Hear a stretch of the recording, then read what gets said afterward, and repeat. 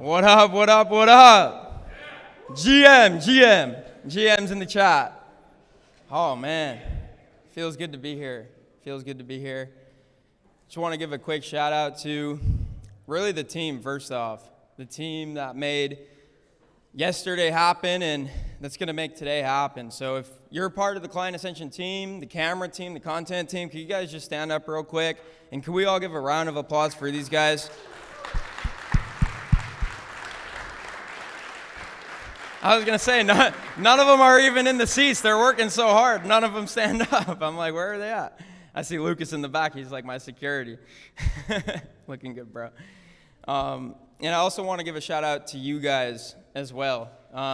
Over the last 2 or 3 days, I've just received so many messages on Twitter and Instagram and in Slack from guys all around the world that have just been watching what's happening in this community. And over the last couple of days, seeing how the event has unfolded and just wishing that they could be here with us. So just for you guys to take the time and even make the investment, spend the money to be here, it means a lot to us, and I hope it means a lot to you guys as well. So just give yourself a pat on the back for being here today. And so we're going to roll right into keynotes and panels and a whole bunch of value. I'm excited for our first one, especially for my business partner, Daniel. But before we get started, if you guys don't mind, I just want to hit us with a quick prayer and just ask for really a blessing and for safety and for just an amazing day today. So if you guys just want to bow your heads, we'll hit a quick prayer and get this thing going. So, I mean, man, just pausing is so powerful. So, Father God, just thank you so much for bringing me here, bringing our team here, bringing our students here, and just getting us here safely, number one, and waking us up this morning. And I just pray that you speak through me, you speak through Daniel, you speak through all the other speakers here, just to deliver value to our students and to our community that spent the time, the money, the energy, the effort to be here today. So bless us, give us all the knowledge there is to have, and just watch over us and give us the safety of the day. Thank you. And in your name we pray. Amen. Amen. So without further ado, I want to welcome my business partner and the wizard to the stage, Daniel Fazio.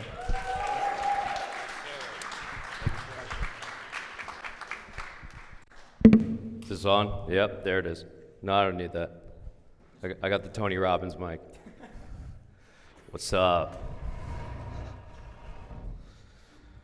All right, I'm gonna talk some shit today.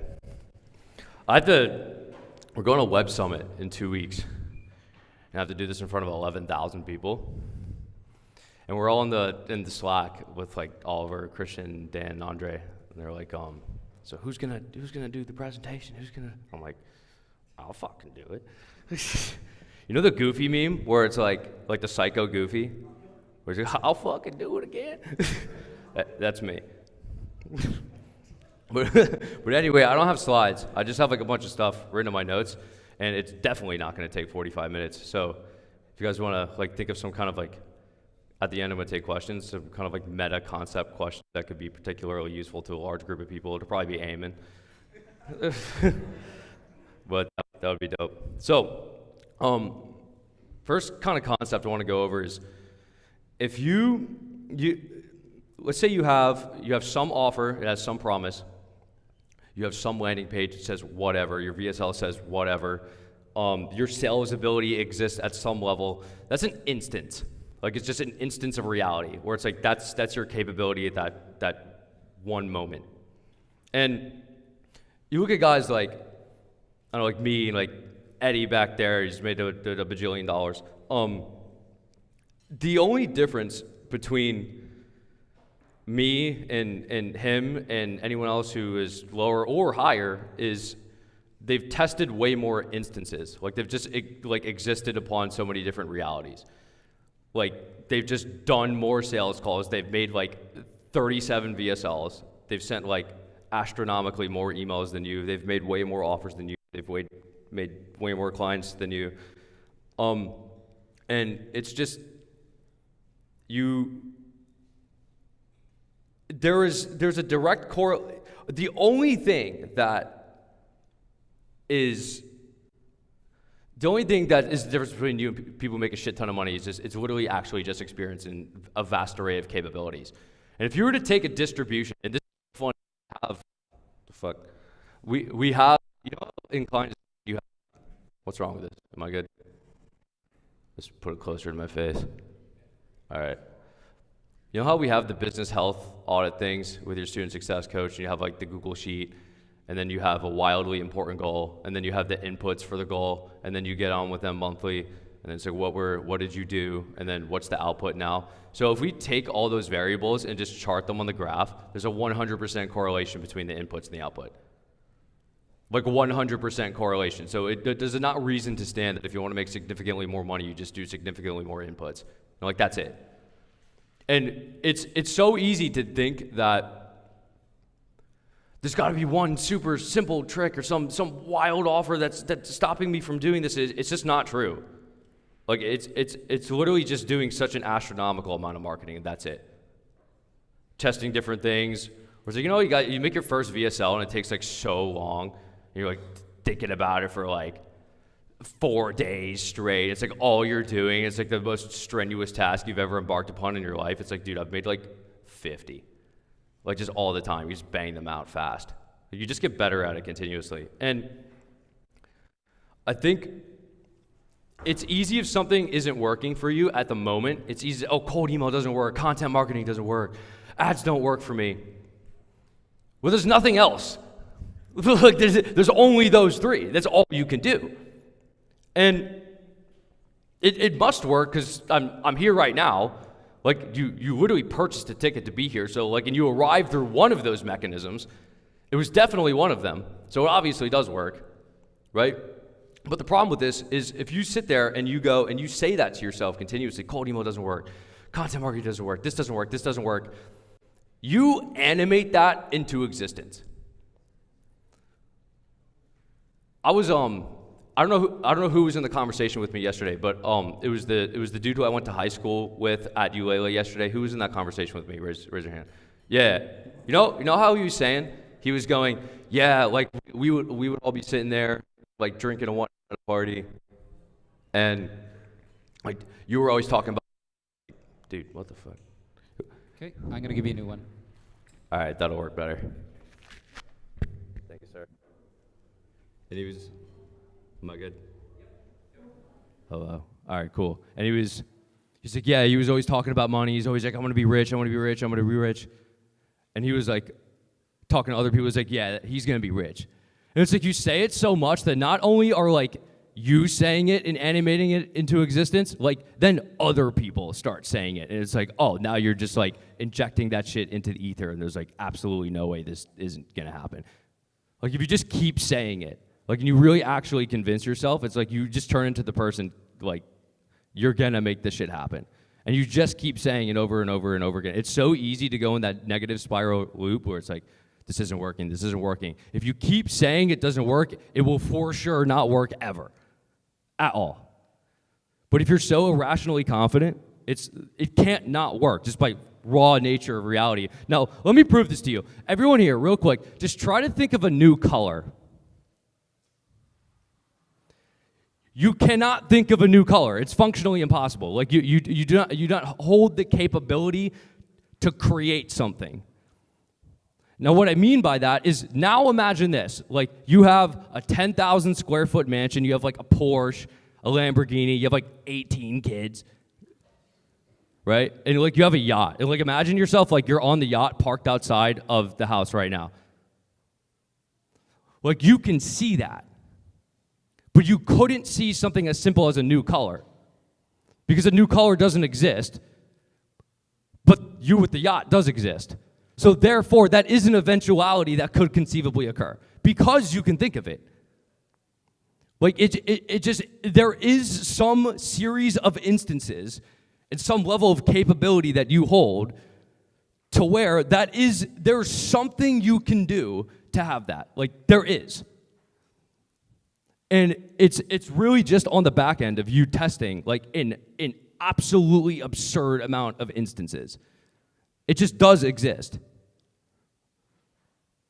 So, like, let me give you an example. I said this on a call a while back, but I was like, let me give you like a typical day of mine. It's like I'll wake up, maybe I'll look at some like cold email scripts or something, and I'm like, then I gotta write some ads. I gotta write a YouTube video. I gotta like go into the ads managers and screw with that. I gotta go like build a funnel. I gotta write some copy. I have to like film a VSL.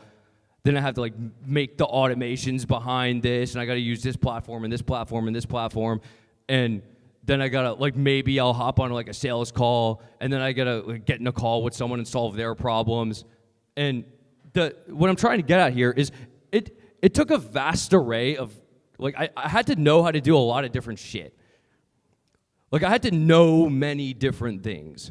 And the problem with a lot of people is it's a mistake and you shouldn't do it, is like you learn one thing and it's like, oh, I just do, I'm the cold email guy. That's it. I only do cold email, and if I ever need a website made, I gotta get someone else to build the website. If I ever need copy made, I have to go pay a copywriter. It's like, why not just become the person capable of doing it? Like Nick over here, he like ran his business for 5 years without Zapier. And it was like, he's like manually passing data between stuff. He's on call. He's like, yeah, bro, like I gotta get a VA to like sort through these applications and like send them over here. I'm like, what are you talking about? You just like zap them over. And he's like, you can do that? I'm like, yeah, bro. And like the difference between you knowing how to do that and not is like an hour of YouTube videos, legit. And that's exactly what you did. And now you just like automate it. And it's like, it's like so simple. Like it's so wild because people would be like if you don't know how to run ads, for instance, or like you just don't, like you go into like a different UI, like you go try to make like Google ads and you look at it for the first time, you're like, dude, what is going on here? Like there's a lot. And it's like the difference between you knowing how to use that platform and not is like watching 2 hours of YouTube videos at 1.5x speed. Like that's it. And then you just know how to do it specifically forever. Because when you learn new things, you know how like, you ever hear this? Like if someone, like chess grandmasters, and they're in a tournament, they burn like 15,000 calories. Like, and they're like exhausted at the end of the day. You literally use calories thinking. So it is the equivalent of working out if you go learn something new, because you're literally wiring new connections between your neurons. Like that takes caloric energy to do it, and it is the equivalent of you going and like trying to hit a squat PR. Like it's hard. It's like actively difficult. So what happens is you probably sit there and you're like, oh, I don't want to go to the gym today. And it's like, well, you don't want to go learn other things too, because it is as equivalently calorically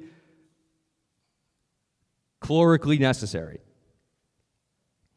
So what I'm trying to get at is if you only know how to do a couple things, you're going to be severely limited with how many instances that can actually elapse. Like, all I know how to do is cold email. It's like, okay, cool, but what if, like, someone comes to you, and for whatever reason, they're like let's say a common offer with cold email is like, hey, we do $250 per call booked. It's like, okay, but what if you made a bunch of ads for them, and you were getting the calls booked for like $100? Does it not make sense to also sell those calls for $250? Like, does it not make sense to also do that? Or for instance, this is a good example. I was talking to these one guys, and I was like, you guys should sell UGC ads as a service and sell it to e-com brands. And they're like, well, we don't know how to do that. And I was like, if I told you I'll give you $10,000 right now for 70 ad creatives, how fast are you going to figure that out? They're like, oh, in like 24 hours. I'm like, then why are you letting any other 24-hour period elapse without you just knowing how to do that? Like, oh, and he's like, yeah, I gotta go like set that business up. It's like, but you just told me if I give you $10,000, you can figure it out in 24 hours, right? He's like, yeah. Then like, why wouldn't you just go pitch it right now and like actually get $10,000 for it? And he's like, oh yeah, that makes a lot of sense. And it's the amount of work it's really just not as difficult as you think it is. Like I say this all the time, oh, it's so simple, but it's like it actually is so hilariously simple. Like if there's 1 million locks in existence, there's 1 million locks with treasure behind all those doors. And 100 unique keys, it is useful to acquire one new key to a very large degree of leverage. Because one additional new key will unlock 10,000 more opportunities. You see what I mean? Because there's only a finite amount of skills that you could ever acquire. Like you learn how to use copy, you know how to do automations, you know how to send cold emails, you know how to do sales calls. If you don't have the capability to do any one of those, there's a very vast array of doors with treasure behind them that you are incapable of accessing. Like it's just a huge mistake for you to not just go acquire a shit ton of knowledge. So, I think a useful question to ask is, I see this all the time, and people, I have an offer problem, bro, like no one wants this offer, like no one's buying this for me, and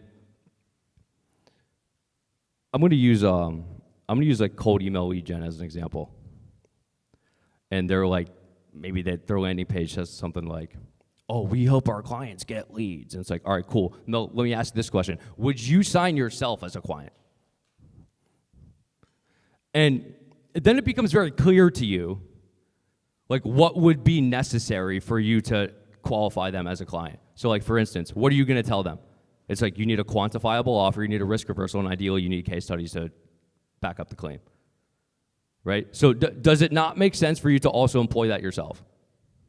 Like, oh, you sell ads or something like that, and you do ads for info marketers, and you know that like the best info marketers are the people that got like a very unique kind of maybe unique mechanism. There's a risk reversal behind it. They got some case studies, and if you don't have that, it's like it's extremely hypocritical because it's very simple flow chart. Like, would you sign yourself as a client? No. Why? Then take those whys and be like, okay, then just do all those whys. If the answer is yes, I would sign myself as a client. All right, congratulations. Other people will also buy that. Dude, you guys know Brian Moncada? Like, I love Brian Moncada. He's the best. And he was telling me, he's like, I'm trying to sell my mastermind. Like, what would you think about joining? He's like, telling me what's inside of it. And I was like, I don't want that. What I do want is I want ad creatives, because I bought ad creatives from him before. He scripts it, edits it, and produces it, does all that.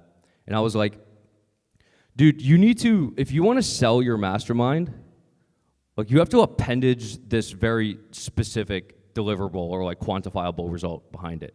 It's either like, if he wants to sell his mastermind, it's either like you gotta promise some specific revenue increase with a guarantee, or you need to give some tangible deliverable on it. I was like, start appendaging like 5 done-for-you ad creatives on top of it, and I promise it's gonna sell. And he hits me up like 5 days later, he's like, dude, this shit is selling. I'm like, I fucking told you. I'm always right. I was talking about this a lot yesterday, but you guys really need to do content marketing. And like the best way for me to explain that to you is, I made a new VSL. And when I was switching it out, I was looking at the Wistia stats of the old one, and it had like, over like 6 months or something, it was like 22,000 views. And I was like, dude, it only took like 22,000 views on that VSL to make like 3 mil. Like literally 3 mil elapsed through that VSL. I was like, that's kind of insane. And then I'm scrolling on YouTube, and I see like Iman Ghazi video. It's a VSL, like just on YouTube. It's like 5 million views, and I'm like doing the math in my head. I'm like, oh my God, that's so disgusting. That's so wild. And there's so many people sitting behind their computer, like, I want to sign clients. I'll do anything to sign clients, except post a YouTube video of yourself. Like, you do anything but that.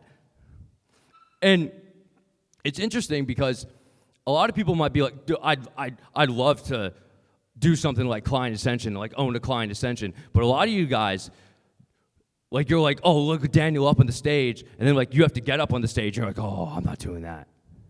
And it's like, well, that's what's required in order to run something like this. Like, you got to get up on stage and, like, speak to many humans, like astronomical amounts of humans.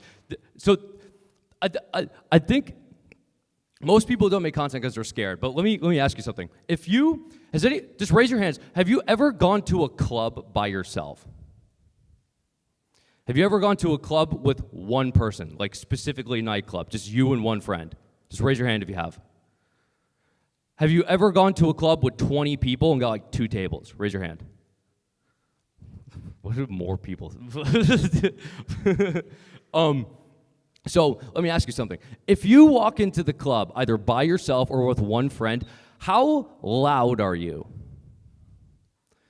You're not very loud. Because if you start drawing attention to yourself, it's risky. Like it's literal risk to draw attention to yourself.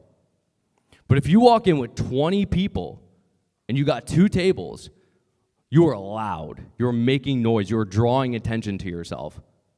Like very much. You're taking the maximum amount of risk. And if you're just sitting in fucking Kansas and you got Evan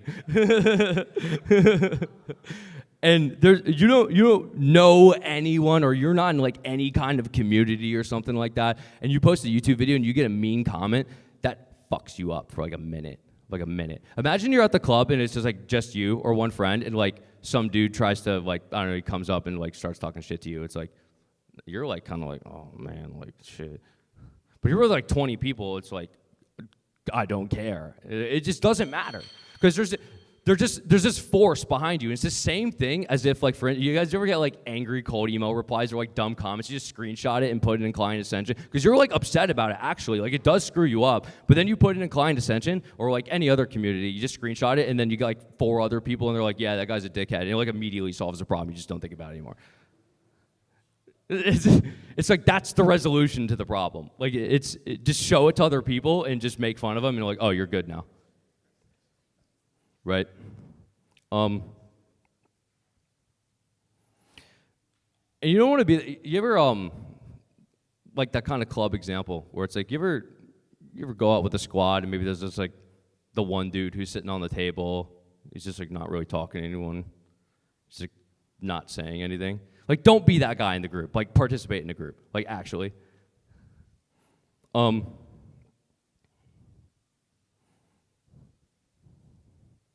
everything you're going to object to about content marketing is a lot of you guys, if I tell you to make it, you're going to be like, I don't have much to say. I'm gonna run out of things to say. And does anyone know Myron Golden? I love this guy.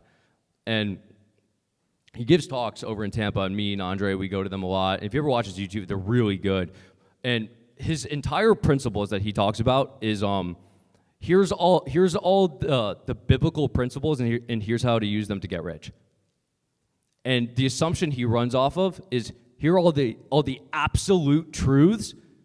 He just assumes them to be absolutely true, and then if I just use those principles and inject them into my business, I'm going to get rich. And then all he does in his content is explain what the principles are. And now, there's only a finite amount of principles in the Bible. There's only so much stuff in there. So, what he does is, I'm gonna take just like a random number. It's like 10 things. Right? Assume you guys all, I do marketing in this capacity, and there's like, let's say there's 10 principles, right? Your content is just repeating those 10 principles continuously forever and ever. And then just like random stories or supporting points that continuously say the same exact thing. Like, for instance, you guys, who comes to my offers calls, and it's like, you just know what's going to be said. You just know exactly, like you just know, where it's like claim, risk reversal, evidence. That's it. And it's just that same practice over and over and over and over. It's the same thing every single time, always. Like but you keep going. Like you know what I'm gonna tell you. And the reason why that is because people only buy 2 things. They either buy permission or facilitation. That's it. So say for instance if you're good at what you do, you have specific knowledge, and there's a part of it that's probably you think it's secret, right? Maybe it is secret, right? So you're like, oh, I don't want to give away the secrets. But it's like functionally impossible to make less money if you give the secrets away. Like, because people only buy permission and facilitation. So if you're an agency, it's just doing it for them. And if it's like any kind of do-it-yourself or done with you, it's permission. It's like individualized permission, because I can make 1.5 million YouTube videos around telling them claim, risk reversal, evidence, and people will still fucking buy Client Ascension just to ask me what should mine specifically be. That's permission, right? Who watches Gary Vee? Right, the content, right? Yeah. So what is every single thing Gary Vee makes? It's literally him. Every single video is like, gotta make more content. Like you should make more. You should make content about this. And what's crazy is you keep watching him. Like, you know what it's gonna say, though. It's like the same thing over and over. Like, I know what you're gonna say. And I was thinking about this in Myron's talks, and I'm watching like Myron's videos and whatnot. I was like, which of the 10 is he gonna talk about today? And it's like, I know what it is. I already know what's gonna be said. And what's funny is, like with Gary, is I know exactly what he would say to me, but I'd still pay him. I'd still do it because I will only buy permission or facilitation. I want him to tell me specifically what I should do, right? Also, if you think your secrets are extensive, like, oh, it's this giant process, it's like you're probably not good enough at it yet, because everything is actually wildly simple. Like everything, this is a pretty useful barometer. If something is complicated, like, doesn't work, like pretty much 100% of the time. Dude, this is funny. We had for like our placement offer, there was a problem, and it was a lot of people were coming in. So it's like a recruiting offer. You pay up front, you get a commission-based cold emailer, and people were coming in and they were like, I thought it was commission only. I didn't know I have to pay. And then like, you're like, oh, how do I solve this issue? I gotta like refilm the ads and like say it different. And I'm like, oh no, I'm just gonna go on the landing pages and just like put that there's an upfront fee, and that's it. Solve the problem immediately. It's like, all right, cool. The simplest possible solution is like always the best one. So anyway, or if you think about like Alex Hormozy.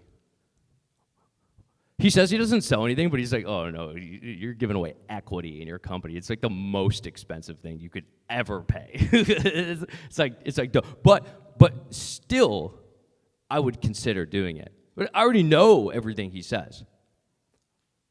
Like $100 million offers, $100 million leads. And all he would do is tell me what's like in the books, like for sure. But it's still like a considerable offer, because it's like I would buy individualized permission.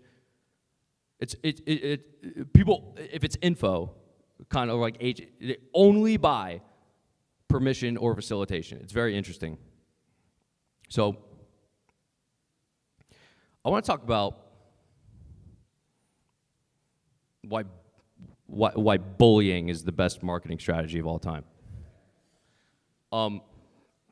Dude, who was it that it was someone on Twitter, and it was like, we go, like, join Client Ascension pussy, you won't. And he joined. I was like, all right, cool. Who was that? Is he here? I forgot who it was. Who? Oh, it was Mason? Oh, yeah, it was Mason. But do it, pussy, you won't. He's like, all right, bet. You just fucking join. I was like, all right, bet. So, probably like 4 years ago, remember when like jewels were a thing? I don't know where they went. Yeah, that'll do it. But like I'd go out to the bar with friends and whatnot, and they had jewels or whatever form of fairy stick, and I'd hit it like all the time, and I'd be like, yeah, I don't buy them, but if it's there, I'll hit it. And then that slowly degrades into, no, I buy these bitches now. And for like 2 years, I was buying these, and everyone else is doing it too. And so, like, I effectively got bullied into vaping. Like that effectively. It's like you're a loser if you don't have a vape. And then I'm in Miami, and I'm with Logan Fitz, Jake Dobbs, and Soul Bra. And we're at a steakhouse, and I pull out a vape, and I hit the vape. He looks at me. He's like, "Oh, you want a fairy stick? How does that taste?" He's like making fun of me, and I'm like, shit. And then I'm on TikTok. You know what's funny? You know, like the stop smoking ads, and it's like showing people they have like no throat, they're like dying, like their family's crying, and I'm just like, oh, just keep going. But I'm at a table with Soul Bra, and he calls me a fairy, and I'm like, so, and then I'm on TikTok, and you know the one meme where it's like he's at 10, but I saw like some baddie on TikTok. He's at 10, but he vapes, and I'm like, oh shit. And now I'm sitting here and I'm thinking, I'm like, so that happened with Soul Bra, and then this girl said that, and I'm like, and now I'm like thinking about it, and I'm like, that's really interesting because the bullying was more effective of a mechanism than the prospect of death. Like the fear of death was less convincing than being bullied by people. I'm like, damn, I'm gonna bully the shit out of some people. This is gonna work. And that's how Mason's inclined Ascension. But yeah, that's all I got. Eamon, I assume you have a question. All right, who's got something for me? I wanna spit bars. Hello, Nikia. How are you? Yeah.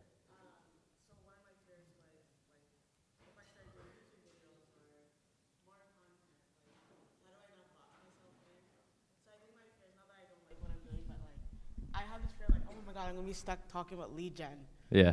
All the time. So how do I? Because I'm not just one thing. Yeah. All right. So, I actually should have made slides. I'm a dickhead for not doing that, but.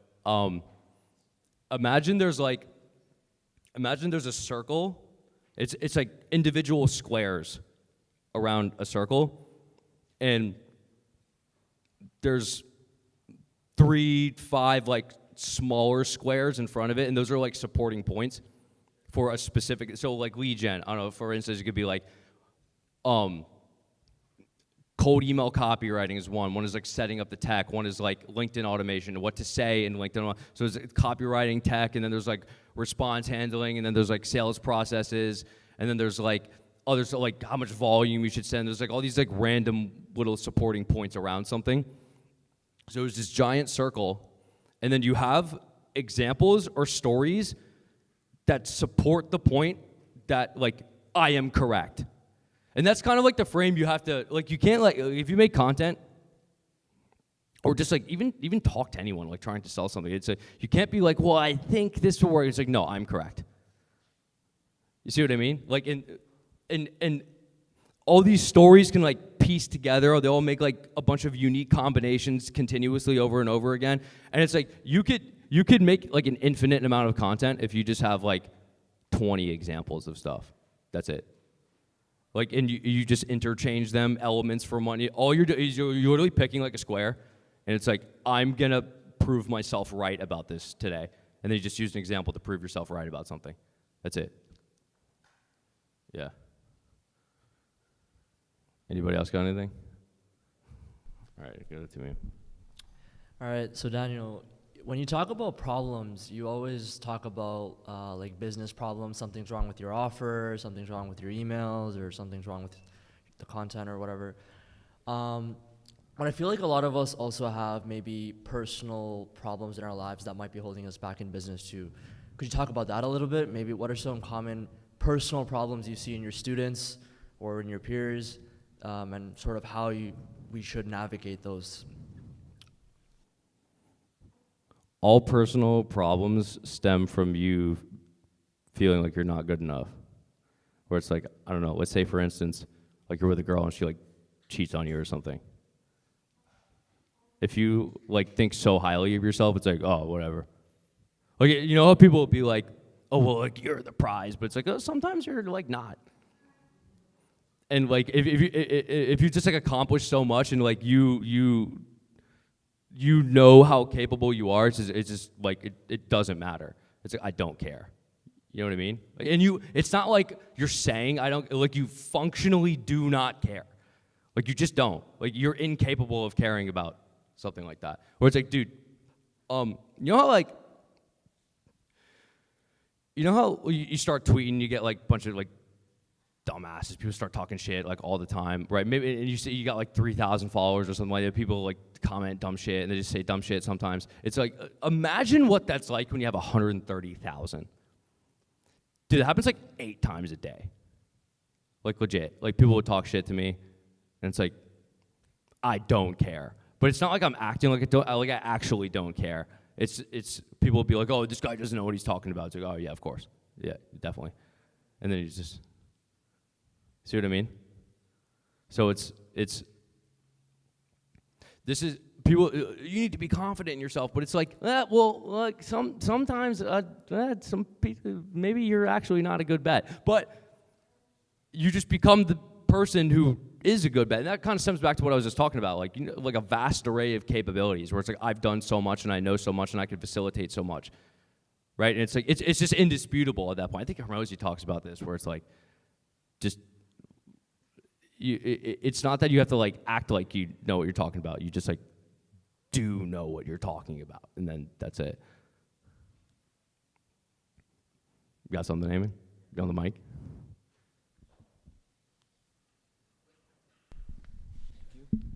So, Mr. Daniel, I wanted to ask you, it's like 2 questions in one. Like, why do you think a lot of agencies scale up to, like, let's say 50 or 100K a month, and then they just switch to coaching? Like, why does that keep happening, number one? And then, like, for example, does it become too complex or whatever? And then number 2 is, like, how do you structure your agency so that, like, that doesn't happen, or, like, the agency, you can, like, keep going kind of thing? It is because they can. The mistake people make, though, is they switch it. So, like, for instance, if you, let's say you make an agency and then you sell, like, how to make an agency. See, so the difference between, like, Client Ascension and a lot of people will teach you how to make an agency. We will specifically not teach you how. You must already be doing it. It's not, I will not work with you if you don't have an offer already. The reason why is because it can flow into all of the other stuff. So, like, if you imagine the funnel, it's like, we're going to have the low-ticket scripts funnel soon.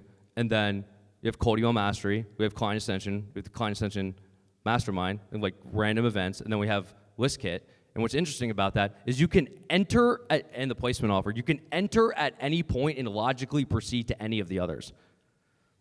So there's a category of people where it's like, oh, the guy runs a coaching program, he couldn't make the agency work. Yeah, for some, but some it's like, oh, no, this is like a very deep funnel where it's like you're going to lead somewhere else. Like, there's a reason for this. So it's like, for instance, the function of a cold email mastery is to get people for the placement offer. It serves no other purpose, right? And, like, the low-ticket scripts funnel, the function of that is to get List Kit customers, where it's like, this is really interesting too. Sometimes you have to make your TAM.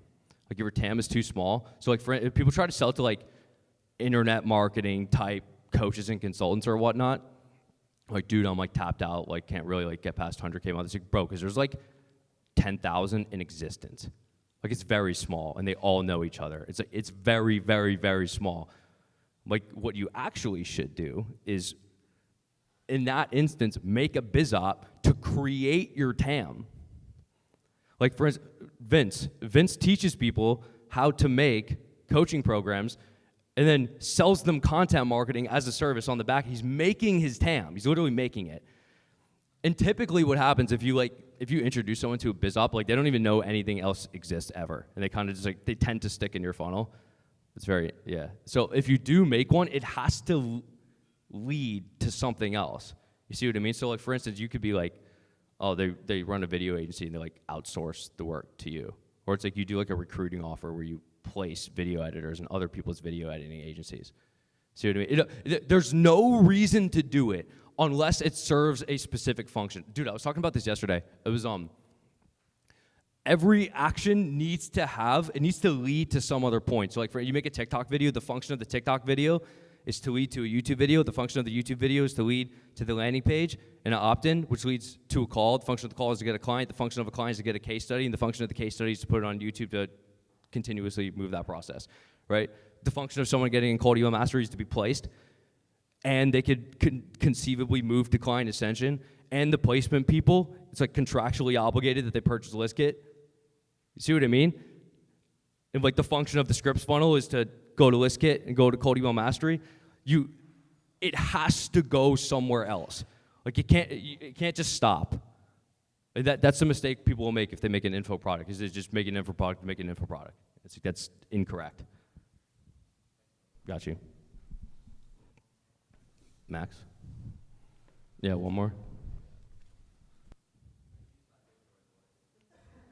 What?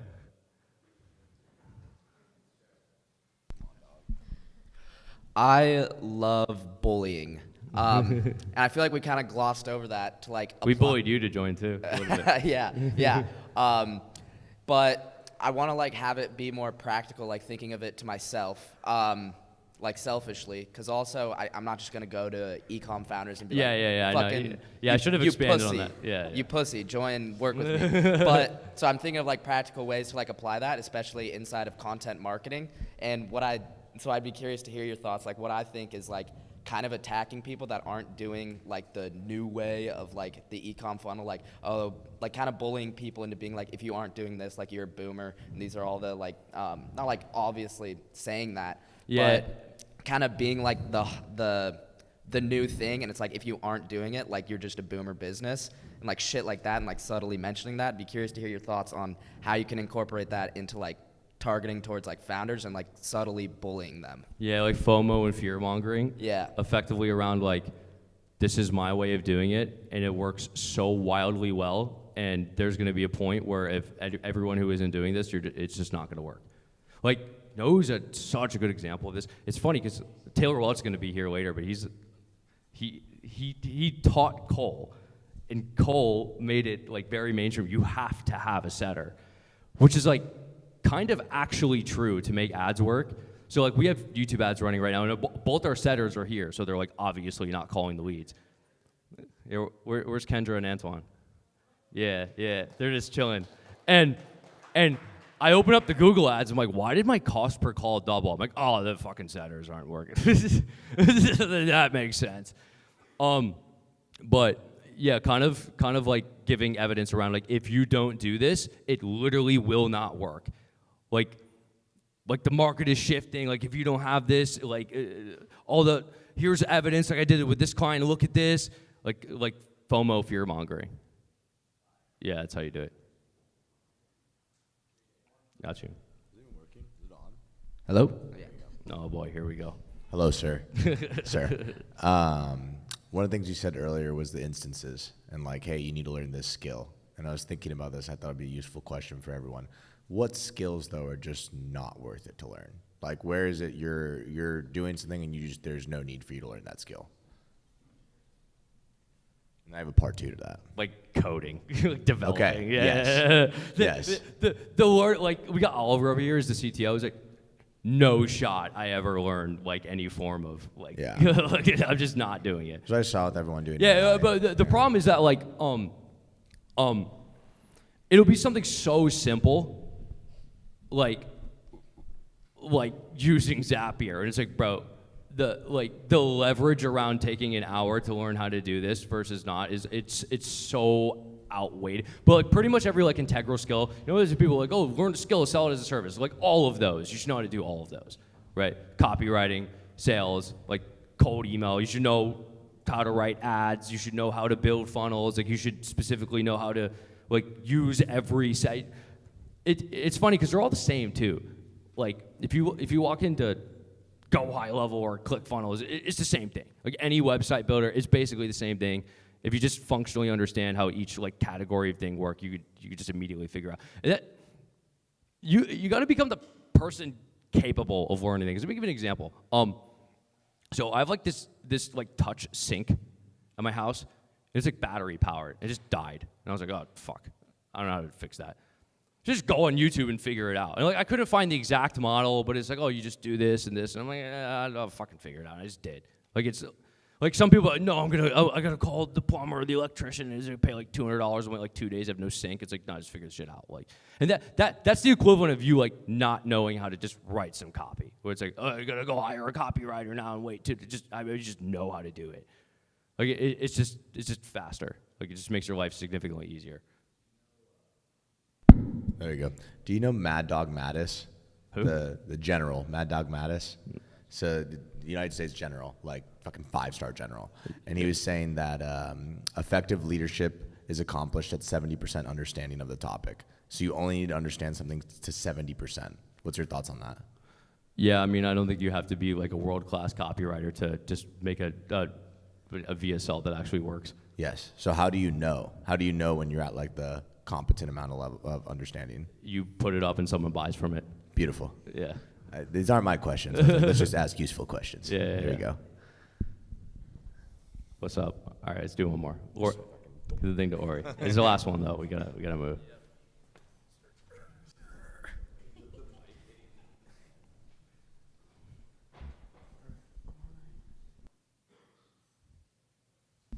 Yo, so who do you think is going to be the first Client Ascension Eagle Scout? Like, you take all these skills, you have like Nick Verge do like fucking 16-bit emojis. Like, every time you get a skill, like you do, like you put it all on Kajabi, you get like a little badge. You get them Eamon. all, you get like an Eagle Scout. Like, why don't we just do that shit? Just gamify all of it. See who gets there first. Eamon's like a machine. You just tell him to do something. He's like, okay. Fucks off for 4 days. He's like, all right, I did that. I'm like, oh, cool, all right. It'll make it. Oh, dude, this is actually like so important. It's like totally cool if you're like, I don't know, you have like some kind of like mentor, or like I don't know, and you ask them hella questions.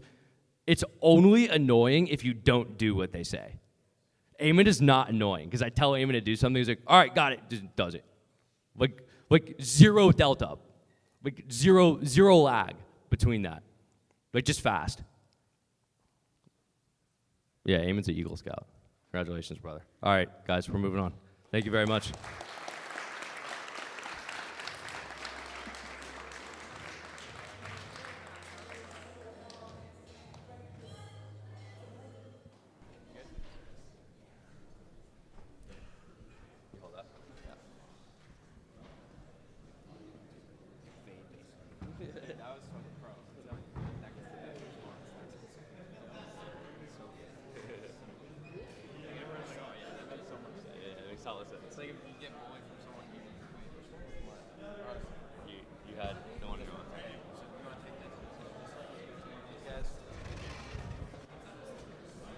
All right, we're gonna keep it moving. So don't go too far.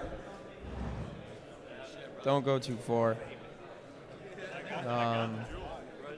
Christian, these. The prospect of death. Thank you, sir.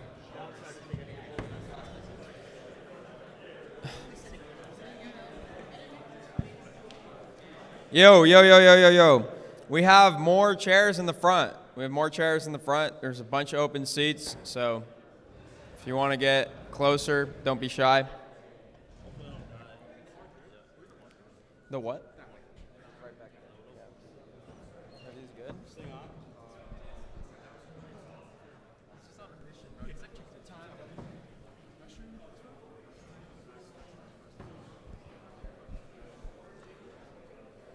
All right.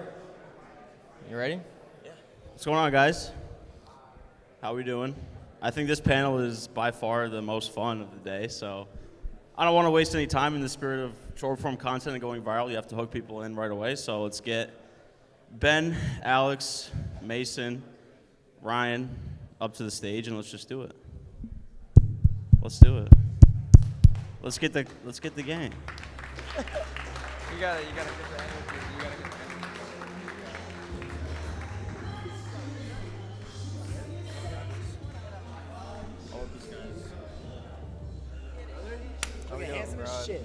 Shuffle in there. What's up? What's up? Drop day. Let's go, bro. What up? Crush it, bro. Absolutely, bro. What's up? Tight fit, but that's okay. Alrighty. I don't even feel qualified to host this right now, but just barely getting it in. But all right, guys, we good? Mic'd up? Are we good with the mics? Yeah. Alrighty. Test 1, 2. There. There we go. Okay. All right. Check, hello. Show of hands, who here has seen any of these guys or myself on TikTok, Reels? Okay, yeah, that's great. So I want to start this off. I don't think any of you guys need an intro, and we all know with short form, you got to get people hooked in right away, so let's hook them in. First question, we'll start with Mason, bro. How do you reverse engineer virality? Let Ben start with this. What do I have to start? I think the concepts that do the best are the ones that are like universal enough to where it's going to grab somebody's attention, but personal and specific enough to where it's really going to resonate. Yeah. And it's definitely different from like what I do. Like I just talk shit. If you're like actually making content to get clients, that's going to be a different process. But the videos that have performed best for me and for Mason, like the hook is like more general, like, okay, here's the best way to make money online. Something like a variation of that. And then you get more specific in that concept, in the body, but the hook is very broad. 100%. Let's hear everybody's. Just name drop Iman. No, but I'm just, you will go viral. But I found all my most viral videos kind of follow like a similar like pattern of kind of like what he was saying with like going general, is the first thing that you have to say has to either be like a name or a thing that like everyone in your target market is gonna know. So like an example is Iman, like that's my most viral video, but the other time is like I name dropped a movie, it was like The Social Network, and that one did really well.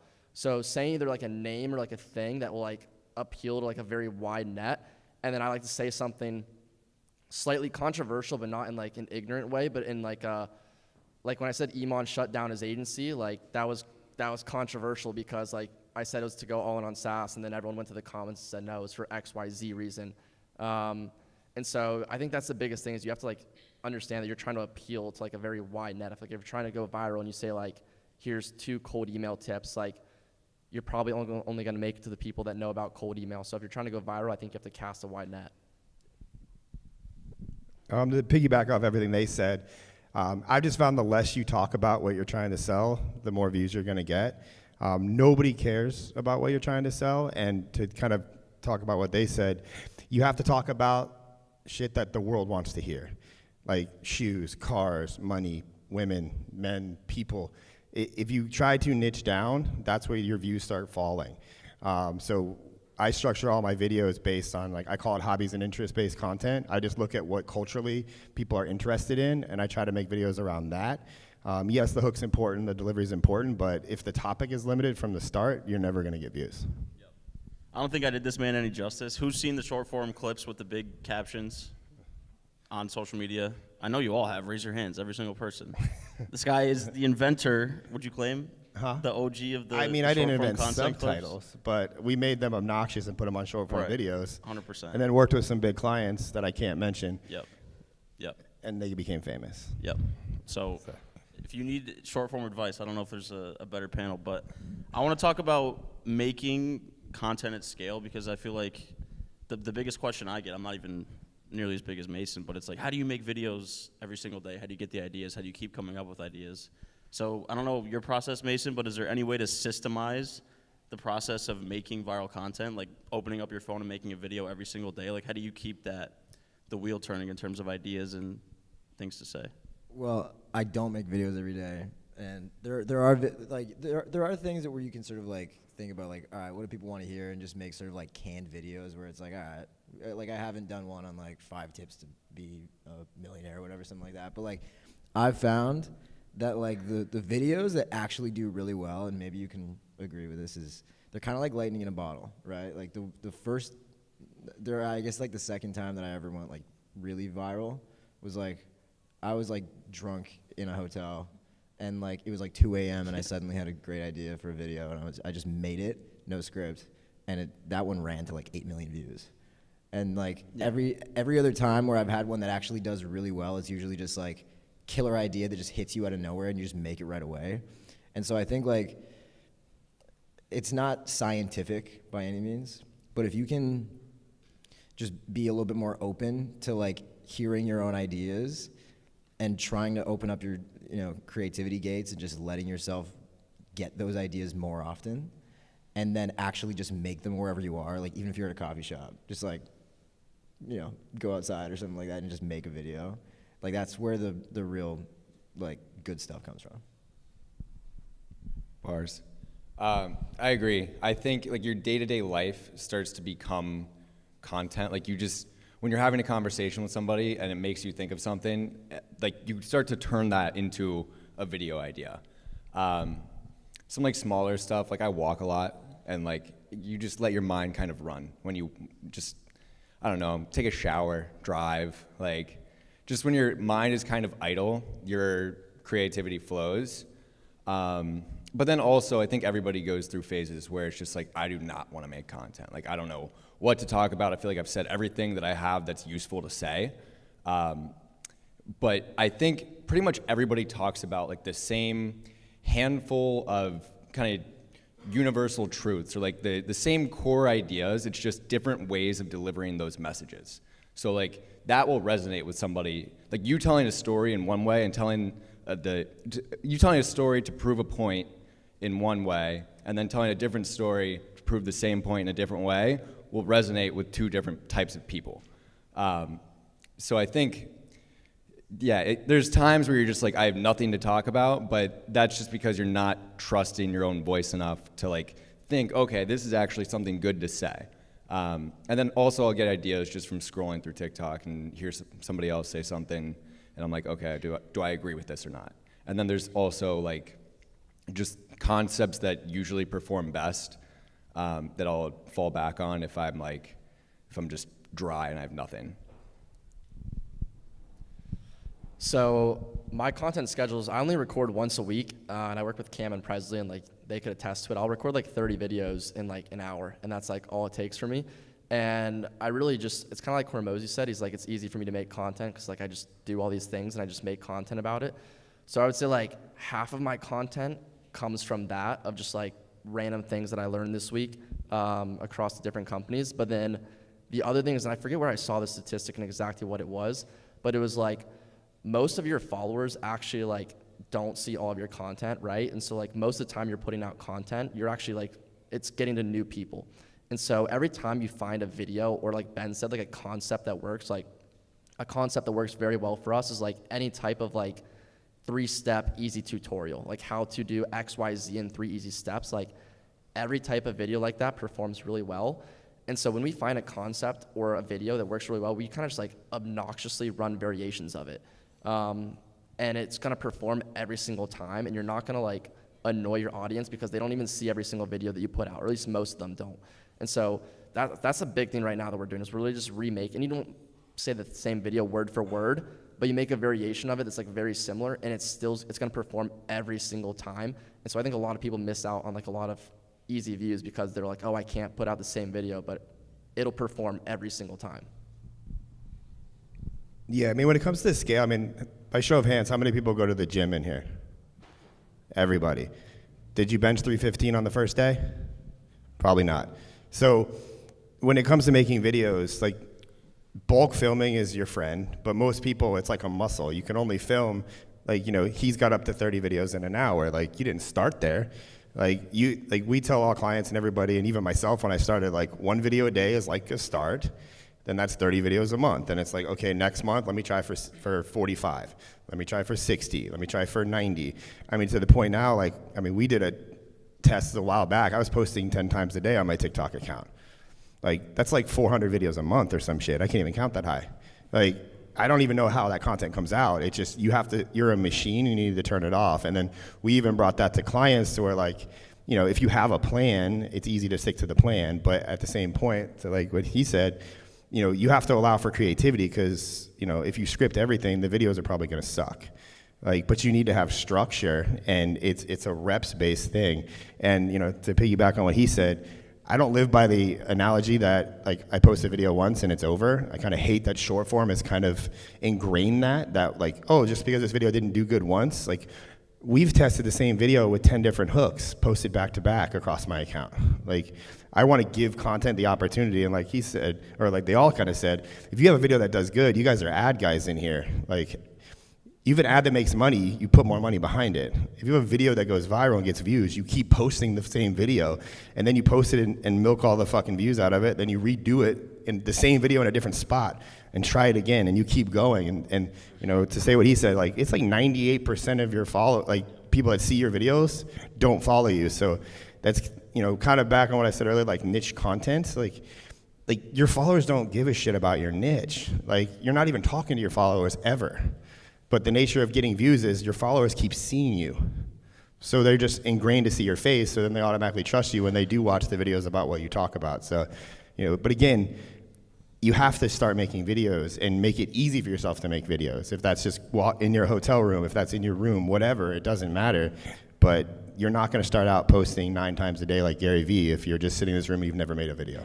Yep.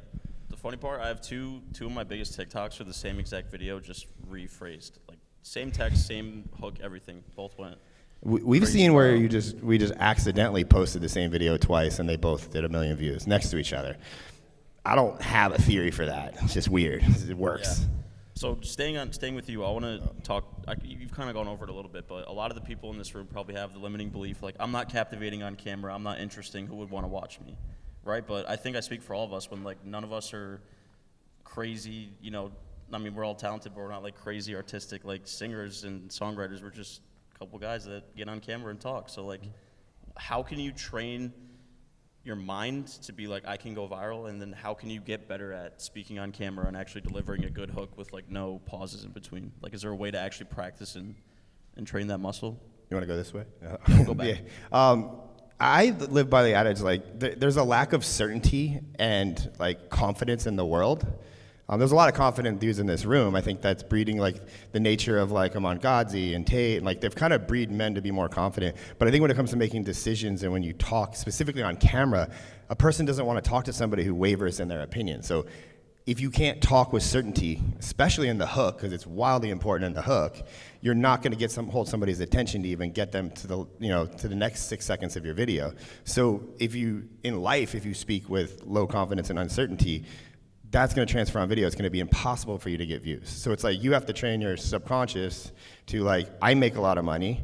I should be making videos. If I don't make fucking videos, who else is going to do it? And I'm better than all these other fuckers at making videos, even if you're not.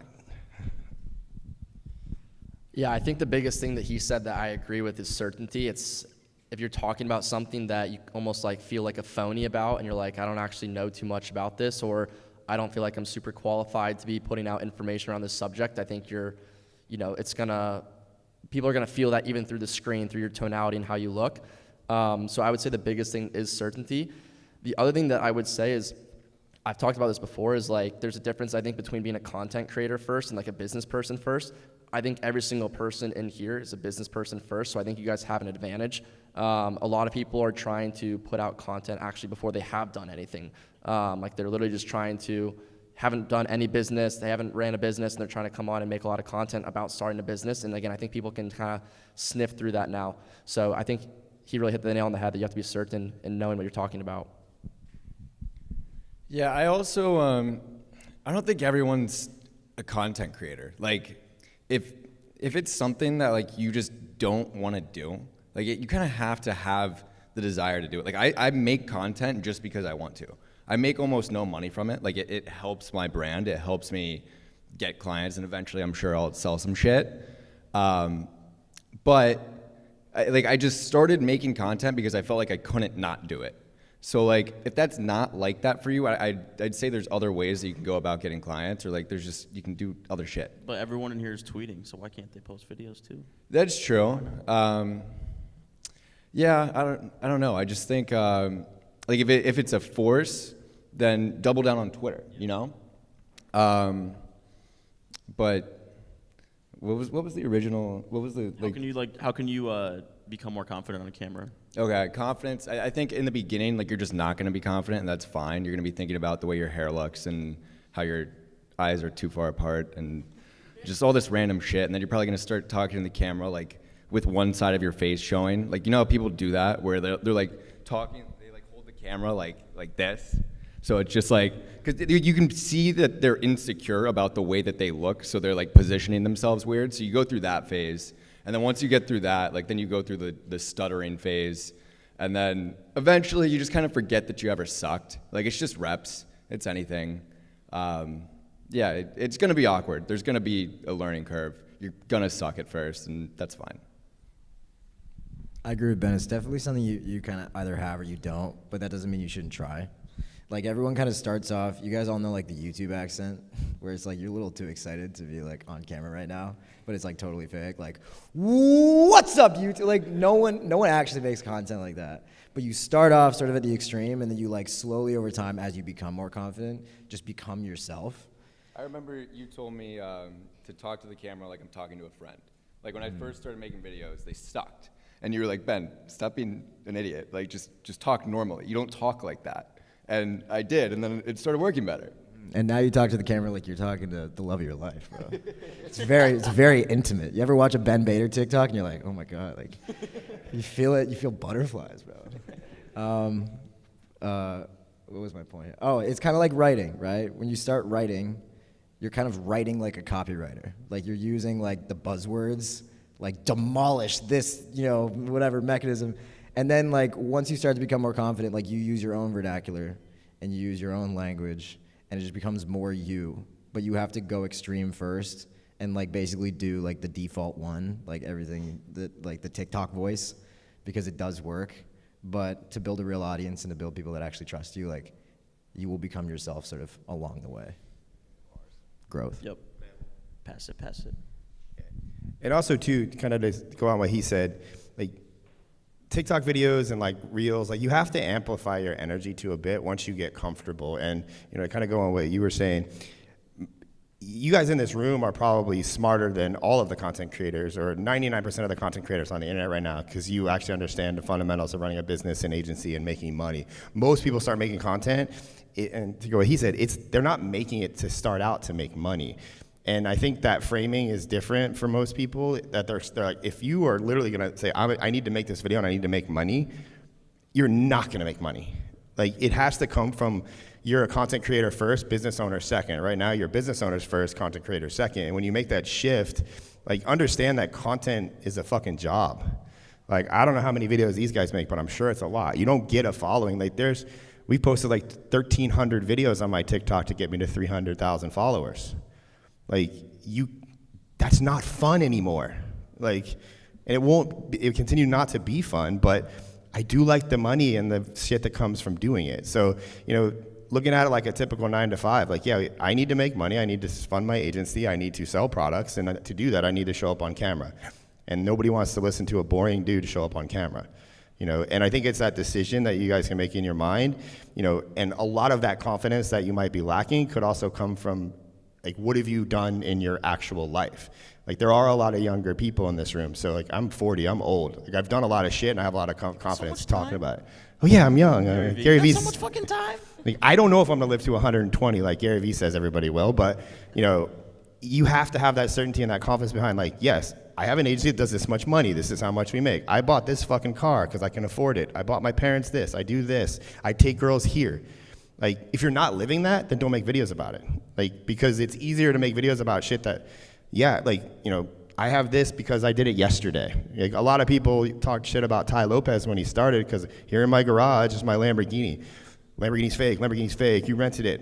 The fucker had it in every video for like 3 years. He clearly owned the Lamborghini. Like, people understand that over time, but they're not gonna know that in the first video. 100%. I want to get into going from viral to actually getting business and getting customers, and I think Mason's a great person to speak on this about. Just out of personal experience, do you feel like you've minted new market? Like, have people become aware of copywriting solely from you, or do you think people are seeking out copywriting, stumble upon you, and become a buyer? Like, do you think you're inventing new people in the market, like what Daniel was saying? Yeah. Just because, like, copywriting is not really, I don't really see anyone else talking about it. Maybe a couple people, but, like, at least when I started, like I kind of brought it from Twitter. Like Twitter was like sort of the origin of it. Like everyone who knows what copywriting is probably knows from like Tej Dosa or Nate Schmidt or who else? I don't know. But like on TikTok, there's no one else really talking about it, especially in that way. So the question is more like, how do you turn that into money? Is what you're saying? Yeah, because a lot of people are like, oh, you're getting views, whatever. Like, why does that matter? But if people start to trust you and like you and watch your videos, they're going to eventually seek out your services or your product. Exactly. Right? So well, yeah, it's definitely okay. So for example, like if you're trying to do a webinar, right? You don't actually need to go viral, but you need to be able to like command like 100K views a week, ideally with a call to action, like in the video. So like in all of the videos that are directly related to promoting the webinar, it says, come to the free copywriting class, register in bio. And if we can, you don't have to like have a big pop in video, which we have before and it's been great. Like right before a webinar, and you have like, we had 2 videos one time go like get 2 million views back to back. It was crazy. One of them was actually filmed in addition in Tampa, so thanks for that. But like you don't need to go viral to do that. You just need to like be in front of people a lot, and going live really helps with that too. Like anyone know Tom Cruise, Section 8 guy? Yeah.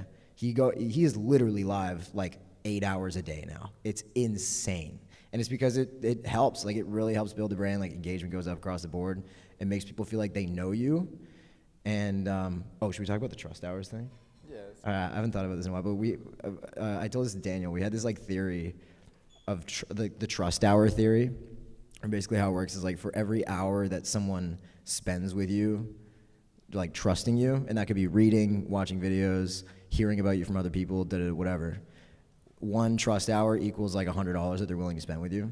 And so if you're selling something that's $1,000, you need to figure out how to make them spend 10 hours with you. And that could be watching your videos, scrolling through, or like going, like you're on live, or you're sending emails, like just being more present. 10 hours, $1,000. That's what we found is like kind of where it's at. Yeah, I don't know if I'm qualified to speak on this one because I make no money from TikTok. All your clients do. That So is you know true. what's going on. No, I think like Mason said, you're just gonna build more trust over time, and like those top of funnel videos are gonna bring people in, like kind of the same way it works on Twitter. Like you probably found Money Twitter from some platitude account, and then you found like the real people. But it works the same way on TikTok, I think. And then, like, so in every video that Mason posts, we have text on screen, like early in the video that's come to the free class and in the bio, and then we have the webinar registration in the free class. They sign, or in the bio, they sign up, they get nurtured throughout, or leading up to the Webby.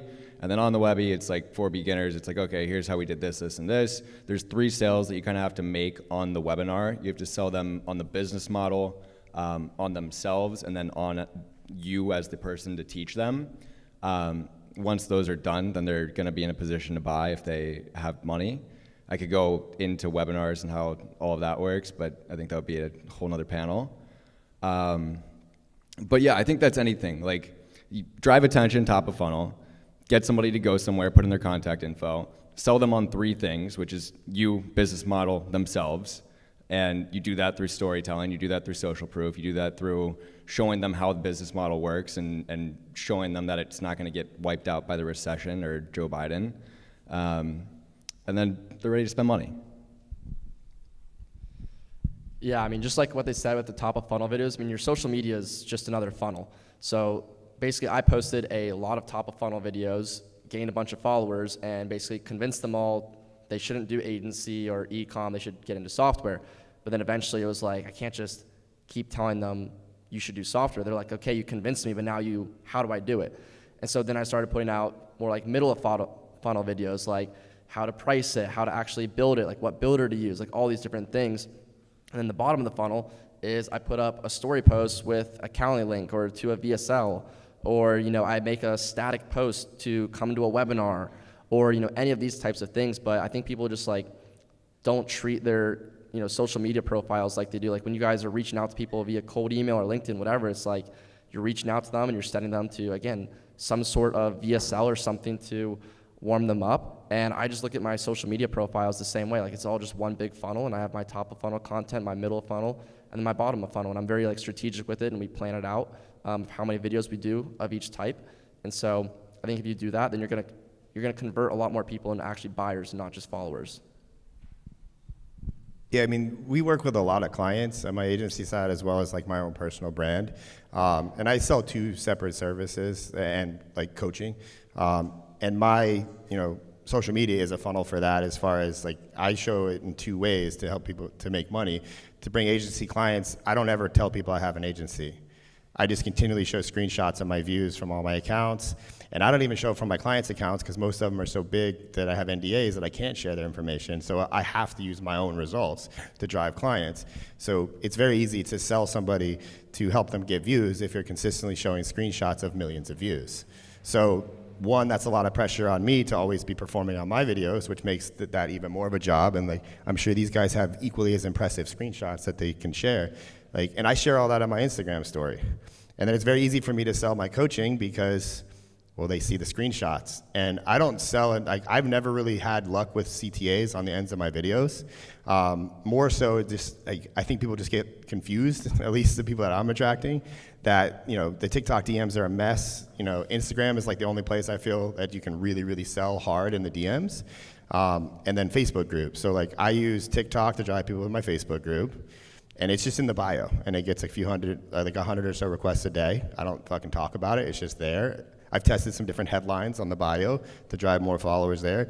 And Instagram, I sell exclusively through the stories. And, we did almost 200,000 in the last 90 days of my coaching program. That's from like 5 story sites, guys. But heavily selling in the DMs. And I think it's manual as shit. Like, there's no AI bots. Like, Sway, he works with me, he's back here, he does a lot of my DM closing.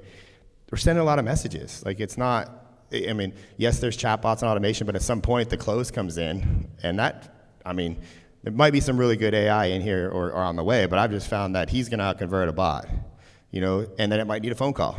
Like, I think that there's also an expectation, and maybe they've seen it in their businesses, like the trust hour factor. Like, I like that concept. It takes a delayed gratification. Like, Hermosi talks about this a lot. Like, if you do a video like from January, you may not make money from that person until December. But in that time frame, they might have watched 1,000 of your videos. We used to be able to condense that time frame down into like a Jeff Walker product launch formula, where it's like, your 7 videos over the course of like 7 days, they're like 20, 30 minutes, and boom, you get like a $10,000 sale at the end of that.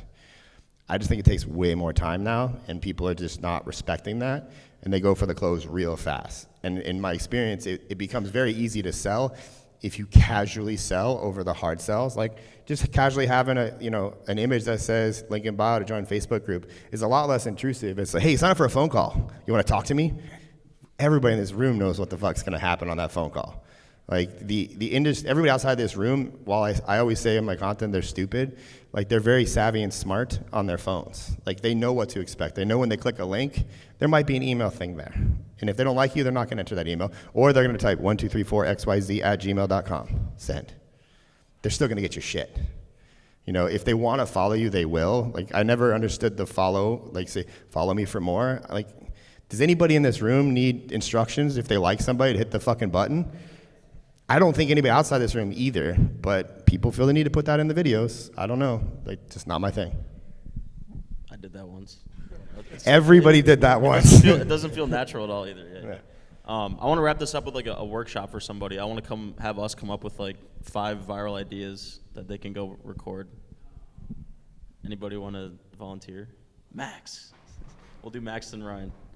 All right. So I guess the way to break this down is we'll just, you know how to work with clients a lot. Should we do like... Just make car videos.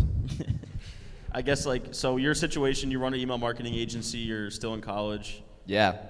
So do you want to give us some numbers? Like, how old, what year are you in school? How big is Yeah, your agency? I'm 20. I'm in college still, University of San Diego. I study abroad right now in Prague. I still live with all my college friends.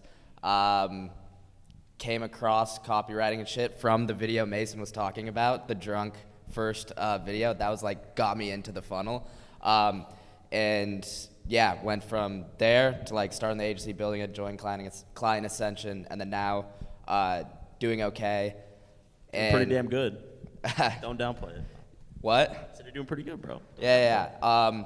And so I guess I did a little bit of TikTok stuff, and I had one video that did like 100K views, just from like talking about like just being in college and like being in a frat and like still like drinking and partying a ton, but also like working a shit ton and doing that all while in college. So that I think like that's the shit that would hit for me, like in terms of social media. But then that gets to me like, am I just gonna build my personal brand just to like have, or am I trying to do it to get clients? Because none of like the email market, like nobody wants to talk about Klaviyo email designs, and it just doesn't work. And so, yeah, that's just like kind of the background story there. Yeah, well, I feel like the no-brainer is like how I made X amount as a college student, but I'll let these guys go. Well, I'll just start, and we guess we do. Do you say you drink a lot? A little bit less now, but yeah, I mean, all throughout like last year, I mean, like 3 to 4 times a week, I'm going out with all my boys. Like I live like with all the frat guys. Do you do anything to prevent hangovers? No. No? Could you make up something? Yeah, absolutely. Okay, so how much money have you made after a night out? Like, I mean, if I close a couple deals that day, like 10K. Okay, were you still drunk on that first call? Yeah. So you made 10K in the day, or like 2,000 a call for 5 calls? Just like closing like 3 deals. Okay, so 360. We'll say 3,500 a sale. Yeah, so I mean, your hook should be like, I made $3,500 while still drunk on a sales call. Here's how I did it without being hungover. Fire. Yeah, that's good. You said you saw Mason's video. Yeah. I would make a story about that, and since he's like trending very much so right now, Yeah. I would name drop Mason, and not bash him, but I would name drop Mason, or be like, if you've seen this guy on your For You page, and then just say like, here's how he helped me do X, Y, Z, or something like that. And I would kind of just like ride off of Mason's virality. Give me an affiliate link. Call him a scammer. That'll work. So I think, like for you, you're in a unique position, kind of like similar to what I was doing. And you also said like you don't know if you want to make content to get clients or just for the hell of it. Like if you want to make content, I would do it just for like your general personal brand. Like I know it'll serve you at some point. Like I'm in that phase right now where like I have an audience, I've got an email list. I don't know what the fuck I'm gonna do with it, but like that's okay for a bit. And then if you want to make content to get clients, I do YouTube, like longer form YouTube videos, you know. And then I had another point for you. Oh yeah, just make videos about like red flags in girls, or that's a body, that trend. Those always hit. But yeah, like just do it for the hell of it, bro, and share shit that you find interesting. Yeah, I don't have a hook for you, but I get those two concepts. Yeah, appreciate that. Yeah, Ben and I share a brain because that's pretty much exactly what I was gonna say. Like, dude, like if you're gonna actually build like an audience on TikTok, don't do it around business. Yeah. Like as weird as that is to say, like a business mastermind thing that we're doing right now, like I honestly think that like you will be better off in your general life just by making shit that you think will pop without a call to action, without selling anything. Because like the thing is with the way I make content now is like I always have something in the back. You guys all understand that it's okay to be sold to. Most people don't, right? So when I make a video, I have to be very conscious of like how salesy am I being? Are people seeing too many call to actions from me? Are they sick of, you know, seeing like fucking free class link in bio? Are they thinking that, you know, the rest of the video would be genuine, it would be a great video if I didn't sell at the end? So that's something I always have to think about. But if you don't have to worry about that and you can just make videos about shit you want to talk about, that's perfect. You should check out our boy, he learned from Grant, who's supposed to be here, I think, Davi. Davi loves Chipotle.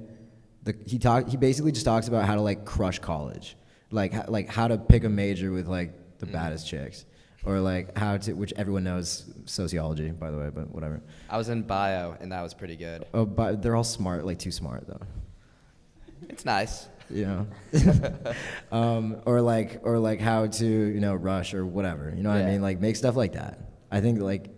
Because no one's gonna watch videos about fucking email marketing. I promise you. Oh yeah, 100%. And it's as simple as just like being a decent human with like good ideas. Like, I mean, at the end of the day, it's just that. And then just like, since I think I'm like one of the only people here in college like doing that and doing shit like that still.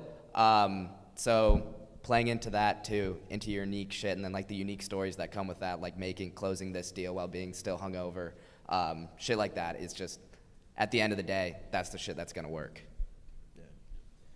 Also, too, I mean, what is making you stay in college? I'm in the process of dropping out. I was gonna. I'm saying that because that's a reason. Like, I would talk about that. Yeah. Like, you don't need to be in college. Like essentially on TikTok and Reels and Shorts, like not so much YouTube long form. That's like completely different than Shorts. Like, but you're talking to people under the age of 25. Yeah. Like that's how your analytics will skew, no matter what you make a video about, because that's the biggest demographic on TikTok. So knowing that, like you're fitting that demographic perfectly, just kind of with what he said, with your life. I like to put things inside like little buckets, if you will, or whatever terminology. It's just like you have college, that's a bucket. So if you need to make 30 videos a month, okay, let's make 5 of them about college. Gotcha. What kind of car do you drive? 1999 Toyota Camry. I would definitely make videos about a Camry because it's the most popular car, like for poor people. Yeah. And I know you're not poor. It barely runs. But car videos like crush. And if you're making money or still driving a Camry, that's endless content to talk about there. Yeah. Then I would have like, what do you do for fun besides drink? Work.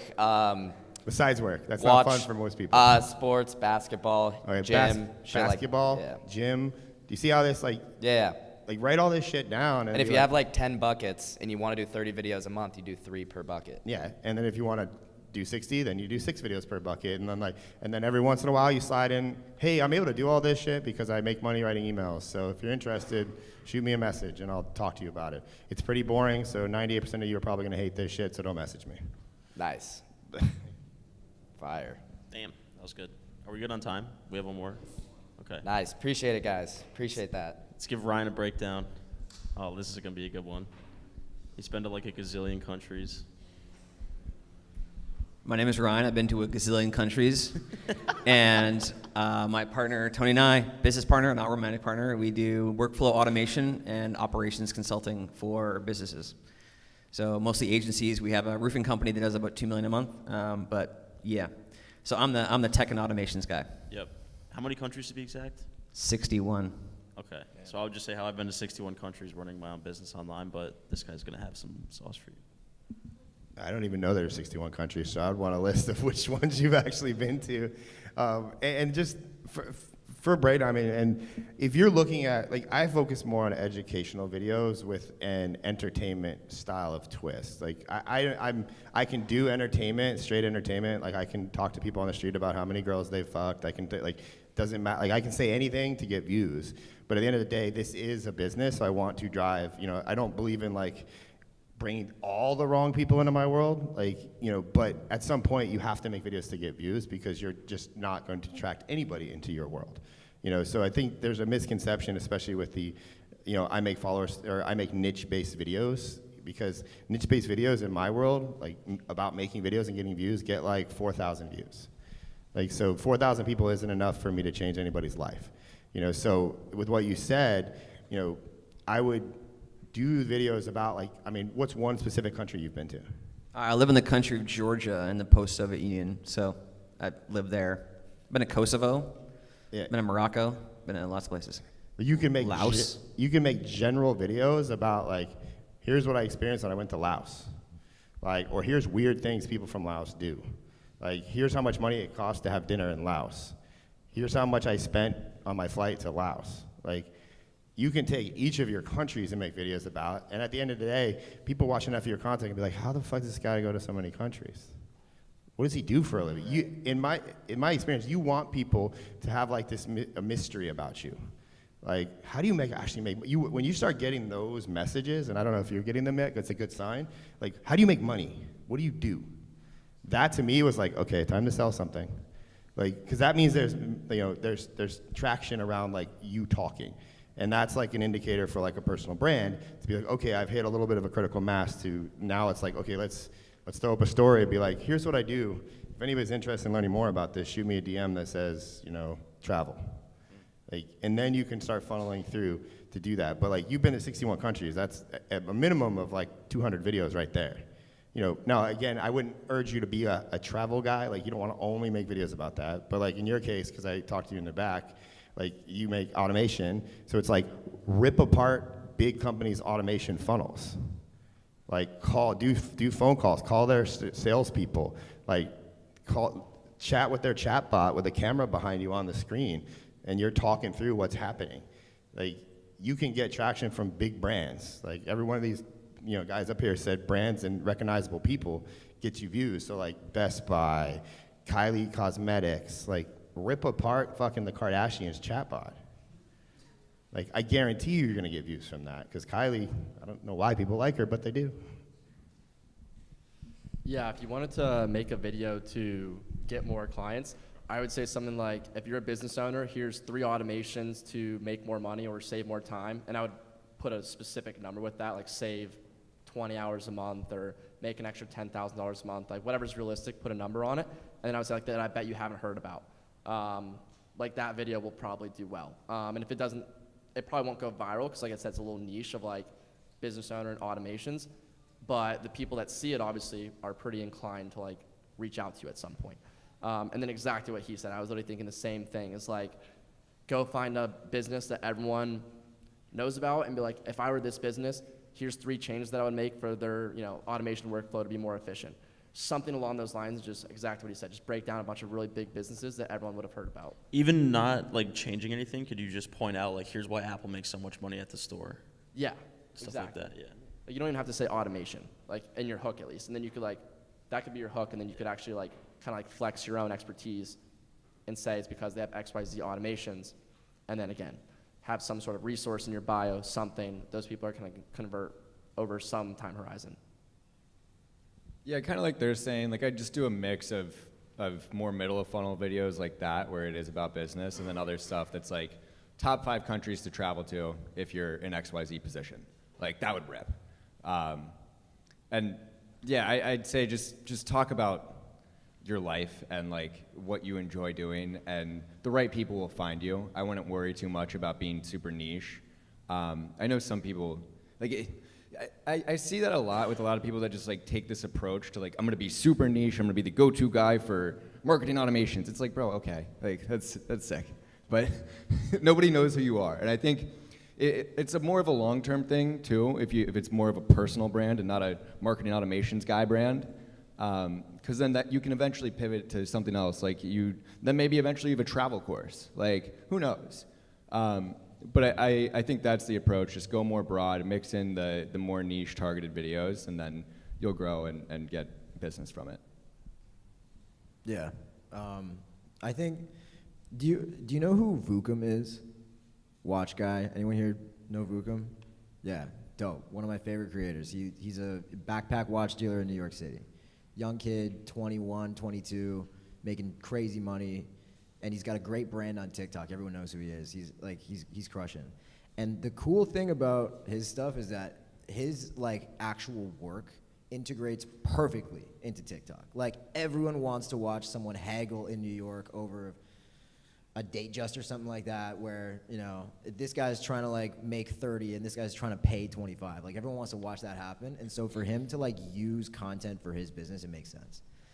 I struggled for a while to try and find something like that I could use for my thing, because I was like, well, I mean, watching me write copy is not that fucking exciting. Like, it's really boring, actually. Like, I just look like a psychopath. But if you can find a way to make it work, like the hook I've been trying lately, and I'm just gonna keep doing this, and I hope it's gonna pop. I think it might. Is like, I write like I did one for Hayden. Here's how I made $500 in 40 minutes writing an email for this person, and then I'll write the email and then just narrate it and like try and say something stupid or funny to drive comments.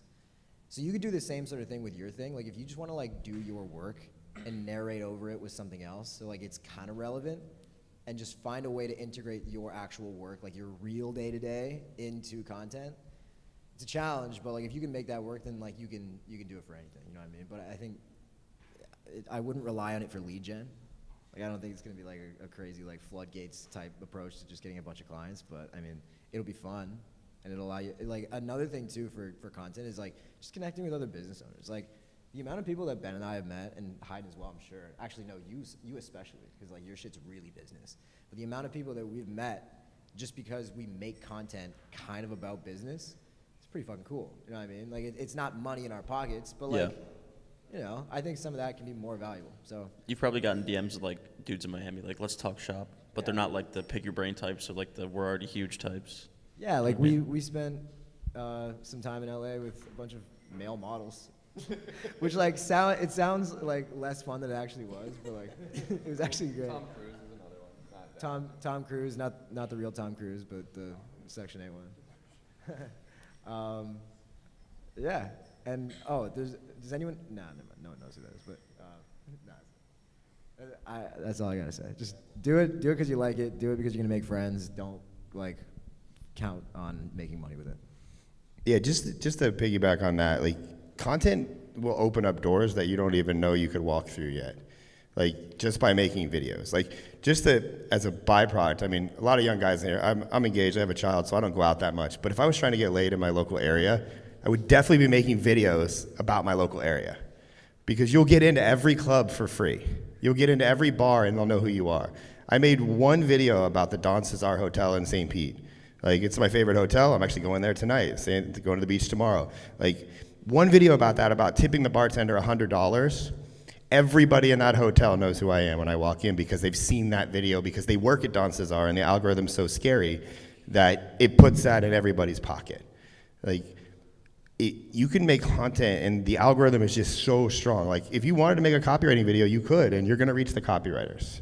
You know, if you wanted to, target a specific restaurant, like let's say Nobu, and you wanted people at Nobu to recognize who you were, you can make videos about Nobu. I promise you, like this, I've been recognized at bars in Las Vegas. I've been recognized at bars in Austin, Texas, because I make a lot of service industry-based videos. And the byproduct of that is I get a lot of free drinks. Like, I don't ask for them, but people are like, I've seen your video about that, dude. I love that you are forcing people to tip people more.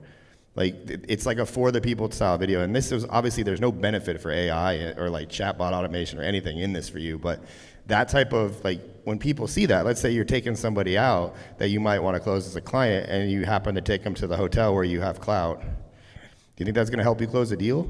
Like, when people recognize you? Like, if you're trying to meet women and you get, I mean, I got comped a table in Vegas. I probably shouldn't have been drinking on that next free bottle, but like, this has just happened purely from making videos. And I was there with a good friend of mine and we paid for our table and didn't want to be recognized by anybody because it's Vegas, and let's be real, I don't want everybody knowing what I'm doing in Vegas, but then they come up to you and be like, hey, we've seen your guys' videos, yada yada, like, are you gonna go out after the pool party? And like, you say, we got a free table. I'm like, you don't ask for it, it just shows up. And I'm sure they've experienced much similar. And then even from bigger business connections, like a lot of my friends have now come because they've seen my videos. And we've just chatted through DMs. Specifically more so on Instagram, because TikTok DMs, maybe you guys have figured those out. I can't figure those fucking things out to save my life. Like, but all of it together just gives you this persona. Like, and the more views, and it's not even about the followers. It's like, it's just the views. Because, I mean, I wish there was a statistic that showed how many videos somebody would have to watch of you before they hit follow. Because there's people I love their videos and I still don't follow them. So if I'm doing that, how many people out there are doing that too? So like, that's why in my business, it's always about getting views. It's not so much about followers, because in my experience, the followers just kind of happen naturally if you're getting enough views. So I would just focus on that, like everything that you said, like if you just start making videos, even if it's stupid shit like about your local area, you're still gonna get a lot of traction on shit like that because people wanna come to your area. Like, especially if you live here, we have beaches. Like, and then that spans out to like, oh, hey, we like your videos that you did at the bar in St. Pete. Can we just, would you come to Sarasota and do a video for us? Or would you go here? And these might not be paid, but they might be opportunities. So it's like, these things, I don't think people give enough credit to that for content because it's so like, I need to make a video about this to make money from this. And, you'll get invited to speak at events. You'll get, like, I'm only here because I make videos. And all the clients, like and even when you have clients, and I'm sure they can experience this too, the more your clients see your video, it's constant indoctrination of your philosophies and beliefs. Like, it's not an accident that none of my clients they're not Democrats. Your beliefs in your content attracts these people subconsciously to you. Like, I have a lot of people with children, so it's like if I make a video with my kid or pictures with my kid, I know my clients are gonna see that. So let's say I don't answer that text at 9 p.m. Oh, sorry, I was with my daughter. Think they're gonna have a little leeway on me? Probably. It might be on purpose. Damn. Yeah, I mean, I thought that was a Valley Bomb time. Thank you guys, Getting appreciate kicked it. out. Thank you for sitting through that.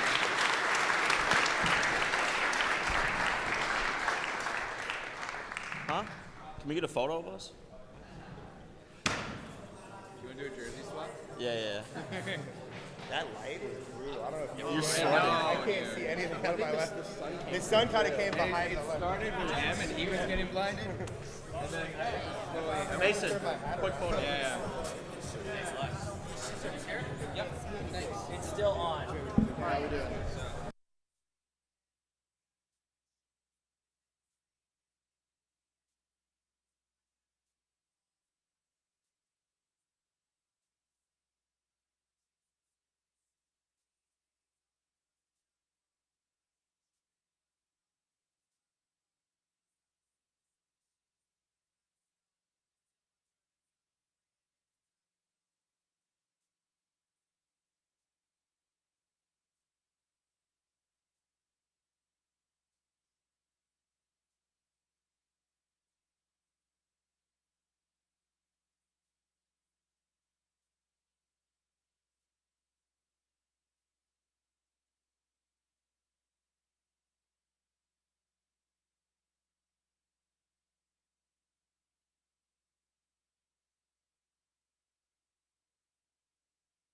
Does this work?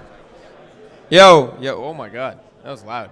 We're gonna have 30 minutes for coffee break, so have some conversations, and Trina's got some badges to give out, so we got about 30 minutes before the next panel.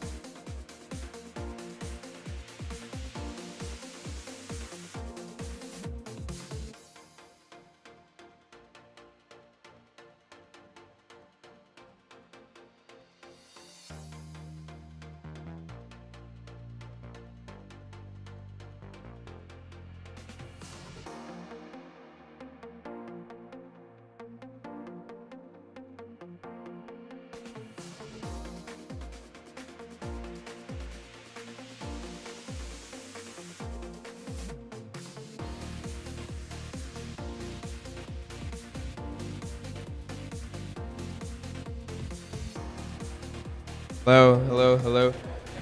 Yo, so real quick update. We have badges for everyone on the stage, and so between now and the next session, go to the stage, find your name, and grab a badge. You're gonna need them to get on the boat, which I know a lot of you guys want to go on. Grab your badge, not a badge. Thank you, Kai. On the stage are where the badges are at. So make your way to the stage, grab your badge if you want to go on the boat. Only if you want to go on the boat. I kind of want to go on the boat. I know Kishan wants to go on the boat. So do you want to go on the boat? Mason's not going to go on the boat.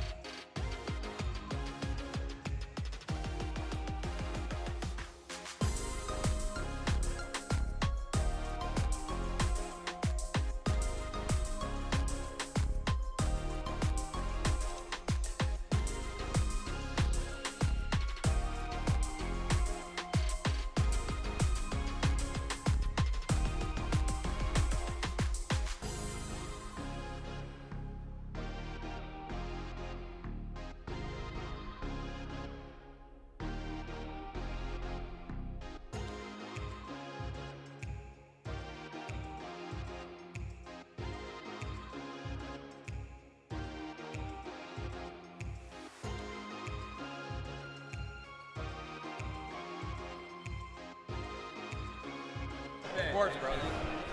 It's on. Yo. There's still some badges on the stage. Again, if you want to go on the boat that apparently moves later tonight, come grab your badge. It's on the stage. That's a good offer. It's like if you come grab your badge, it's just not going to sell it. But if it's to get on the boat, if you want to come on the boat, you need a badge. And your badge is on the stage. Evan's got his badge. He'll be on the boat.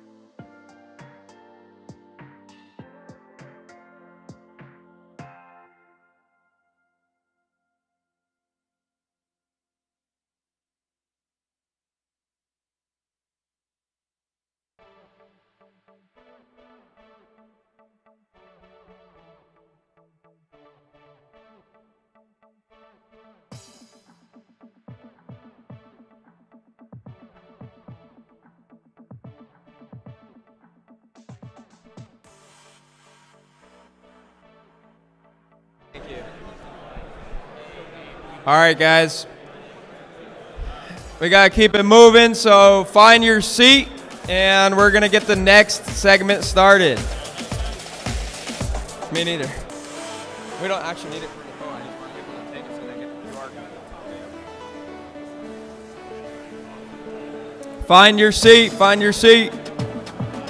We're starting. Tell them, Eamon. Yeah, we're starting, boys. Let's go. Tell them, bro. Let's get it. Take your seats. Sit down, everybody. Sit down. Sit. Sit down. Sit down. Right now. Stay home.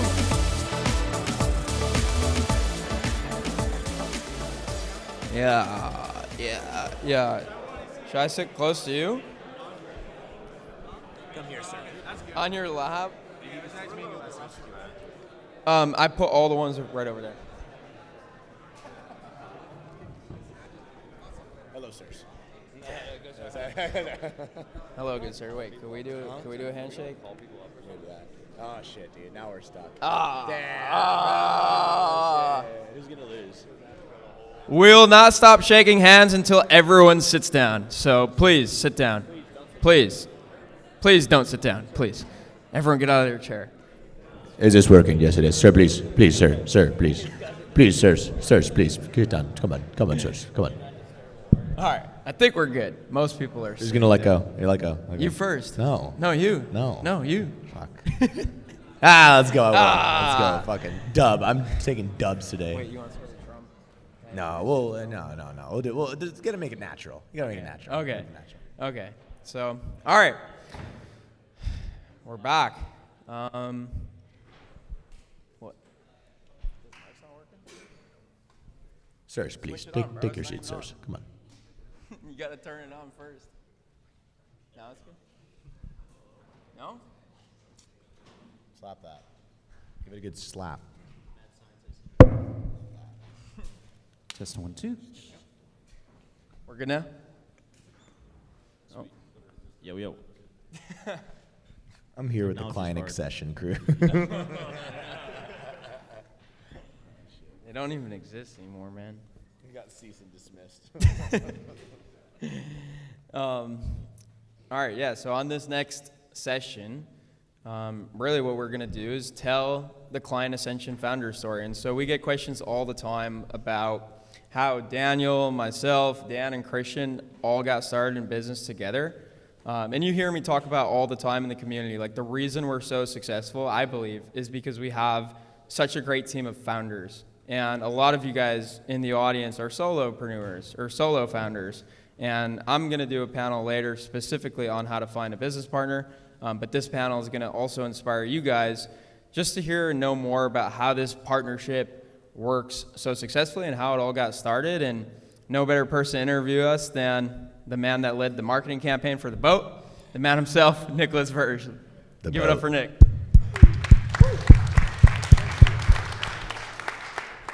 Thank you, sir. Appreciate it. Of course, bro. So I was thinking about this, and I was like, how do we start this out? And what I thought was interesting is that you have 1, then going over Daniel, 2, 3. You guys have an origin story together, and then Daniel has an origin story. And so I figured let's start with you guys, like to take it to the beginning. Like, how did you guys meet? Because you met before Daniel. Like, how did you 3 meet? Yeah, so Dan and I met because we're cousins, and everyone knows this because we look so similar. I'm just a little bit bigger than he is. That's the only difference. And so we're cousins, so we grew up together. We come from a family of entrepreneurs, so we just grew up, like my dad, who's in the back there. Shout out to my dad. Appreciate you being here. And so he was a huge inspiration to me. My grandpa, Dan and I's grandpa, were a huge inspiration to us just being an entrepreneur. So we're always growing up together just talking about business ideas. Similar to what Daniel said earlier, like he talked to his friend that was saying 10 years ago, Daniel's just a guy at the party saying, I'm going to make a bunch of money. Like we're at the family, gathering saying we're going to, make the next big business. And so Dan and I grew up together wanting to build. And then Christian and I met in college through what, like an MLM scam? So do you guys know like the Facebook groups to find a roommate for college? I joined one and I met Andre and he's like, I'm an entrepreneur. I'm like, whatever, dude. This guy's a dork. Next, but no, we followed each other. We followed each other on Instagram, right? And it was like June before college. I was working, actually, at a really cool job at a VR arcade where I would just get paid to play video games. But he posted a story. He's like, if you want to like make money online this summer before school, swipe up. He'd like the OG CTA, so I swiped up. Turned out to be Forex, and that didn't exactly work out, but we became friends. Got to school that fall, connected in person, just hit it off right away, started a podcast together. The podcast transformed into a local web design agency that I got looped in on, and then Knowledge X was like our first agency as us three together. And Dan transferred from Miami to New York for college, which is, that's sad. You're usually supposed to go the other way around. Out. Yeah, you're supposed to go to Miami, but I'll let Dan talk about how he loops in here. Yeah, so like Andre said, we were kind of always the kids of the family trying to come up with the next big idea. Like we applied to the Teal Fellowship while we were applying to college, and we had What's all that? these different What's crazy that? things. Peter Thiel's fellowship. Oh, shit. He's like, you can only apply if you don't go to college. We had all these crazy ideas, like how we could eliminate like change from the world, like just get rid of coins because they were so inconvenient. Just like a bunch of crazy shit. And like when me and Andre first started working together, and like actually making online money, it was through Instagram loop giveaways, which I don't know if you know what this is, but like Kylie Jenner would post a picture with a bunch of like Birkin bags and Louis bags and be like, I'm following 50 people in order to enter the raffle to get one of these bags, follow these 50 people, right? So we would sell slots to be one of those 50 people. Now, Andre was doing this with some pretty big people. He was a middleman, so he got cut out. So we're like, okay, we'll just source our own creators, which led us to working with like Wide Neck, who was famous for being in a mugshot with a very wide neck. Supreme Patty, who just squirted lemons in his eyes. So we were working with all different types Ghetto of Spider-Man. Ghetto Spider-Man, who was just the guy dressed as Spider-Man. And Long Neck. Don't forget Long Neck. Long Neck, too. Proud client. But we just had a good time working together. We didn't make a ton of money. But just, I remember being at the University of Miami and, like, everybody's out and about at the pool. I'm in a Starbucks, like, grinding cold calls because we paid $5,000 to get these giveaways set up, and we're only at, like, $3,200 in cash collected. And I'm on the phone, I'm acting like I have like 3 calls coming in. I'm like, there's one more spot left. Like, you got to move on this now. And just like, I don't know, taking money from people and giving them a few hundred followers. But it was just like a taste of internet money. And then a couple things happened. I ended up transferring back home. And this is where we met Christian, who had already started the podcast with Andre. And like you said, we kind of got looped in on that first local marketing agency. It was kind of just full service, bunch of different types of services for different businesses. So then a Daniel was born. And Daniel, sir, what was your origin story? So, I was at Florida State. Shout out Charlie, he also went to Florida State. And the very last week of college, like last week, I saw a video on YouTube. It was how to make $10,000 per month with the Amazon FBA. I was like, oh shit, I'd like to do that. So I went to the dude's channel, just watched every single video, and like 5 days later, I was at the bank wiring like $6,800 over to China. The lady's like, are you sure this isn't a scam? I'm like, I promise you it's not a scam. It wasn't. It was indeed a scam. First product hit. It was like 8K profit in like a week the moment it hit the Amazon fulfillment center. It was wild. I was like, bro, what the fuck? And then I thought I was smart, got a bunch of other products, lost the money. I was like, damn, I gotta find a way to produce money without using other money because I don't have any money now. So it's all like Ty Lopez stuff. And dude, I bought so many courses. I did everything. I did drop shipping. I did a Facebook ads agency. I did some like Google ads. I did like LinkedIn automation. I've done literally every business model ever. I tried to make like e-com brands and whatnot. And then the one that hit was the Instagram growth agency when follow unfollow used to work. You guys remember that? That it worked, and it's so funny. It works so well. And Xavier's right here. He was one of my first clients, right here. You know, I tell you guys where it's like I got 5 people and did it for free. He was one of those. So I had 5, got like the before and after screenshots. Then just started cold emailing fitness coaches. And just got like a shit ton of clients. That got destroyed in a day. But then what I was left with was the ability to cold email people and acquire clients. So sold that as a service. And then doing that for a little bit. Now at this point, I'm like Russell Brunson and whatnot, and I'm like, oh shit, funnels. Like let me make an info product and like funnel them up to this service. So I made Cold Email Wizard on Twitter, and dude, that shit fucking popped off. Who on here was on Money Twitter in like the summer of 2020? Yeah, it was just me. It was like, you know how like it went through waves where it was like, oh, this person's big and this person's big. I dominated all of it. It was like absolutely disgusting. Just like giving away free consulting calls in exchange for a testimonial and like retweet it like 30 times. It was like disgusting. It was wild. He bought it, and they made like a private group. I remember being in the private group, and some people participate more than others. And then Andre comes in one day. It was like a giant Trello board with like a shit ton of SOPs and resources. And I'm like, bro, what the fuck is this? And I was like, dude, this is like really useful. And just like started talking to him. And then I think it was probably like a year later we made client. Well, the first thing we did is, did anyone buy the Vault? Remember that, the Vault? Yeah, that did like 100K in like 8 days or something. It was like disgusting. And I was like, holy shit. Like, and then we're like. That was when we really trusted you. Because we had built out high ticket group coaching programs before from our previous agency, before KnowledgeX. But then we're like, okay, who is this guy? He's a wizard, like, ain't on profile. Yeah, it was like routed through my Gumroad too. You guys were like, I hope he sends the money. yeah. And then like, we're like, oh God, this guy's audience just buys the shit. yeah, like, bro, that was wild. And then we were like, dude, remember we were thinking about making the sales vault instead? It was like, it was either like, we're gonna make the sales vault and then client ascension. I was like, nah, let's go straight for client ascension. It was such a pain to get people to sign off on like using their call recordings. Yeah, you guys know those, like, you have the recordings of sales calls that won in client ascension, like in Kajabi? That was that. We just threw it in there. Do you have to pay some people for the rights or something? No, we didn't pay anybody.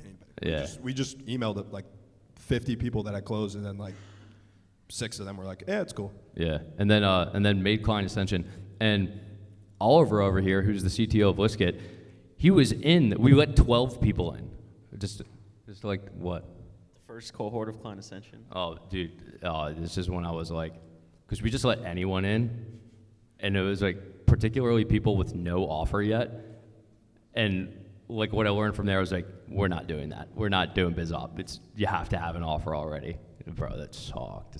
Keep in mind, the OG client ascension was 1 weekly call. Yeah.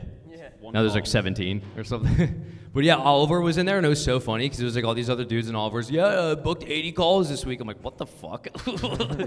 Like, all right. And yeah, I mean, that just kind of shows. Oliver's on every single call too, and that's like kind of a theme where it's like you go into a group and you start participating, and it's like things just happen. It's like Nick just bought client ascension, and then Nick became like an email copywriter, and like somehow he's on this stage now, and like staying at my house this weekend. I don't know how that happens, but yeah. And this goes. I was saying that earlier when I was talking. I was like, go into a group and actually participate, because that's like all of the good things. Like you really just don't know what's gonna happen. Every single door is gated behind just like actually building a relationship with people. So you like have to actually participate. It's like a massive mistake if you don't do that. We just go in the group and not show up to anything. It's like, bro, don't do that. And like we have a handful of examples of that in client ascension. Like Maalouf here started as a student in the program and is now coaching students on cold email. Same thing with Ori in the front of the audience here, response handling coach. And there's a bunch more of you guys out there. Dylan Rich in the Mastermind. Now he's a sales coach, right? Lucas is back there. Started as a student, landing page coach. And like the reason these guys are now part of the team and growing their businesses is because they got involved in the community, and they actually, provided value not just for themselves but for others.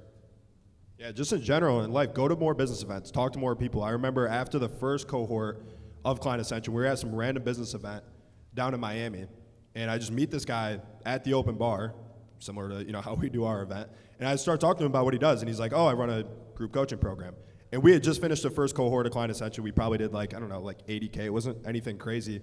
But the agency was going so well that I wasn't even like super excited about Client Ascension, because it was like, okay. Miserable after. Yeah, we're like this kind of sucks, because if we just do like 80K a quarter, like what's what's the point? Like, and it's the agency work is easier, in my opinion. I don't do any of the fulfillment, so I probably shouldn't say that. But I started talking to the guy. It all sounds the same. Yeah. He was like, I run a group coaching program. I was like, dude, if you don't mind me asking, like, this is what we do. This is how much money we made. Like, I don't want to be the dickhead who just walks up to somebody's like, how much money do you make? So I explained the backstory, and that I wasn't really that excited about continuing to do it. He was like, yeah, I do like $400K a month. And I was like, for a month? I was like, how do you do that? Like, how big is your team? Sir. How do you do that? Sir. And I was like, holy shit, like, how much do you charge? And it wasn't that high ticket. It was like $8,000 or something. Like, it wasn't crazy. And he was like, it's pretty simple. Like, you all just have to break it down into hourly and how many people will actually go to each call. So I was like, okay, that's interesting. So you don't do cohorts. He was like, no, do it evergreen. I was like, okay, so how do you source these people? Because, like, I mean, I wouldn't know how to go out and hire somebody for a coach. Like, I guess you could recruit them, but how much do you pay them? How does the structure work? How do you kind of like make sure not too many people are going to certain calls? He's like, dude, it's super simple. You just use people that you know and trust already, and a lot of times it's going to be your own students that become the coaches. And just like look at what Client Ascension is now. It's basically exactly what that guy was doing. It's evergreen. It's completely like unrelated offer, but a lot of our coaches are just people that we've known from the agency world, from Twitter. But it's like a pretty close-knit group. We're not bringing in like any outsider for like sales, right? We're not bringing any like outsider for copywriting. It's guys that are like already in our group. Most of them already were Client Ascension students. But that would have probably happened like 4, 5, 6 months later. Like, we wouldn't have come to that realization if we didn't go to that business event and just talk to these people. Right? The thing I thought that was interesting is like how many different offers it took to get to Client Ascension. We've talked about this with the VSLs. It's like 50 VSLs that have gone through. So I think this would be something interesting. So like by a raise of hands, how many of you guys hit it first shot on the offer? First try. Look around real quick. Just like turn around. Look. No one's raising their fucking hand. Second try. Third try. Got Matt in the back, my man. Fourth try.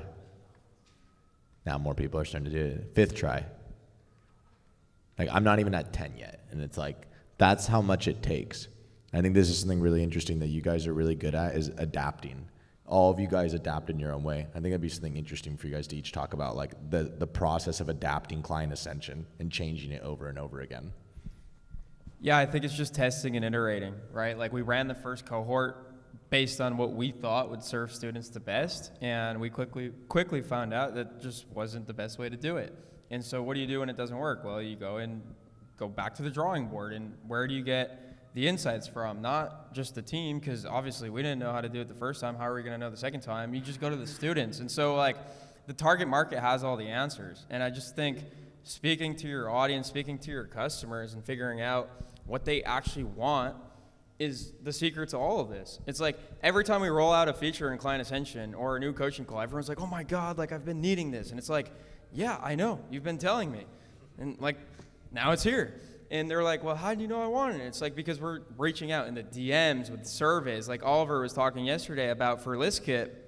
Like, I didn't just think like ListKit would be cool to build, so let me just go and build it because I think it'll be cool. It's like, this solves a problem, and I know it does because I speak to enough agency owners and cold emailers to know like they're struggling with these things. So if I could build a product that solves those exact pain points, we're in business. And I just think a lot of us and a lot of you guys in the beginning, the reason it takes so long is because you're building what you think is going to serve the audience, not what they know is going to serve them. So talk to your customers. I remember we first added the guarantee. It was like, bam, all-time high immediately. It's you know, it's wild because I've been trying to think about this because there's like the entire idea of what you're selling in the first place, and then there's like the positioning of it. What I mean by like the entire idea of it is like, bro, people they're not trying to buy like IT phone lines in the office. Like, it's just please don't sell that. Like, it's just a garbage offer. And kind of like what I was saying earlier, where it's like, dude was having a hard time selling his like Mastermind. I was like, bro, the solution to this problem, I already did it. I already know the problem. It's direct, quantifiable, promised result, or you get specific deliverables appended onto it. And that applies to basically every single offer. It's like that. And I don't know how many times you guys have like come and you ask me about your offer, and it's like, and then you do what I say, and then it just works. It's like, dude, I've just already done this. Like, He's never wrong. I've tested it. He's never wrong. I'm typically never wrong. But it's kind of looking at, you know what, because I'm more of like the positioning of it and like selling it. You're more like what the product is. But another one was like morphing it kind of as close to done for you as possible. So like you didn't used to get, remember like when ListKit wasn't a SaaS, like it was just a service. We started like done for you list building, like a little bit of that, and then it was like, then we introduced in like, we'll write the cold email scripts for you. So you see what I mean here? What we tried doing as well was, and it would have been really good if it worked, was setting up the domains for people. It's just, you just can't do it. It's too much, like, there would need to be, it's like the IP or fuck everything up, and it's like, yeah, but I know that would cook. Like it would absolutely cook. So I still want to try to figure that out. Maybe it would have to be done on a one-on-one call, and I know for a fact it would massively increase the conversion rate, just because it's just, the more you position absolutely anything on the planet to done for you, the more you position it towards that, the better it sells. And this is what's funny, actually. A lot of dudes, they have an agency and they're not like specifically stating that it's done for you. It's like, dude, people don't just assume that this is done for you. Like, they get a lot of ads. They get the same ads that you're all getting. What kind of ads are you getting right now? 80 calls a month, guaranteed. It's like a coaching program, yeah? It's like, Client people don't, obsession. if it's done for you, you have to specifically say it's done for you. And they're just like kind of playing with these variables and whatnot, and just the positioning of it. And it's, dude, there's always some split test going on, like in the funnel somewhere. Just write down the stats, like what happens when I do this, and you like go ask the closers, like how are people acting when they arrive in this way, and you're just like trying to, like really like autist look at it, like deep, like it's not always like a headline too. It's just like the way the entire infrastructure of how it is. Like you really just gotta like you're under the impression it's like 8 tests. It's like, no, it just like never stops. You know, let's talk about yesterday. I don't know if you guys read that specific one, but it was like when you're hiring people, it's like you always have to like hire more than you already need. So it's like, but it's like then you run the capital risk of them not being, you see what I mean? Your margin be lower. So it's like you're always at 100% risk all the time. Same thing with offer. It's always not good enough forever and ever and ever. You always have to be testing like how it's positioned.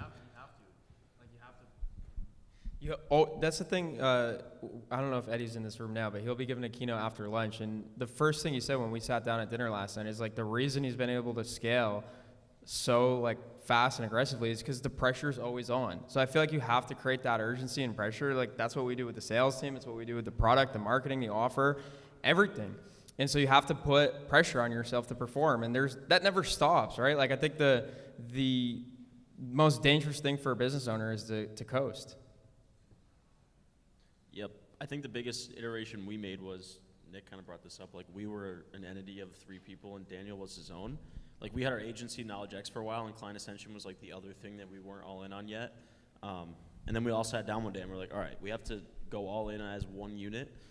So KnowledgeX basically dissolved and became our placement offer, and Client Ascension's the main hub, and then, you know, Cold Email Mastery is the entry-level coaching, and then ListKit is the software. So like my advice for anybody is, a lot of you guys are doing like done-for-you agency services, which is like the easiest way to enter business in my opinion, but you should get to a point where you serve a market so well, like, hey, I want to learn this coaching offer, like I want to learn this at a high level, elite, like high ticket coaching offer. I want this done for me. You place the coaching students into their business done for you. Oh, I want an easier way to do this. Here's my software. Like you want to create an ecosystem of things around your subject matter. Like for us, it's cold email. We have ListKit, we have Client Ascension, Cold Email Mastery, and Placement. Like there's and Stick Talk. And Stick Talk. Like people have signed with us from Stick Talk, but like once you enter our ecosystem, like we're gonna, you know, sell you ListKit to give you data and show you how to do cold email. Like you want to have a self-sustaining ecosystem inside your business that can, you know, offer anybody that comes to you. Because at first we were like, oh, you're not an agency, we have nothing to sell you. But now it's like there's probably an offer for almost anyone under the sun that wants to work with us, except for IT companies. Yeah, except for those IT, cybersecurity, software developers, the absolute worst, man. I think something that's super important, just to piggyback off what Andre said, is we need pressure. And if you're not the person who can apply enough pressure to yourself, you need to get that from an outside source, or you need a business partner. Plain and simple. Like, the money's out there. If you're not at 100K a month and you have no like real accountability measures, you're probably just not a person that's capable of reaching 100K a month on their own. That's completely fine. Like, almost everybody isn't. Like, there are a few absolute studs who could be. That's none of us up here. The reason why we're able to grow and the reason why we're able to adapt pretty quickly is just because we're all constantly applying pressure onto each other. Because we all like have our departments of the business. So like, they're getting sales calls booked, we're not closing them. It's like, Dan, figure it the fuck out. Like, you guys need to be closing more sales calls. We need to increase the close rate. Now, when things are going well and we're like overstaffed on the sales side because we're not getting enough calls, I'm like, guys, I need more sales calls. If we're not producing enough case studies to give to the closers, we're like, Andre, get these guys more results. That never happens. Never happens, never happens. And if Christian's just making a bunch of content, but it's not like converting to something, you're like, dude, you're just getting a bunch of dates from TikTok. We need to get clients on the content. Oh. Like, yo, switch it up a little bit. Like, talk to the dudes. Like, Put the girls into client Ascension. Come on. Yeah, but no, that's the whole point. Is like, the reason why we're able to like constantly adapt is because we're actually like, it's competitive internally. Like, people are like yelling at each other. We're having meetings where like nobody's happy. Like, you need that though, right? It can't just all be like, oh yeah, we're doing like this much a month. Like, that's pretty cool. So like, if you are in client Ascension, like, make sure you're approaching your relationship with your student success coach that way. Like, make sure like it actually like means something every time you don't hit your numbers. Build in some like random consequence. Doesn't matter what it is, but like, then there needs to be some consequence for not actually succeeding, or else the pressure is just, it's a figment of your imagination. How do you guys deal with conflict when it pops up? Because there's obviously like Christian's just getting dates and that's it. Like, Andre's perfect. And then it's just like the different issues. And how do you guys deal with the conflict when it comes up? Obviously there's like the, yo, you're messing up here, but is there ever that ego that pops up, or do you guys check yourself pretty quick on it? Or do you like, how do you guys go about doing that? I think ego is always going to be there. But for us, like, what I found works best is if you have an issue with someone on the team or someone in the group or with what someone is doing, like, address it immediately. Like, the most dangerous thing for business owners to be aware of is letting resentment build up. And I feel like a lot of times, like, there are issues that just are not being talked about. And honestly, I got to give a shout out, and we got to give a shout out to Trina for this. So Trina's on all of the exec calls, and she's like, she knows, like, she's like, okay, what are you not saying right now? She's like, the muse. Yeah, she's the muse. She's like, there's an elephant in the room right now. Like, spit it out. Like, let's do, like, what are we doing here? All right. And so we just communicate, like, very clearly what's going on in the business, what we think, where we're at. And I just think over time, like, it gets better, and you're always going to have conflict. But like Dan was saying, like, conflict's good. Like, applying pressure is good. And then, like, if he has an idea and I have an idea, like, we respect each other's departments, essentially. Like, Daniel's the marketing guy. If it has anything to do with driving leads, that's Daniel's department. It's Dan with sales, me with product, right? Christian with really everything as well. And so we respect our departments, and then it's really just testing it. Like, it's not just an end-all, be-all solution. Like, you just do one thing and that's it. It's like, do it. If it doesn't work, let's try my way then. And just, again, let the market decide. This happens all the time. It's so funny. I go to Dan. I'm like, bro, what if, check me out. What if the sales team did this and this? And he's like, no. I'm like, all right, fair enough. just no. It's the same thing, though, if you guys say, like, marketing stuff, I'm like, no, won't work. Not doing that. Can't do that. Yeah. It all goes back to trust, really. Like, if you're partnered up with somebody and they're the ops guy and you're kind of like marketing, sales, you don't truly trust them to handle all the operations. Like, it's just never going to work. So. You got anything to say, Christian? No? All good? I think I don't know how it works, but like Daniel's the crazy marketing energy that just like runs wild, and Andre just like cages him. He's like, no, back, and then it's just like works perfectly every time. Sit. Like, Daniel just goes on these crazy rants about getting more business, and it works, and Andre just like silos that energy. It's like a nuclear combo. You know? Yeah. How much more time do we have on this one? You know? Wise, what are we at time-wise? How much time we got left? Okay, solid. We got time. So I wanted to ask this from each one of you guys to, like, for Andre, for each three of these guys, like, what is your favorite attribute or trait of them, and how do they make your life just easier? And then you guys each are going to do that for, like, everyone. Wow, I don't want to start, to be honest, but You I guess should. I will. Leadership, baby. Yeah. Go first. So Christian, we call Christian the golden retriever of Client Ascension.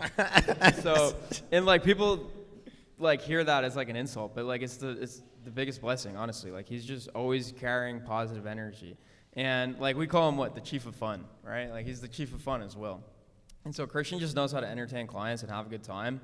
And I feel like business can be so hard and lonely as well, which again, like you have partners, but at times like you just feel like you're on your own. And Christian just brings the energy of like bringing people together and like Just here things for are going to moral be all right. What is it? Like, I'm just here for moral support. Yeah, well, again, that's just one quality. Obviously, he's got the copy sauce, but other than that, it's really, yeah, the positivity, like the optimism, because again, like I can get, like people say this about me too, like Andre's always so happy, like going around and shaking everyone's hand and talking to people. I'm like, behind the scenes, like when we're on those exec calls, I'm like pissed, man. I'm like, yeah, I'm like, we suck, you suck, like we gotta fix this. But Christian's always got the positive energy, so I love that the most about him.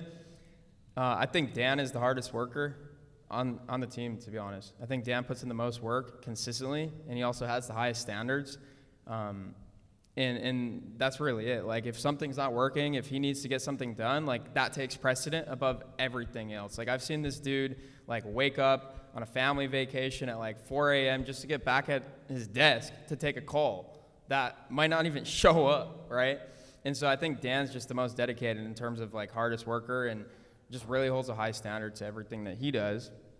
And then Daniel is really just the originator of all of this. Like, Daniel just laid the foundation for us to be here and to know what cold email is and to share it with you guys as well. And so Daniel is the innovator, right? Like, how are we going to act on ideas if we don't even have them in the first place? And that's what I love about Daniel is he's just always bringing new ideas and new visions to the fold that I can then go out and execute on. So it's really easy for me to sit there and say, okay, like, what's next? And Daniel just kind of lays out some ideas, and I can look at the resources and the assets we have on our amazing team and put together an action plan. So again, like, these guys just make my lives so much easier, and so I appreciate and love you all.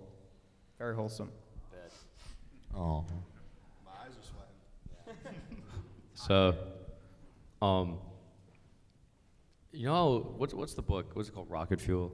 I was gonna quote this next. Yeah, the innovator, visionary, integrator. The innovators, visionaries. So like, no, integrator, yeah. visionary. So like, I would be categorized as a visionary, and Andre would be categorized as the integrator. Who would more self-identify with me as opposed to Andre? Just raise your hand. Who would more self-identify with Andre over me? Okay, so like when you put those two together, that's like the only way it works. The nuclear energy, yeah. Yeah, so it's like Alex and Layla. It's like the same thing, except he's a male. Bro, I'm not.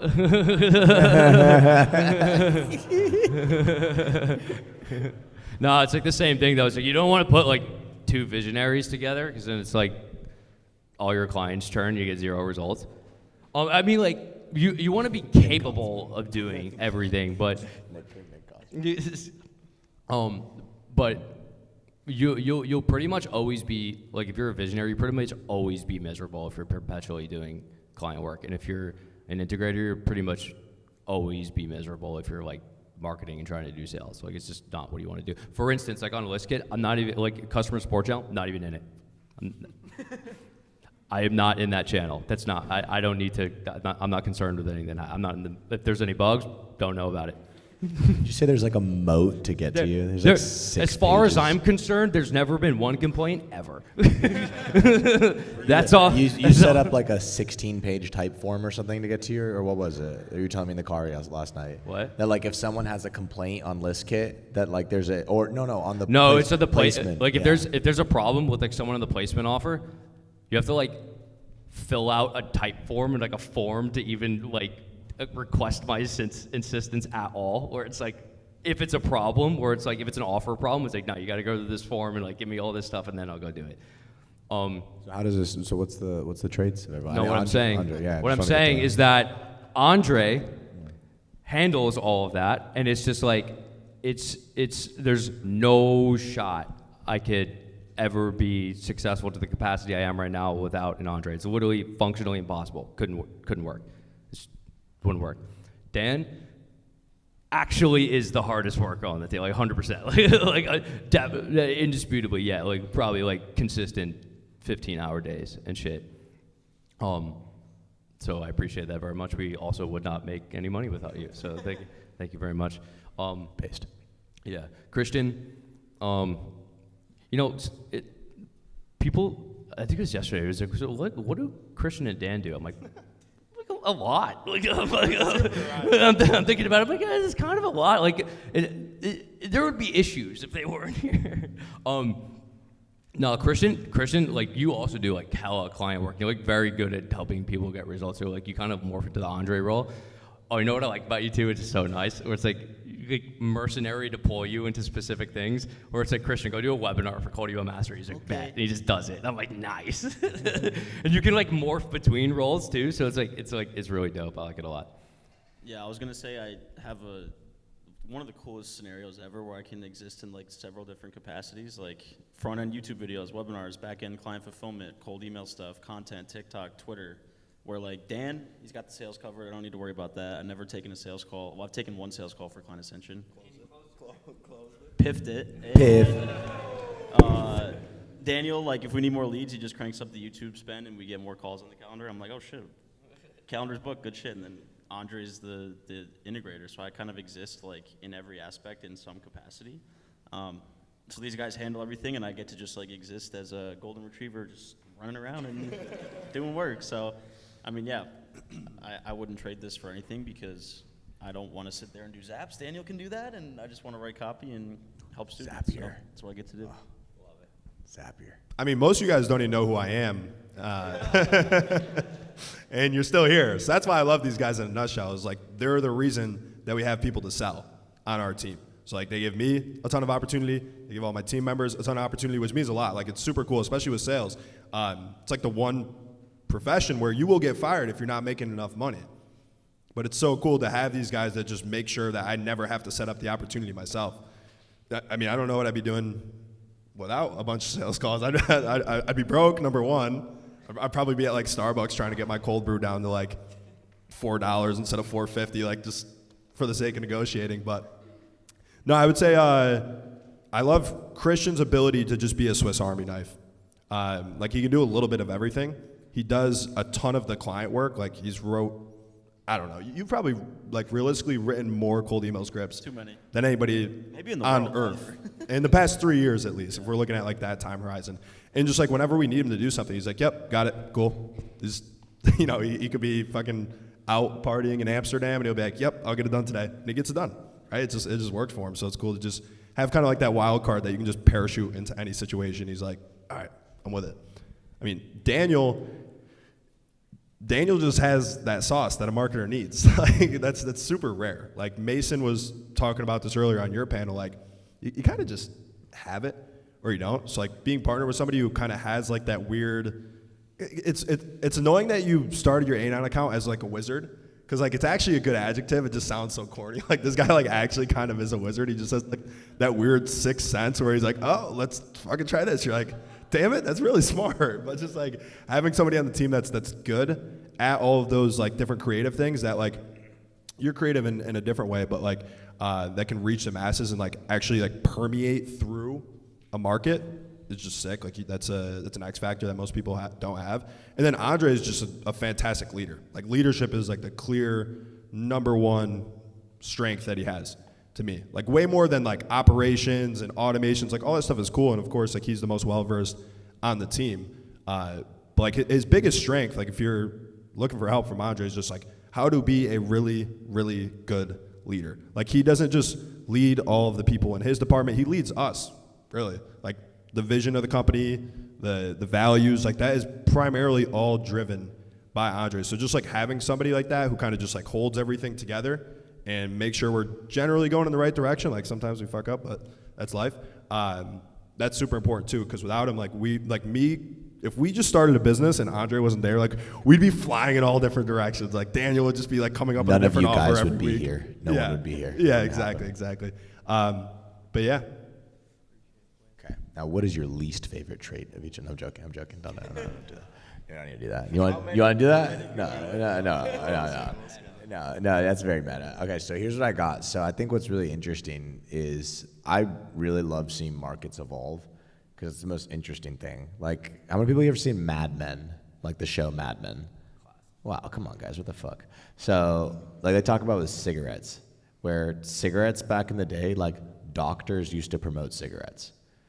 They used to be in coats and saying, like, no, like, it's good for you. Your children should smoke. And now it's like, literally, they have packets that say, like, you will die if you smoke cigarettes on the shit. So that market completely evolved differently.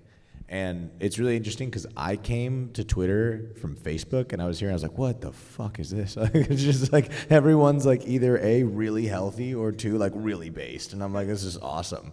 But when I came there was, I think this year, start of the year, 2023, and I got to see like the aftermath of everything you guys had built. And I see like where Client Ascension is at now. What I wanted to see was, what was it like before, like when you guys were first starting Client Ascension? What was the market like before? Where was it at?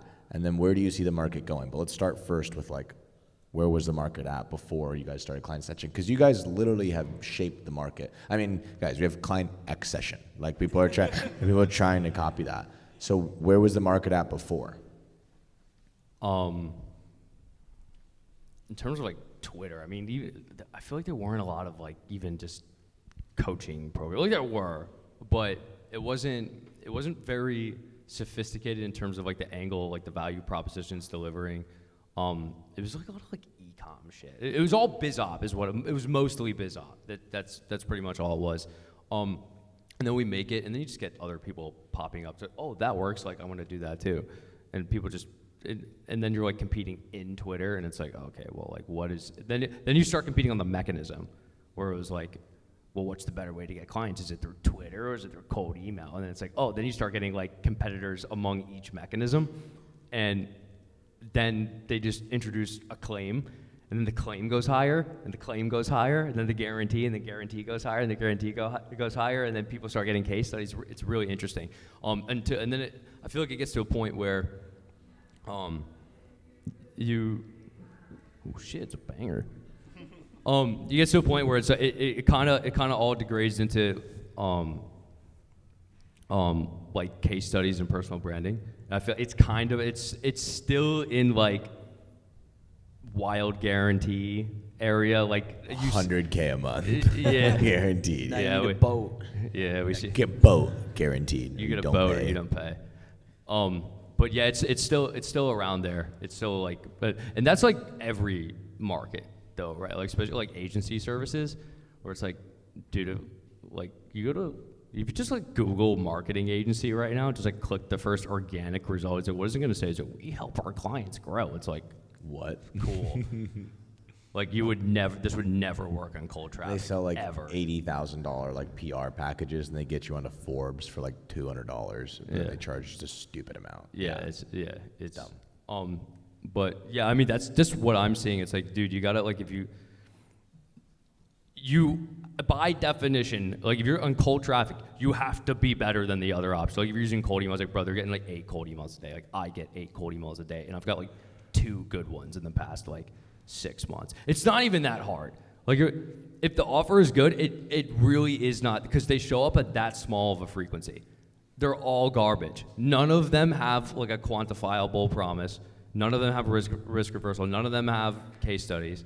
And it's like this is all. And if you just have that, it's like it's just so easy to win. And it's like that's just where the market is right now. And you just have to play the game where it is. I have a little bit. I would disagree with that as the sales guy to a certain extent. Just because like when we first started, if you just had a straightforward offer that had good data coverage, you just sent cold emails. Like it was going to work. No, this is different though. No. I'm saying like when we first implemented the guarantee, like rocket ship, like just right to the top. Then we started getting on sales calls for Client Ascension specifically, and like the other programs started to have guarantees. So then the claims just started getting out of control. And like there's a few of our competitors that I'm not going to mention them up here, not my style, but like they're struggling now because they kind of like saw a couple crazy months. They had this guarantee that they couldn't hit, and then they kind of take a nosedive down, right? So now it's getting to the point where like, okay, now people are having guarantees, and it's like, get you 30 calls booked, I'll get you 60 calls booked, I'll get you 100 calls booked, I'll give you my firstborn son if I don't get you this many clients in this many days. Like, it's just getting kind of crazy. Now I feel like it's just reverting back to proof. Like, show me that your shit works, right? So I think now like the biggest difference isn't just like having a guarantee, but it's also just having an abundance of proof that your stuff works. Like, use that to market it, use that to sell it, use that at like every step of the way. Like the guarantee should just solely be like a risk reversal. They're like, hey, we have this in writing that like, you know, I understand you just met me and there's a lot of bad actors in the space, whatever it may be. But yeah, I feel like that's kind of like how it matured, was like everything worked, just sent cold emails, and it was like you need a guarantee. Now it's like a lot of people are also having guarantees, but it's kind of getting out of control.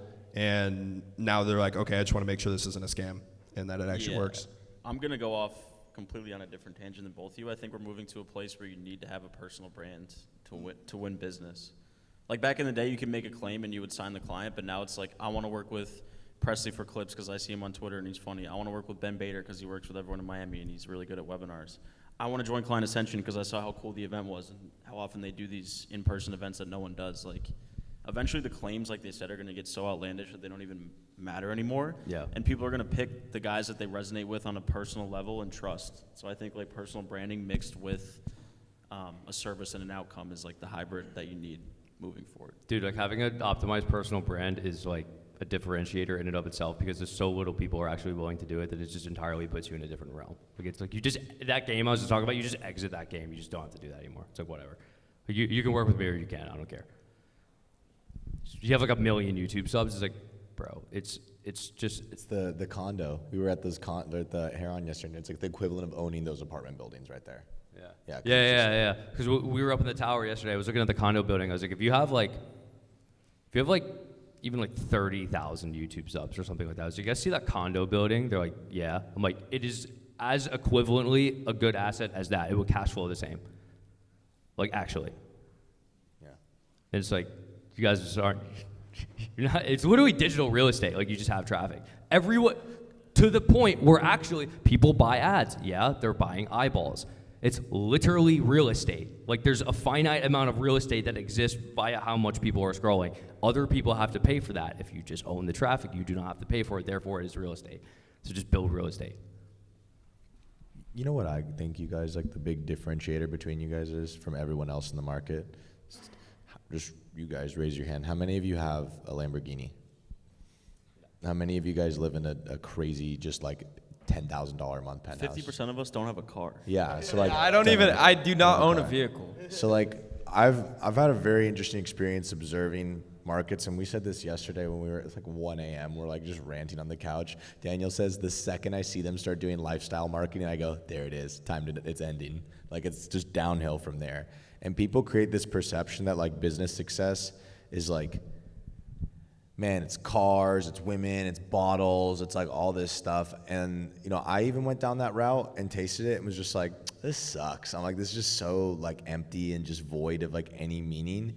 And I remember when I met you guys, I was like, oh, these guys just like are doing the thing that actually is fucking fun, which is business. None of that other shit. Like, sure, like going out with your boys is fun, but like nothing is better than just like at the end of a long day, just being like, I fucking crushed today. Like that was just a good day. And I just like respect that a lot about you guys, because you never have gotten distracted. There's never been like Daniel's like, guys, 4X or anything like that. Like that's never happened. I think it's interesting. Can you guys speak to that a bit? Because your ability, I think what I see the most to like summarize that is your ability to stay focused is what's most impressive to me. Because I'm a little bit of the golden retriever, but if it was a little retarded. So it's like, you know, a little bit like ADHD golden retriever. Yeah, this kind of is the same answer I'd give to the last question. I think the biggest missing piece for a lot of you is community, right? Like there's not much depth to doing cold email lead gen as a service, right? There's only so much fulfillment you can gain from doing a lead gen agency. Like it's cool, you might hit 10K a month MRR, but like what's next, right? 100K, 200K, like nothing really changes at each milestone. And it's so easy to sit here and say that, right? And for you guys, it's probably like, no. Like when I get there, it'll be different. It'll feel different. It really just doesn't. It won't. It literally it won't. You'll get there. It'll be like such a high. And then immediately after the next day, you'll just be like, Oh. Yeah. And that's like there's science behind this of the way your brain processes dopamine. Like that's such a high dopamine moment. But then there's like if you're not having that constant stimulus at all times, that's how these guys just like, you got the Dubai guys and the dudes that are just posting all the time going out. Like they need that. That is no different than a drug.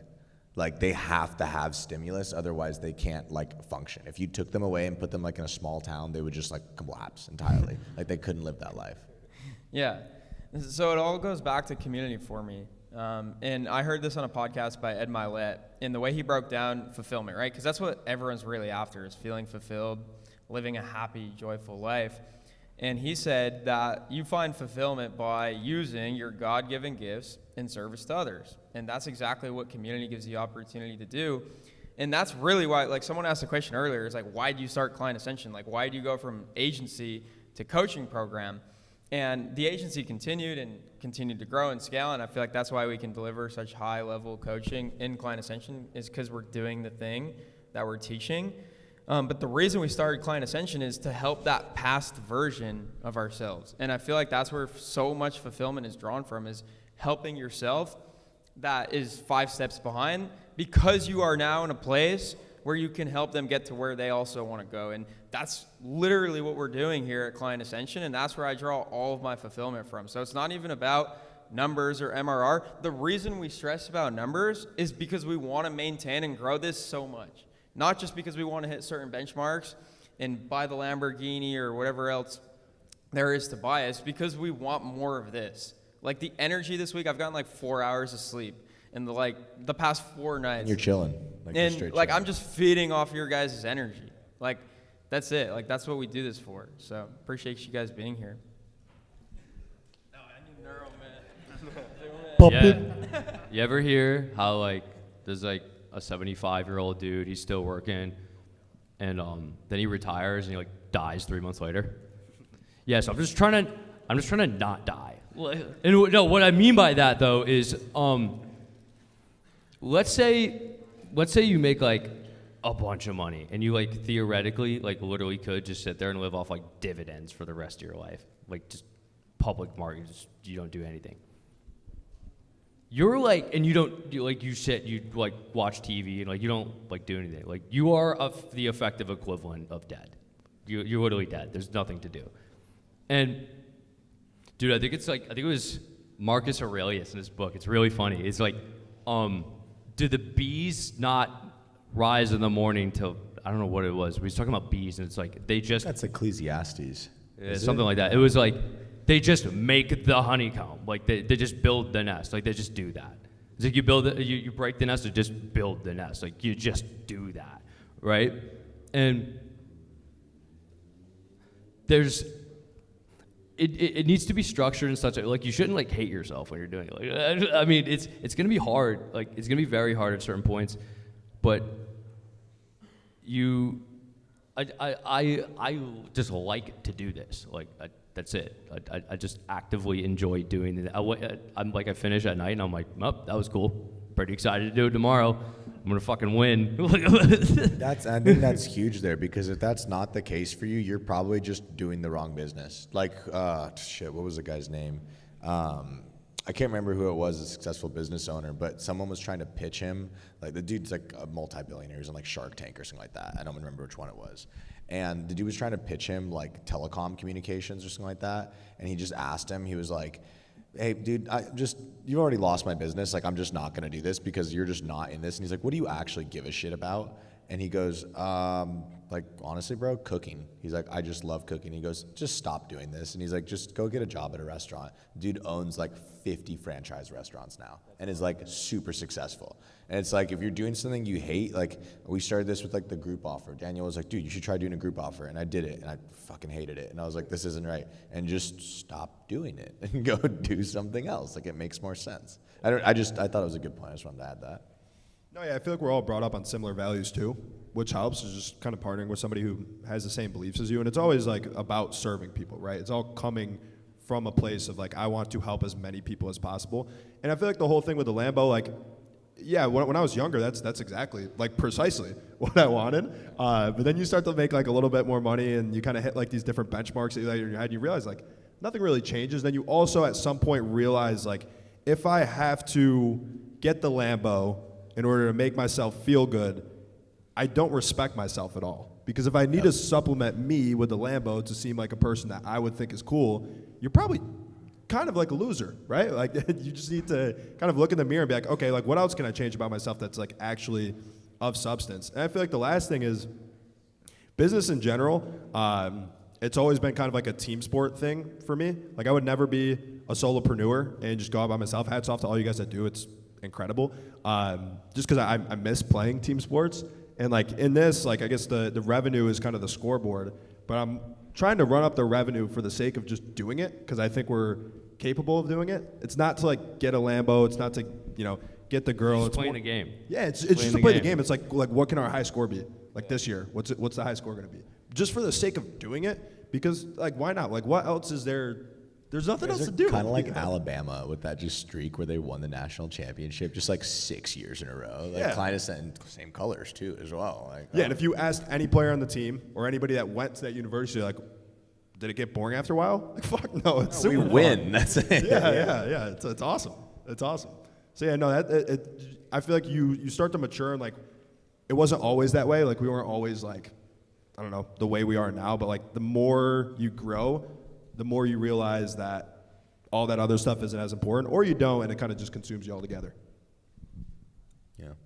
Yeah, I would say the people it's about who we work with in the community, like Andre said, like helping, people in here have left their 9-to-5 job to run an agency off of what they learned in the program, or, someone in London, I'm not going to name him, but came up to us like basically crying because his business was completely revived and he could like afford his house again and like take care of his family. It's like shit like that is what keeps you going, I made that offer. Yeah. You're always right, bro. But it's like, yeah. Like, he's always right.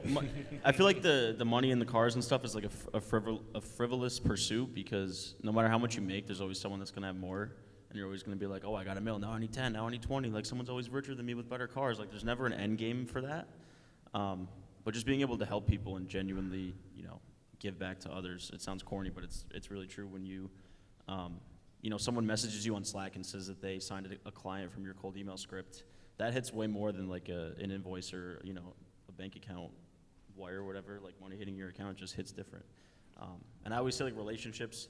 We did a podcast, Andre and I, like 4 years ago, where some billionaire was on with us. He's like, I'd give every last dollar to like have my family back, because like his wife and his kids left him because he was working so much. 100%. You can't And you can't take it to the grave. You can't take the money to the grave. You can't take any of that shit to the grave. I was also like, I was in Costa Rica recently, and I was like shocked. People lived in dirt huts. Pura vida. Yeah, they lived in dirt huts with their families, and they were happy as could be. And I was like, wow, like how? It's because relationships and the people around you. That's basically it. Yeah, some of you still want the car, and I'm like, I want the car too. But the way I kind of think about it is, if what I just hated as a kid, it was like I worked in a grocery store, like in the Publix. I worked in the bakery, and I had just to like scrape shit off the floor, and like, dude, I hated that. So I hated it. So it just made me so angry. Like, I just hated it so much. And then I did like customer support for Apple, and just like talking to like me trying to describe what button to click, and they don't even imagining you on these calls, like just click the button, like right now, it's do it. Right, I'm never there. wrong. Yeah. It was like the worst thing ever. And I think I could probably equate like what I do is like I just never want to do that ever again, while simultaneously being like, all right, what's like winning? It's probably like a bill. It's like, all right, how do I get a bill? It's like, obviously it's through like a shit ton of capital growing in and of itself. So it's like, now I sit here and it's like, yeah, I could go buy a Lambo right now, but it's like, but then the compounding effect of getting to a bill might not occur by the time I'm done. So I gotta like keep it so I can throw it over here and like make it go faster and faster. Bro, I'm at a casino. I'm gambling. It's awesome. I'm just winning. It's dope. That's how you should think of it. It's like, yeah, it's like really cool, except you can influence the odds. You just change around like what the slot is paying and like the odds. It's really that's how I think of ads. So I'm like super addicted to like going to the ads manager. I'm like, what the fuck we doing today? Like, how many calls? Looking like right now. I'm like 10K a day. Let's go. Elias, how much time we got? 4 minutes? One more what? We gotta get there in 4 minutes. Where? Oh, we gotta get there in 4 minutes. Okay, gotcha. Okay, so are you guys cool if we just go completely left field and just stop talking about business now? Please. Okay, craziest conspiracy theories, go. You wanna go? Whoever goes first, go. The pyramids were made by aliens. There we go. Let's start there. Daniel's like, he's processing right now. I just want a banger. Like it's like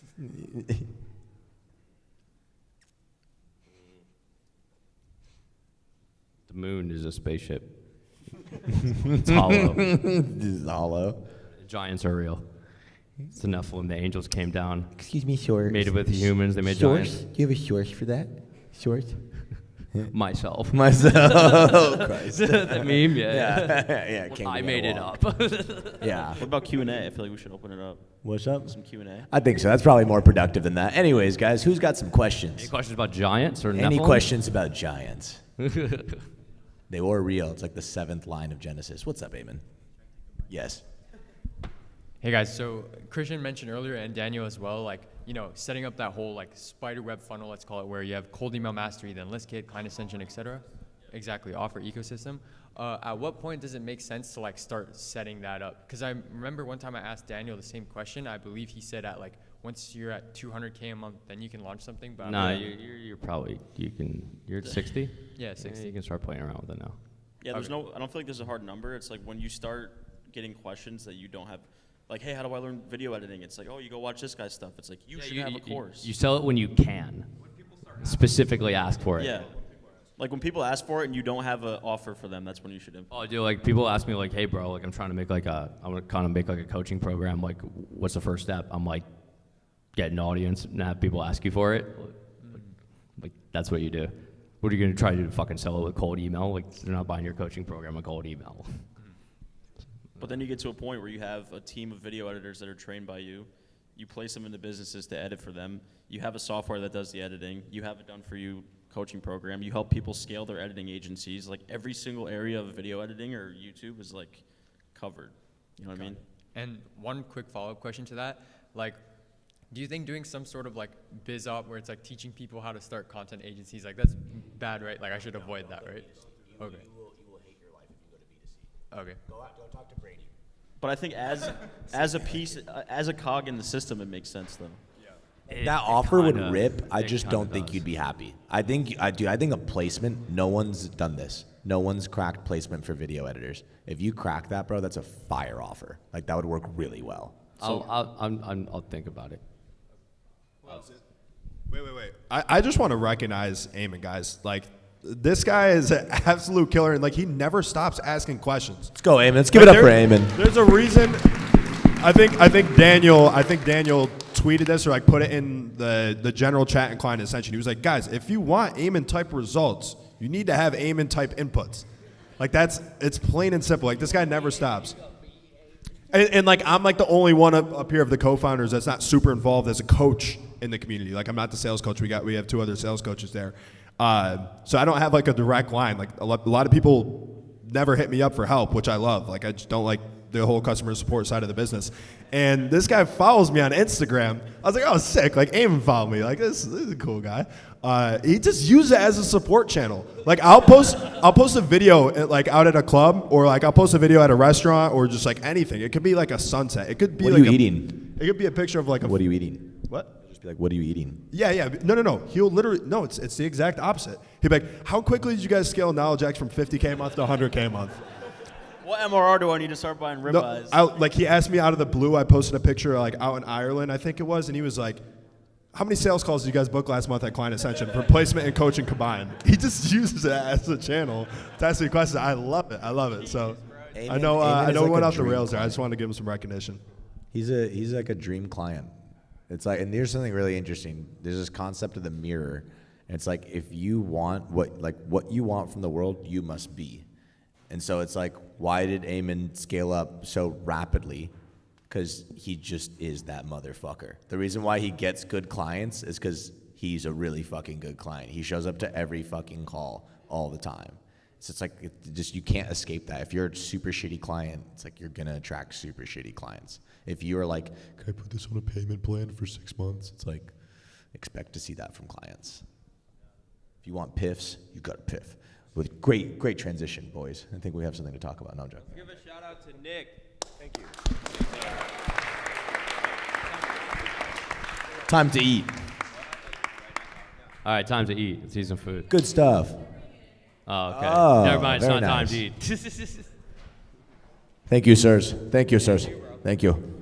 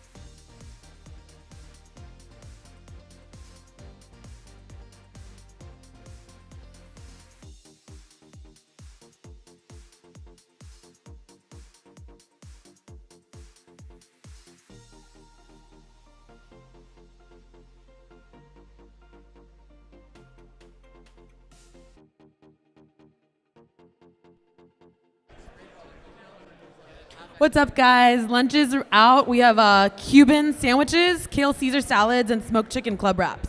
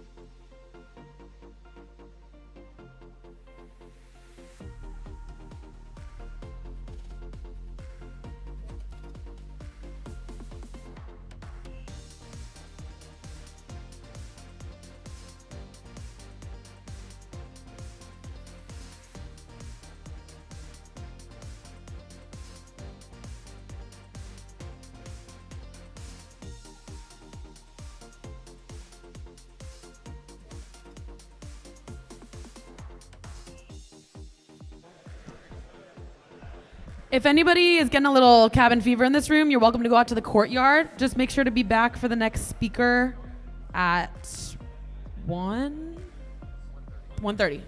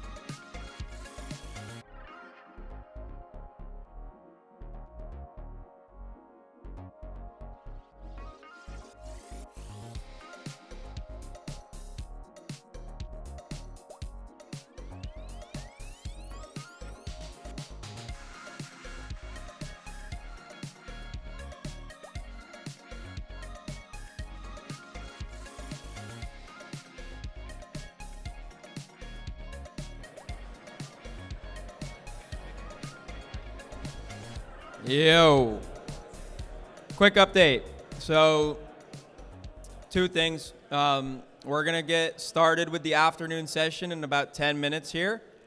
And if you haven't picked up your merch yet, there's a table in the back with shirts, hoodies, and hats. And so please go help yourself. Take one of each and represent.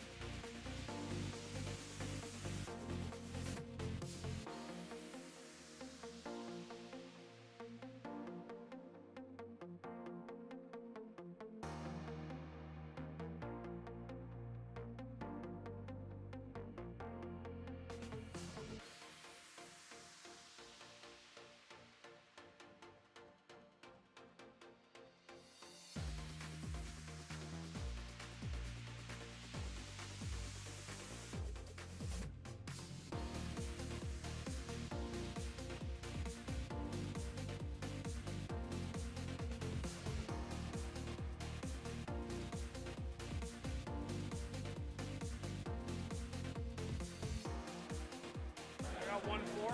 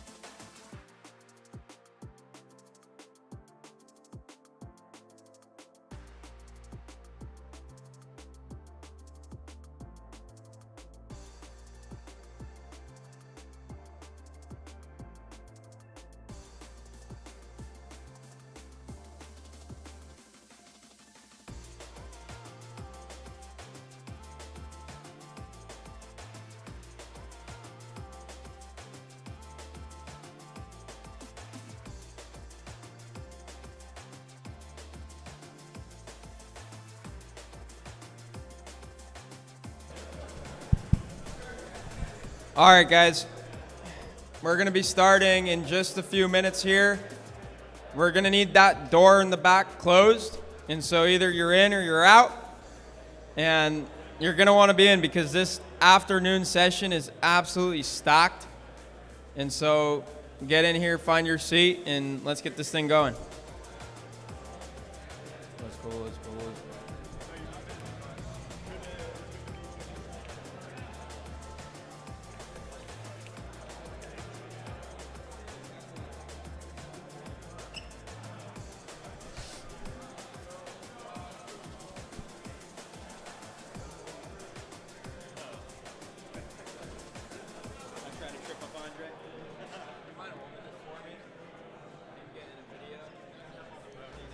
Yeah.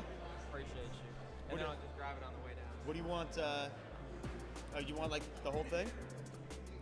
When Eddie comes up there, you can start it now. I want to send it to the guys in Lebanon that referred me to. Okay. Right now? Yeah.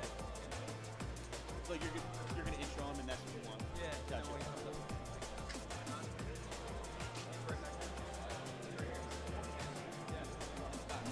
Eddie, we're gonna get you mic'd up. Just so you have from the footage too. All right, guys, find your seats. Find your seats. Just look at that screen right there. Just look at what it says. Who wants to know what those things are? Yeah, me too. I don't have an 8-figure agency. I want to know those 4 things. So hurry up, get in your seats. Let's do this thing. We need urgency.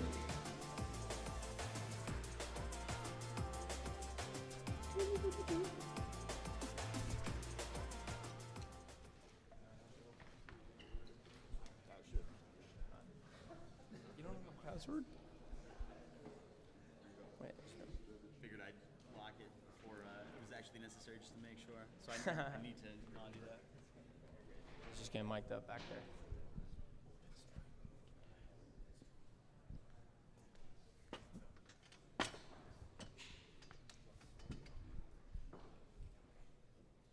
Huh? Oh yeah, take notes. Get your notepads out, your pens, your iPhone notes app. That's what I'd be using, but this is one where you're gonna be taking notes. You'll see me in the corner. I'm gonna be writing down notes for this one. Because again, like, just look at that screen right there. 4 things you need to do to build an 8-figure agency. I can't tell you those 4 things because I've never done it, but we got Eddie here to tell you. So we'll be starting in a minute here. How's lunch? Good? Cubans? Fan favorite? Yeah? The cookies at the beginning, bro. That's that default Kings, bro. Joey's like, nah. Oh, man, we're good? We're mic'd up? Yeah? All right, can we probably close that door in the back?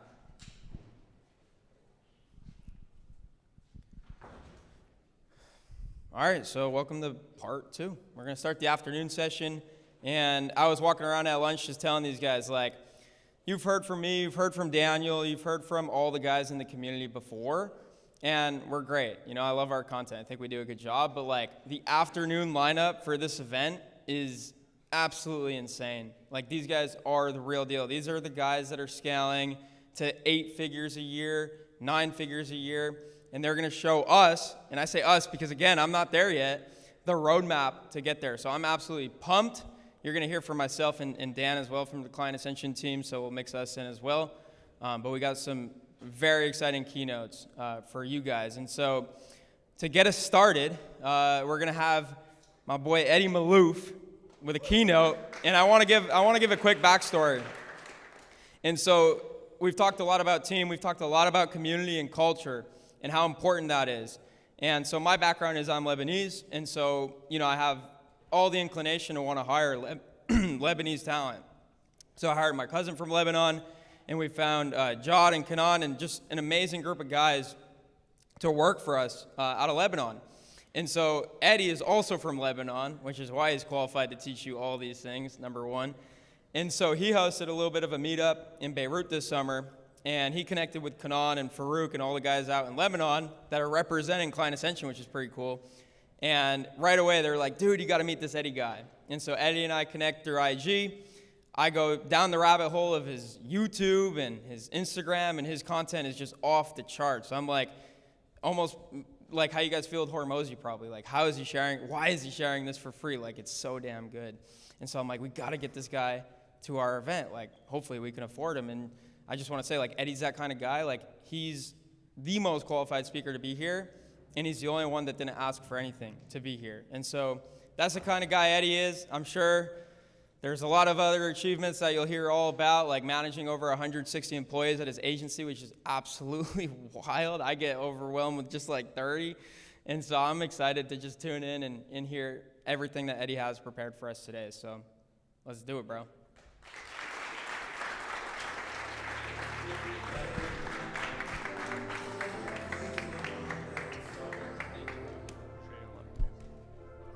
How's everyone doing today? It's the kind of energy I need for 45 minutes, okay? I want to survey the room just to understand, because I tweaked the presentation a little bit this morning because I talked to some of you guys yesterday, kind of figured out where everyone was at. Could you stand up if you're doing over 100K a month in your business? Stand up. Stand up.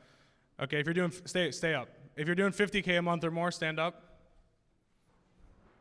25K a month or more, stand up. Stay standing, please. And then 10K a month, stand up. Awesome, cool, thank you guys. Thank you so much. I just need to get a gauge on the room to understand exactly how to cater this. Some of this stuff is gonna be, you guys are gonna learn a bunch of tactical stuff from a bunch of other people. I figured, like, if I were talking to myself 4 or 5 years ago, when I was, doing maybe like 25, 30K a month, what would I need to know back then, like, just to simplify it down to get to the point where I'm at today?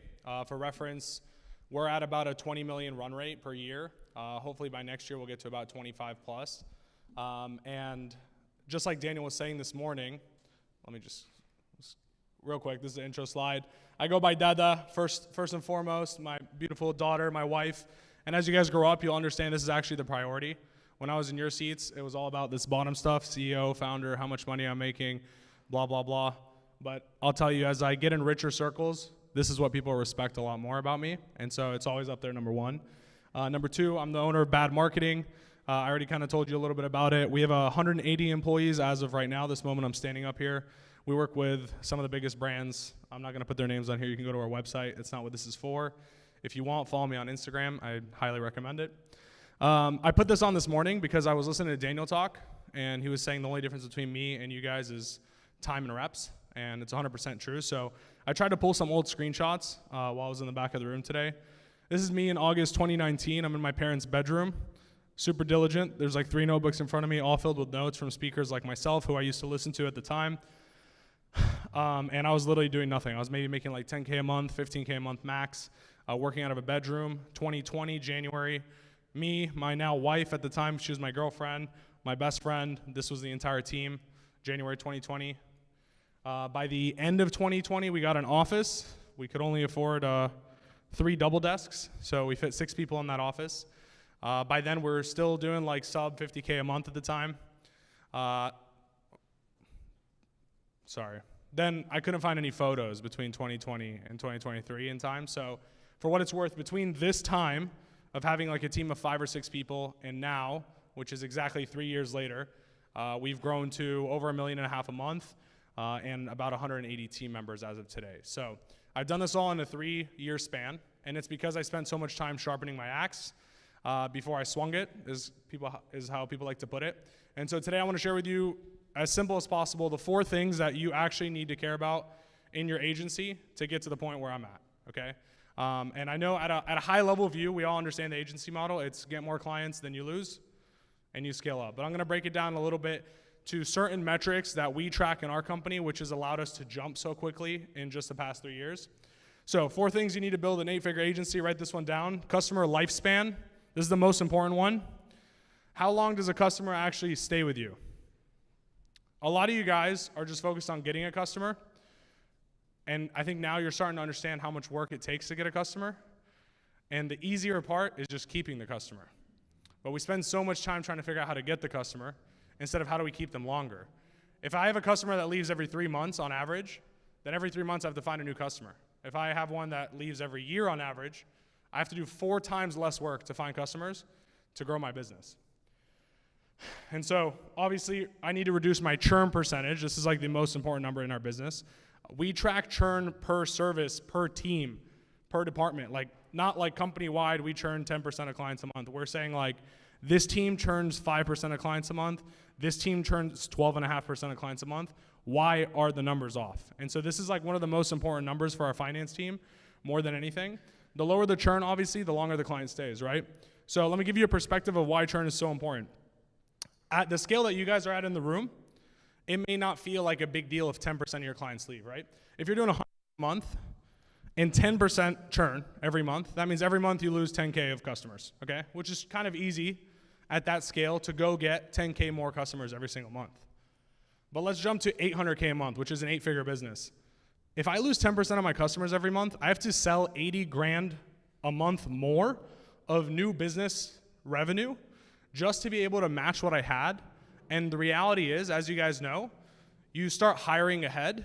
And so really I'm at a loss if I close 80K more. I actually got to close like 100K more a month as I grow to be able to compensate for this. Does this make sense? We're on the same page? And so at one point I remember sitting down when I was like at maybe like 50, 60K a month. And I drew out if we have like a 10% churn and we add 30K a month of revenue, how many months we could keep growing before we finally hit a ceiling. And if you guys really sit down, you take the number that you're at right now, you put it on the board, and you put like a 10% churn rate next to it, and you say, okay, every month we're gonna lose 10%, but we're gonna add 30K of customers. Then we're gonna lose 10%, then we're gonna add 30K of customers. You'll realize in a matter of like 6 months, your business stops growing. It's physically impossible for you to acquire 30K of customers and grow. And so this is one of the most definitive numbers in the business. And it all comes down to one thing. I was talking to Ryan McGinn earlier. We were kind of talking about this. And I gave him this solution, which I'm about to show you, which pretty much solves all of his business problems. So real quick, if I told you guys that if you worked with me, I would double your agency in 60 days, would you be excited? Can I get a hands up if you got excited about that? Okay, cool. If I worked with you for 60 days and instead of doubling, we only ended up growing by 20%, how many of you would be excited? Raise your hands. Look at the difference in the room. Most businesses can't even grow 20% a year. But because I set the expectation that we're gonna double in 60 days, there's 80% disappointment in this room if we grew by 20%. And this is what most of you guys are doing with your customers when they sign up. In the sales process and the onboarding process. You're promising them up here, you know you're gonna hit right here, and even though right here is fucking amazing, because it's not right here where they were sold on, then they're disappointed, okay? And so I want you to retamper the expectations. You need to set better expectations on the sales call and in the onboarding process. You need to reiterate it over and over again. I'll give you an example. I was talking to Ryan, and he's like, bro, biggest problem is all these clients want me. They want me to fly out. They want me to be on a video. And when I put Luis in front of them, Luis is the mastermind behind this whole thing, but they just bitch and they say, oh, we want Ryan. We didn't pay for Luis. We want Ryan here. We want Ryan to do that. And so it's making it hard for him to scale. And after talking to him, we realized he doesn't set the expectations well enough on the front end, and he doesn't make Luis look like he's the guy. And so if from the beginning the sales team is edifying the account manager that's gonna be involved rather than the founder, now you're passing that baton off and that credibility. So for example, when someone signs up with us, I'm like, hey, listen, if I'm signing them up, I'm like, I want your expectations to be straight. Number one, we're not gonna sit here and make you $1 million in the next 30 days. You're signing up with me, and in the next 90 days, you better mentally expect to not make a single dollar. And if we make you a single dollar in the next 90 days, we've exceeded expectations, okay? This is a 6-month agreement. It's gonna take us 3 months to get to point A. So number one, are you okay with that? Yes, I'm okay with that, great. Number two, I will not be attending any of your calls. I will be working behind the scenes, but in order for me, Eddie Maalouf, to strategize and to bring value to your business, I cannot be on every single client call in my company. Therefore, I can't be on yours. But Christian is actually our lead strategist, and he's the mastermind behind all these accounts that we have online. All the names you see that we work with, all the case studies, it's because of him. It's not because of me. And so everyone comes in super excited. They never talk to me about problems anymore. They have expectations that it's gonna be okay. If I don't make anything for 3 monthly payments, we're gonna be in a good spot because I'm gonna make it before the 4th. So when we make money month 1, they're thrilled. When we make money month 2, they're thrilled. When we make money month 3, it's at expectations. Does that make sense? Now, you guys may think this is gonna hurt my close rate. Oh my gosh, blah, blah, blah. Totally cool, because when you actually look at your numbers in the agency space, most of your cost is upfront, okay? Most of your cost is acquiring the customer, paying the sales commission, setting everything up. Like, this is where most of your cost is. After month 3, your cost goes down dramatically in the fulfillment side. So in reality, what you're doing is you're selling a bunch of people who are leaving at the point where you have the highest cost versus staying long enough to make it longer. I would rather close half the people and keep them for 6 months than close double the people and keep them for 3. Does that make sense? Very important. And as you guys grow your company, you guys may not be thinking about this now at the point you're at because you're trying to make money. At some point in the future, you're going to want to sell this company. And this number that we're looking at is the first number that they're going to look at in the entire business. They're going to see how involved are you, how dependent is it, and how long is the customer actually staying with you, because that tells me how good your product is. Are we on the same page? Okay, cool. Is this too far in the clouds for you guys? You guys on the same page as me? Cool, great. So better expectations in the sales process, better in the onboarding process as well. Recurring AOV, this is number 2, super important. Average order value. How much is a client paying you on average? Can you put your hand up if a client pays you $1K a month or more? Just put your hands up. Keep them up. Okay, put them down if the client doesn't pay you $3K a month or more. So keep them up if they're $3K a month or more. $5K a month or more? Nice, I like that. That's a lot of hands. $10K a month or more? 2 people, 3 people, 4 people? Nice. Okay, solid. This is the most important, this is like the second most important number here, okay? I'm gonna show you how we took our business from nothing. So on the local side, we were servicing local business clients. We were doing Facebook ads for them when we first started. We were doing about $950K a month average ticket value. Now we do about $2,300 per month for the same customer base, same service. I'll show you what we did. On e-com, so just for reference, I have 3 sides of my business. I have a local side, so just local businesses that we work with. We have maybe like 100 plus clients. Then we have the e-commerce side, which is like Shopify stores, Amazon stores, probably have like 150 clients. And then we have the info side, which is like courses, coaching products, stuff like that. We take a % of the equity. We have about like 25, 30 clients on that side.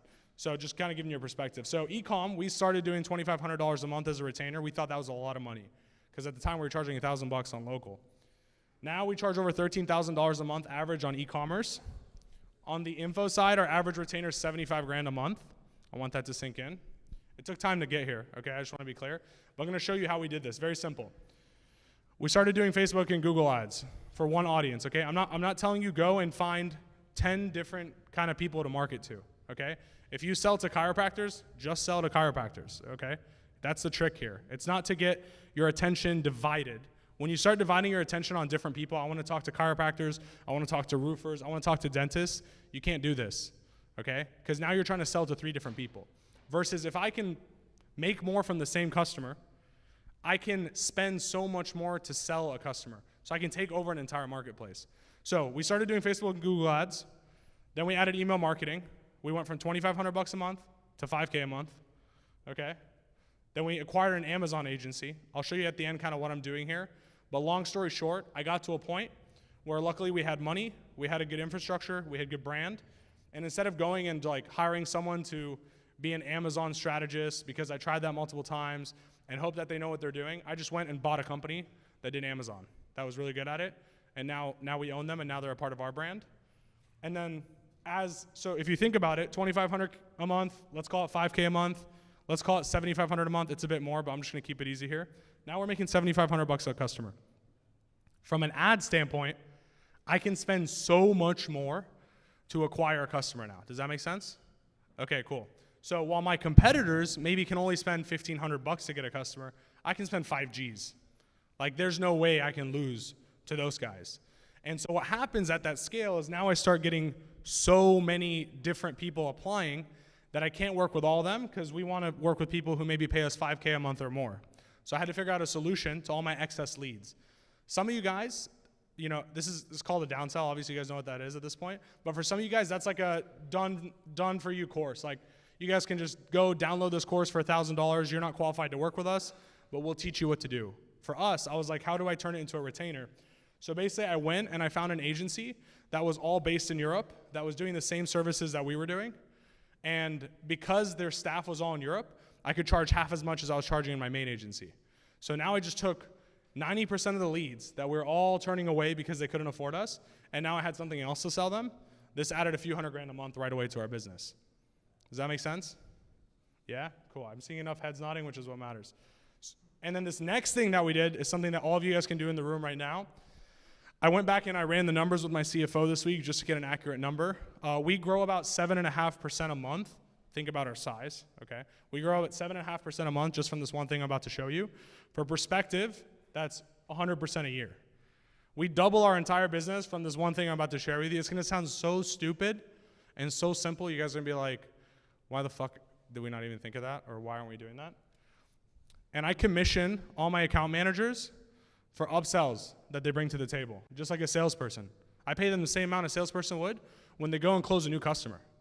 What do you think my account managers are doing now? Hey, dude, we're killing it on Facebook. I really think you should try out email marketing. We crush at email marketing. Here's some results. I'm looking at your account. I can do an audit for you. Great. Audit, boom, all of a sudden, in the door. Some of my account and this is the cool part. When you guys get to higher level clients, you want to pay account managers more. You want people who are like really good at talking, who really know their shit, who like are dealing with higher level clients. Because if someone's paying you $10,000 a month, the person talking to them on a daily basis better know their shit. You know what I mean? Otherwise, they're going to feel like they're burning $10,000 a month. So instead of having to increase my account manager's salaries, which is a fixed cost for me, I pay them 20% commission on any sale that they close. And so some account managers are making extra 4 or 5 bands a month just from this. So if someone's taking home four or five grand a month, that means they're bringing the business 20 to 25K a month of recurring revenue every single month. And they're the most qualified people to sell. It's not the salesperson anymore. The salesperson hasn't worked with this person in 4, 5, 6 months.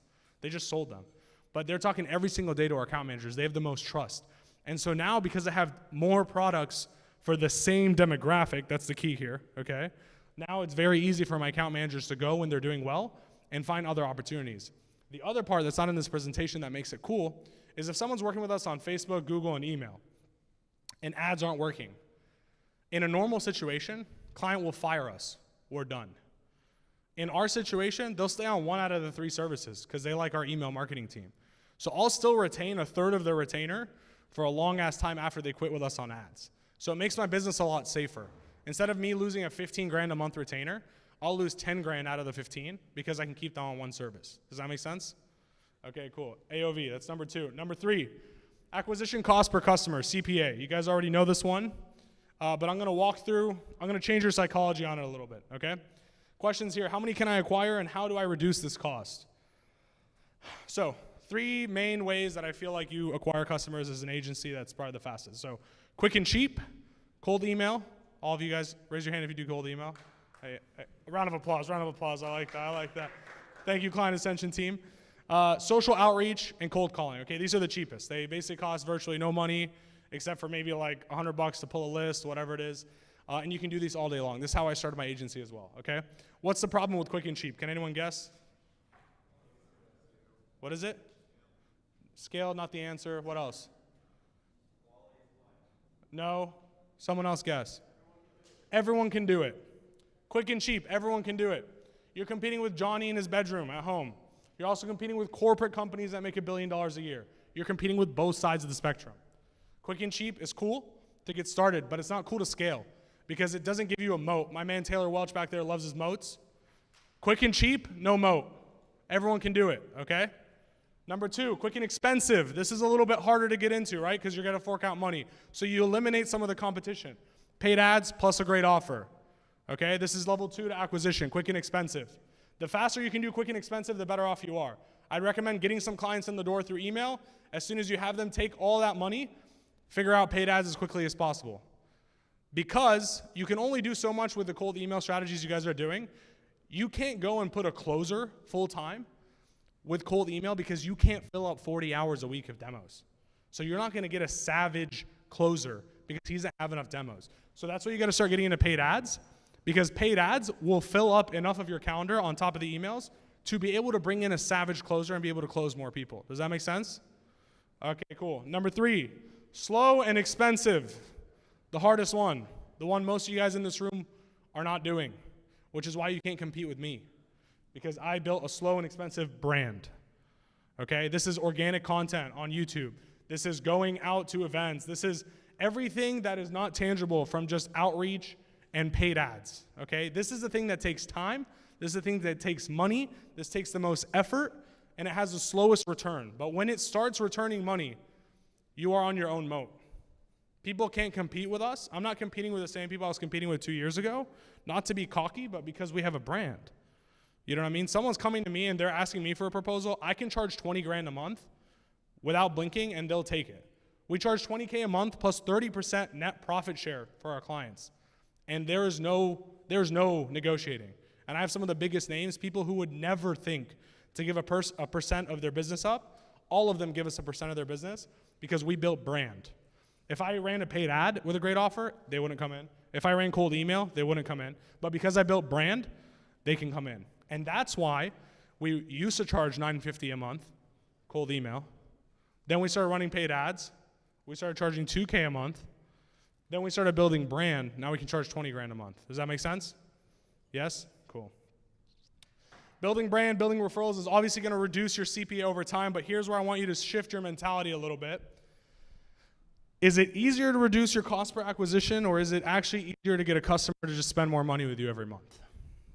Something to think about. Both is the right answer, but if there's one, it's actually make more from every customer, okay? You already have the customers. You don't have to go find them. You don't have to convince them they're there. So I'll give you an example. If it costs me $1,000 to get a customer and I charge them $2 grand a month, my spread's $1,000, okay? I could reduce my CPA in half, 50%, which is like fucking hard, right? Like I could cut this thing in half and I would still only make $1,500 per customer, okay? Or I could get the customer to give me $1 grand more a month by providing something else, a different service, in the same area that I'm doing. The cost is actually very little for me to do something like this because they're already in my infrastructure, they already have an account manager, they already have all these things that take up so much cost as an agency. And so it's actually easier for me to charge them $300 a month. So at $3,000 at $3,000 a month, if my CPA is still $1,000, if I didn't reduce it, I have a $2,000 spread.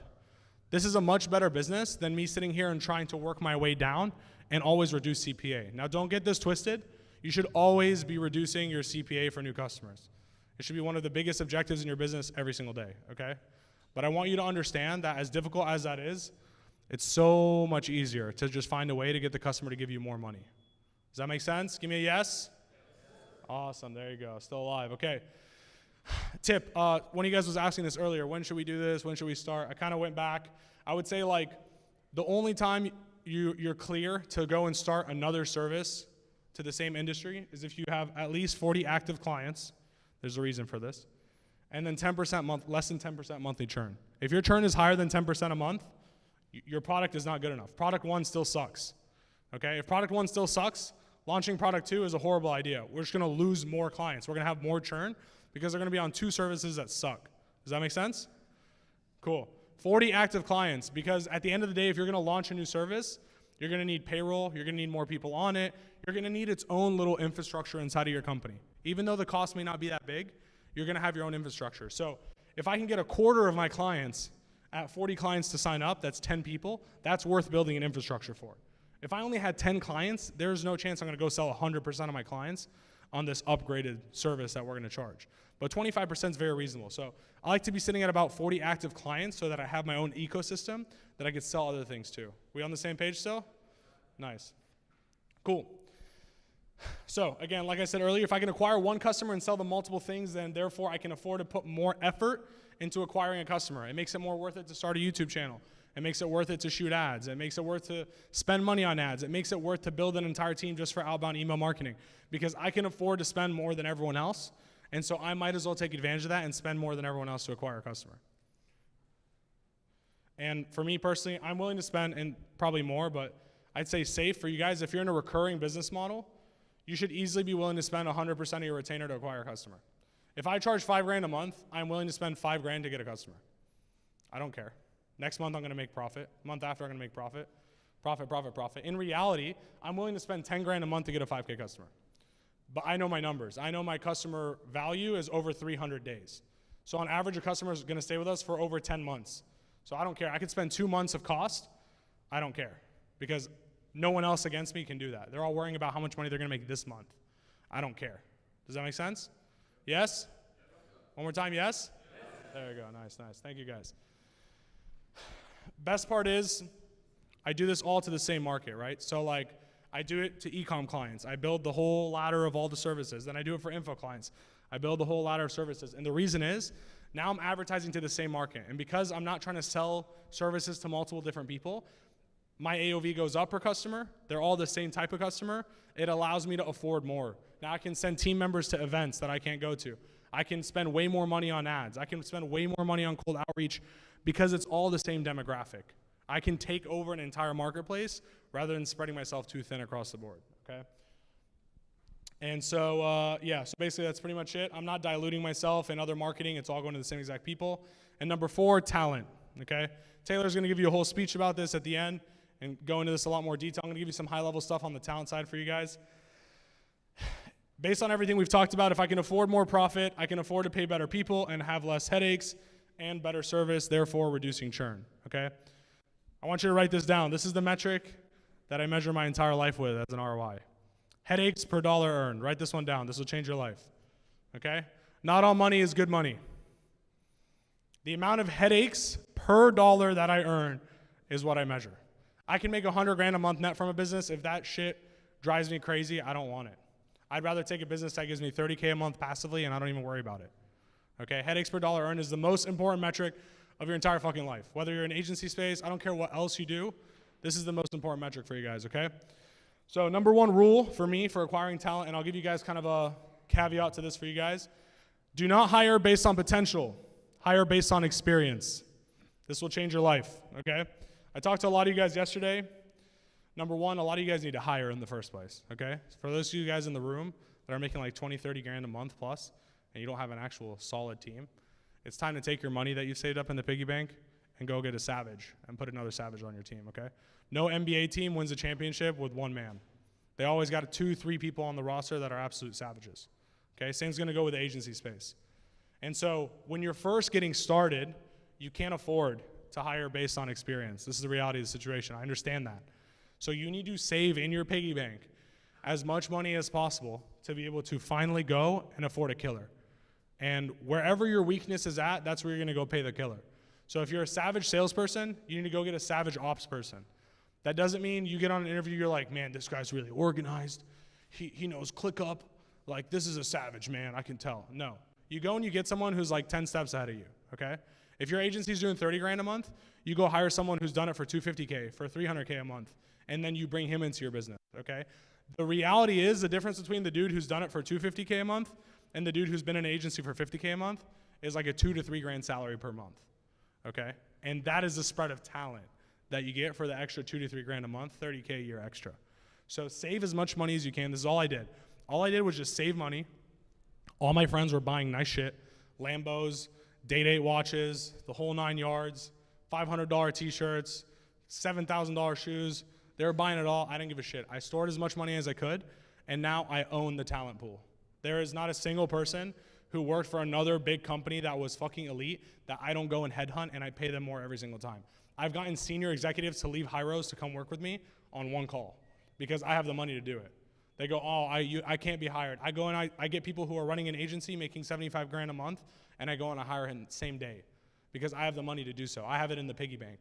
And so this is why I win. And this is why I don't right now have to be worrying about client stuff, the business's money, because I saved enough in the piggy bank to go get all the savages and put them on my team. And so if there's anything I advise you to do, if you're trying to do this seriously and grow over the next few years, you need savages on your team. You need A players. And the more B and C players you have on your team, the less A players you will retain because they will have to baby the B and C players. And it will drive them insane and you will lose all your A players. So from the get-go, from the top down, you need to stop spending all your money on other shit, put it in the piggy bank, and start going and overpaying a little bit to get those A players to work with you when your company's too small. Are we on the same page? Yes? One more yes? Awesome, thank you guys.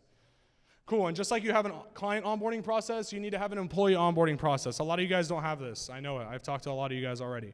Okay, we have an entire week to 2 week training program per role in our entire company.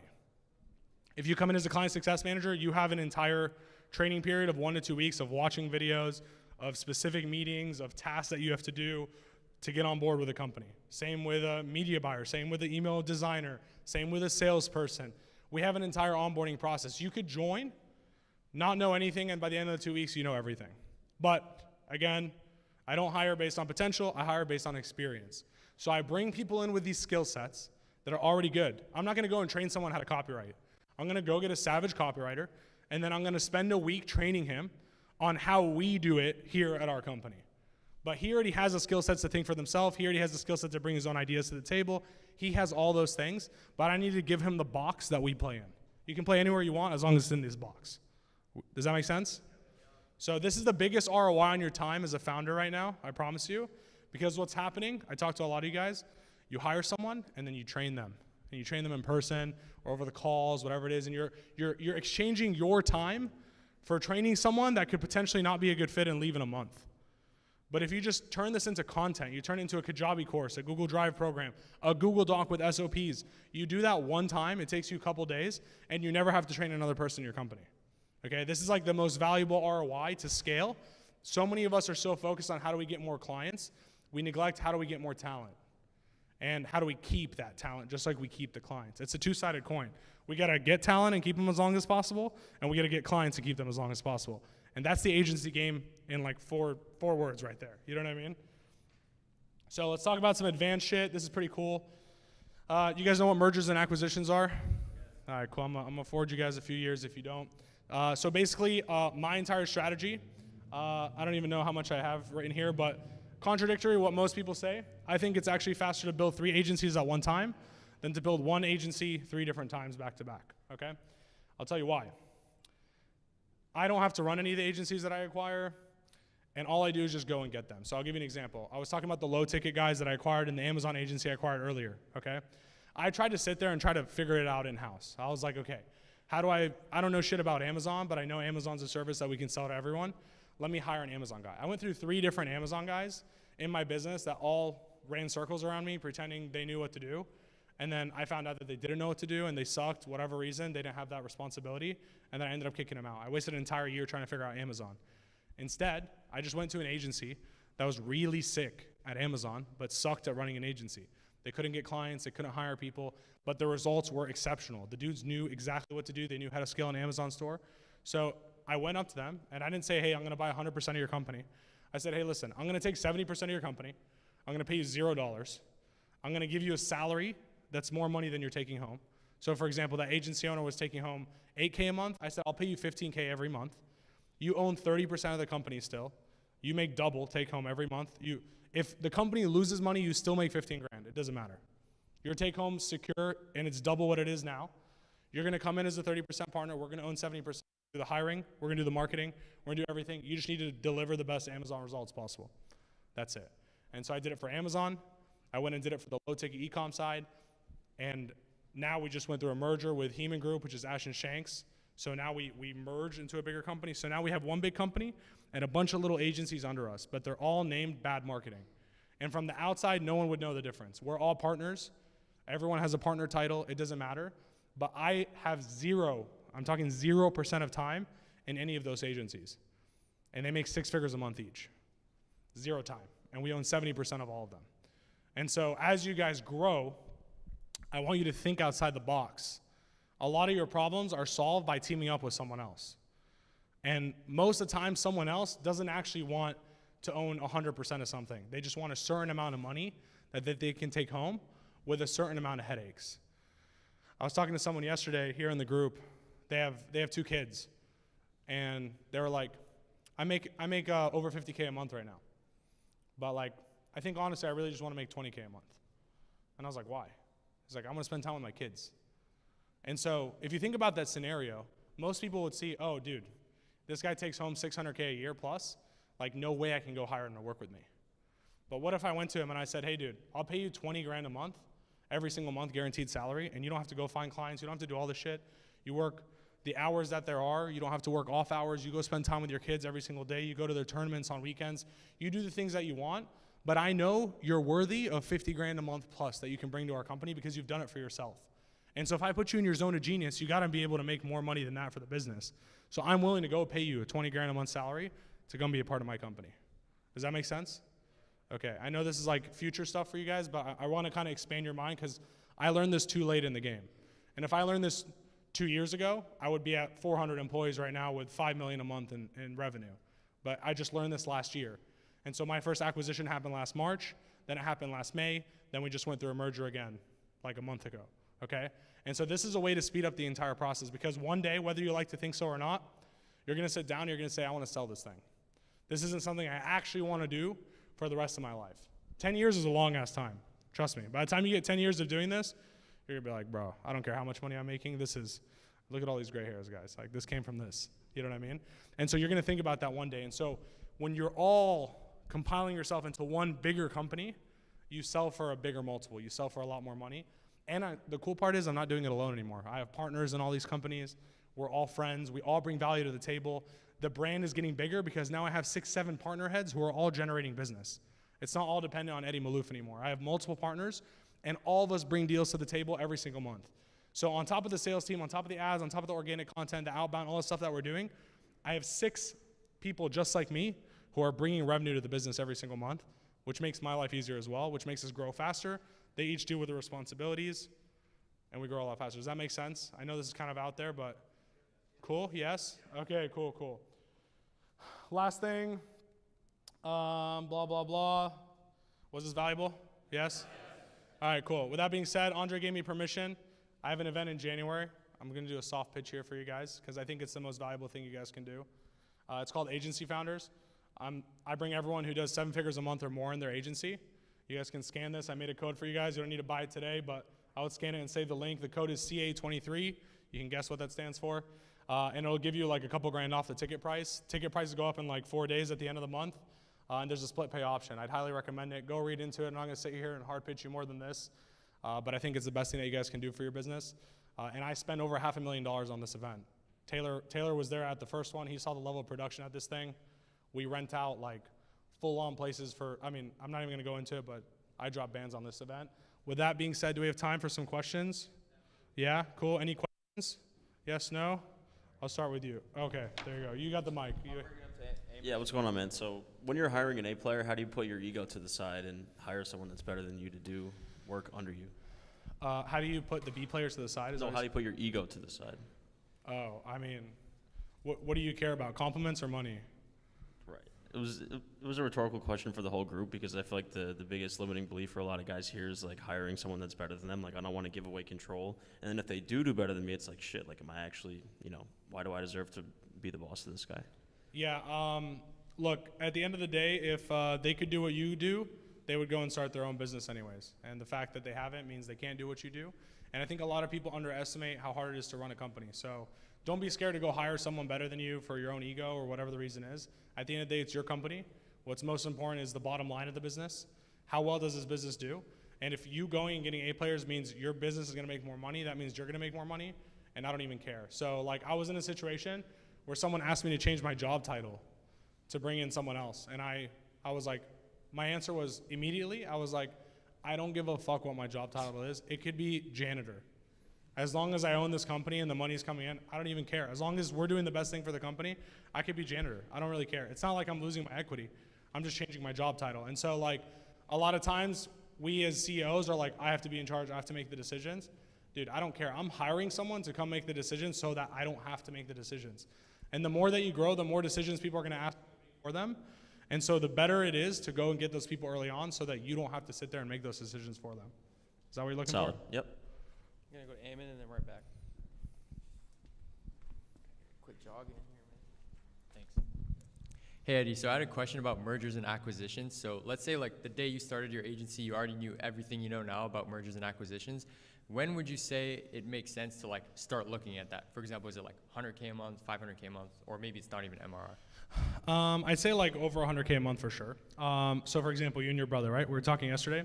Your brother does copywriting for emails for the people for exactly the same people you work with, right?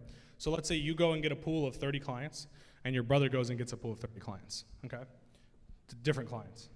It would make a lot of sense for you guys to merge together to make one business, because what happens is his 30 clients now also become your 30 clients and vice versa. So now you could turn it into 60 clients rather than 30 who are paying you 2 services.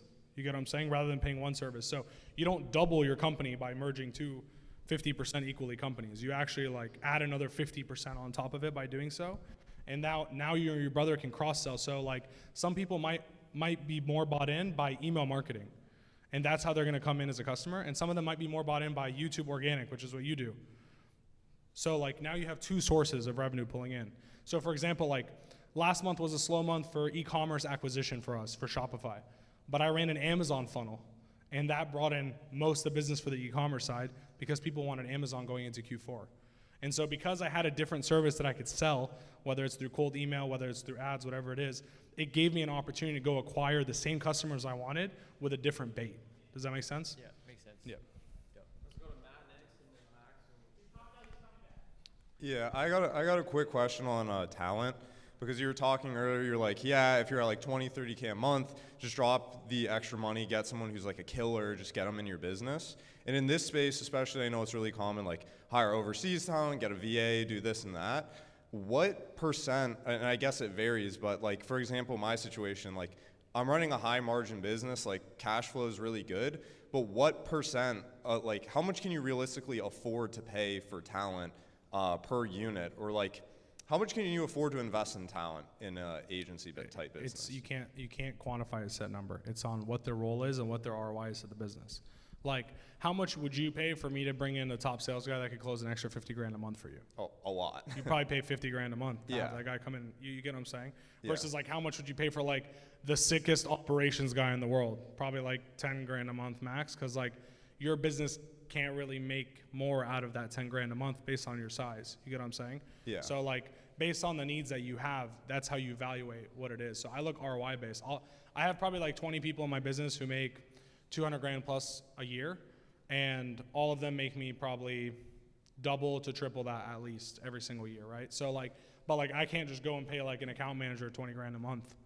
They don't bring that value. You know what I mean? I can max pay an account manager 8K a month for like the best in the world. You know what I mean? So you can't evaluate it like that based on where you're at. Like, do you think sales is a bigger problem or operations? I would say like operations, because I know how to source my own deals. Like, Okay, cool. So like for an ops guy, I'd probably pay like 6 to 8 grand a month, and you get a pretty good one with some pretty good experience based on where you're at, who's probably been in ops for like 150 to 250 grand a month agency. And they should be able to clean up and systemize everything and allow you to just go sell. If you can go focus on selling, your business will quadruple. But you're focused on selling, and then like you're selling the guy, and then you're like putting on a different hat, and then you're like cooking the food. You know what I mean? It's like you're doing all the things at the same time. So you need to remove the one that you're weakest at. And so ops has the lowest upside. You're only playing defense, versus sales has the highest upside. I'd pay way more for a great sales savage or a marketing savage than I would like an ops savage. Gotcha. Cool. Makes sense. Appreciate it. Yep. Who was the next one? Up back there. Way back. Is this the last one? Yep. Cool. Hey guys, thank you so much for your participation throughout the speech. I really appreciate you guys saying yes, raising your hand, standing up. It means a lot, especially after lunch. So thanks again. Appreciate the presentation.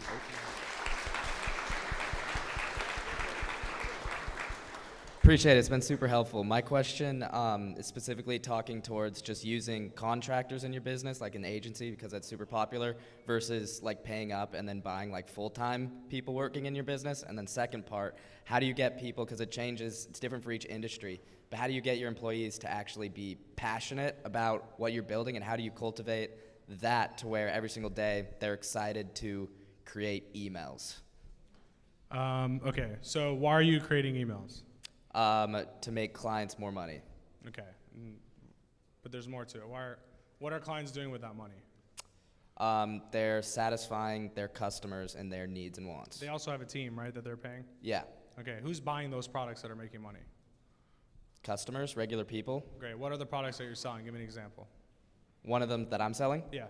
Like phone cases. Okay, cool.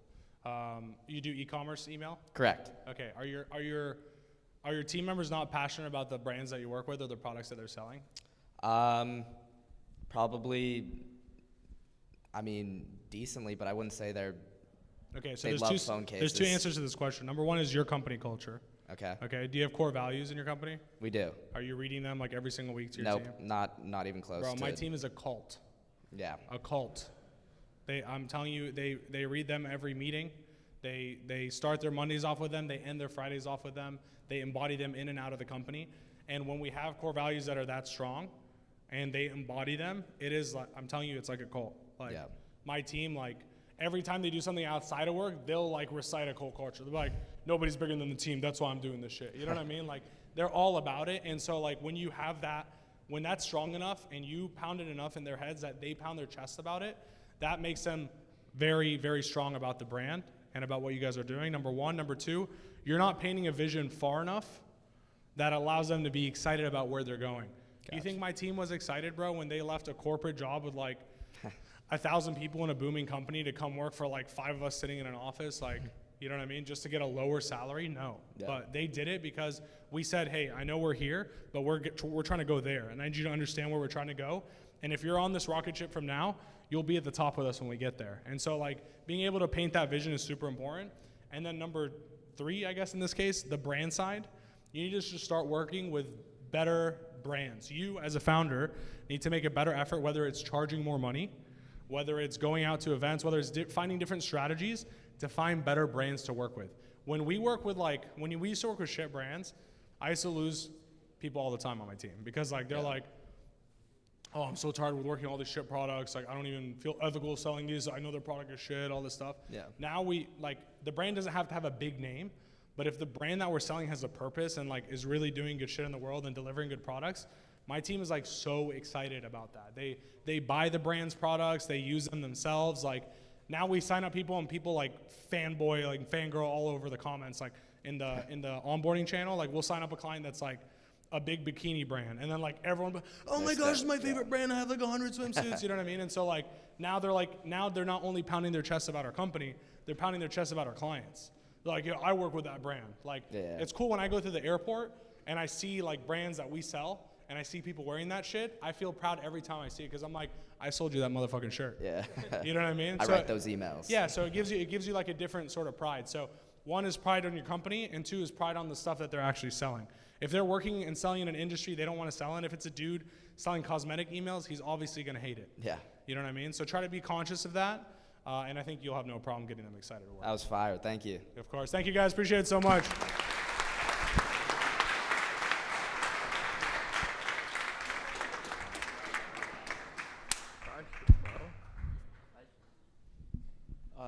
You want to start getting some chairs up here?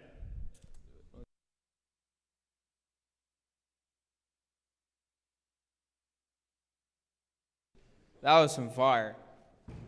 Who got value from that? I mean, I saw the notepads just turning.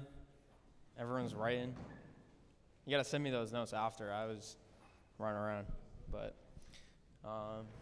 Dylan, you ready? Let's go.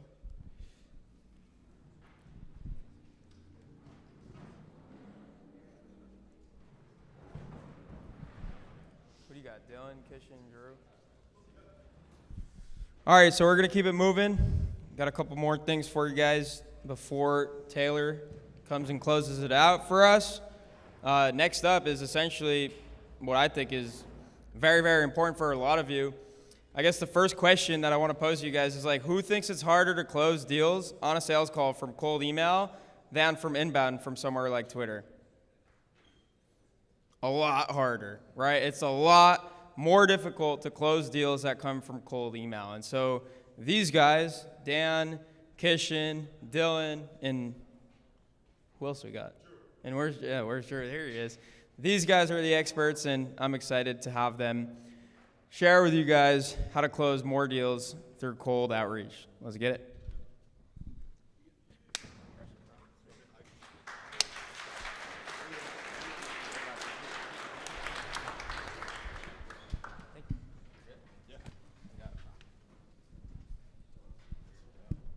Damn, this can be tough to follow up. Let's give one more round of applause for Eddie. Holy shit. Ton of value, ton of value. All right, so first off, just to give you guys some background, my name is Dan. I'm one of the co-founders here. You heard all about the story earlier. Second off, we were talking to a lot of you at VIP Day about your sales process. And one of the biggest things that stuck out to me is a ton of you have absolutely no sales process. You have sales calls, you close clients, you close revenue, but you just don't have a sales process. And when you're selling a high ticket service, is this thing on? Yep. Okay, cool. When you're selling a high ticket service and you don't know your close rate, like you should be ashamed of yourself, right? Like a lot of you guys are looking down right now because you just have no idea what your numbers are. We talked to like a couple people. Shout out Max, who knew what his close rate was. Awesome. We'll give a little clap for Max real quick. But absolutely nobody knew their show rate. Nobody knew their off rate. Like first off, know your numbers. Hopefully we can help you guys out because I think that if you guys just paid a little bit more attention and just made the smallest effort to know your numbers, would your close rate triple? Probably not. But even if your close rate increases by 10%, right? Not that much. And you guys get on 20 calls a month. Think about that. If you went from 10% to 20% and you're charging $2,000, $3,000 a month and you actually do a good job with your service and you retain clients, that's a ton of money. Now look at that over the course of a year because a lot of you guys just think in months, right? Everybody here is just like, how much do you do per month? We'll add 10K in revenue per month. Like everybody's on such a short time horizon. When you think about like that small 5% increase to your close rate over the course of a year, that is tens of thousands of dollars. And for a lot of you guys just starting out, taking home 50K total, 100K, 250, 300K, like wherever you're at, like that just makes a world of difference. So first off, just before we get into this, before we do all this sales talk, like make sure you're going home and you're just more conscious about what your numbers are, what your sales process is, so we can at least establish a baseline because so many of you just have absolutely no idea that it's very tough to improve because you just can't even pinpoint where you're at exactly in the process.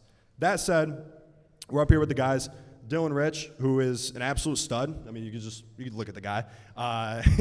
He's closed a lot of deals himself. He comes from a corporate background. He sold everything from cars to film software for football. He's sold everything basically. And he's also placed over 100 reps into different companies. We have Kishan, who is don't be fooled by the teddy bear aesthetic that you get looking at him. This guy is an absolute savage on the phone and very, very good at getting people to pay them even though when money is tight. Like they find the money when they're talking to Kishan, right? Great at open wall, great at all that stuff. And then Drew, who is much more experienced than all of us when it comes to higher level enterprise sales. Helps out teams and it really just understands the more complex sales processes where somebody has to champion a product or service throughout a company and there's multi levels to actually making a decision there. So I kind of want to run this almost like a sales call. We'll start with discovery, right?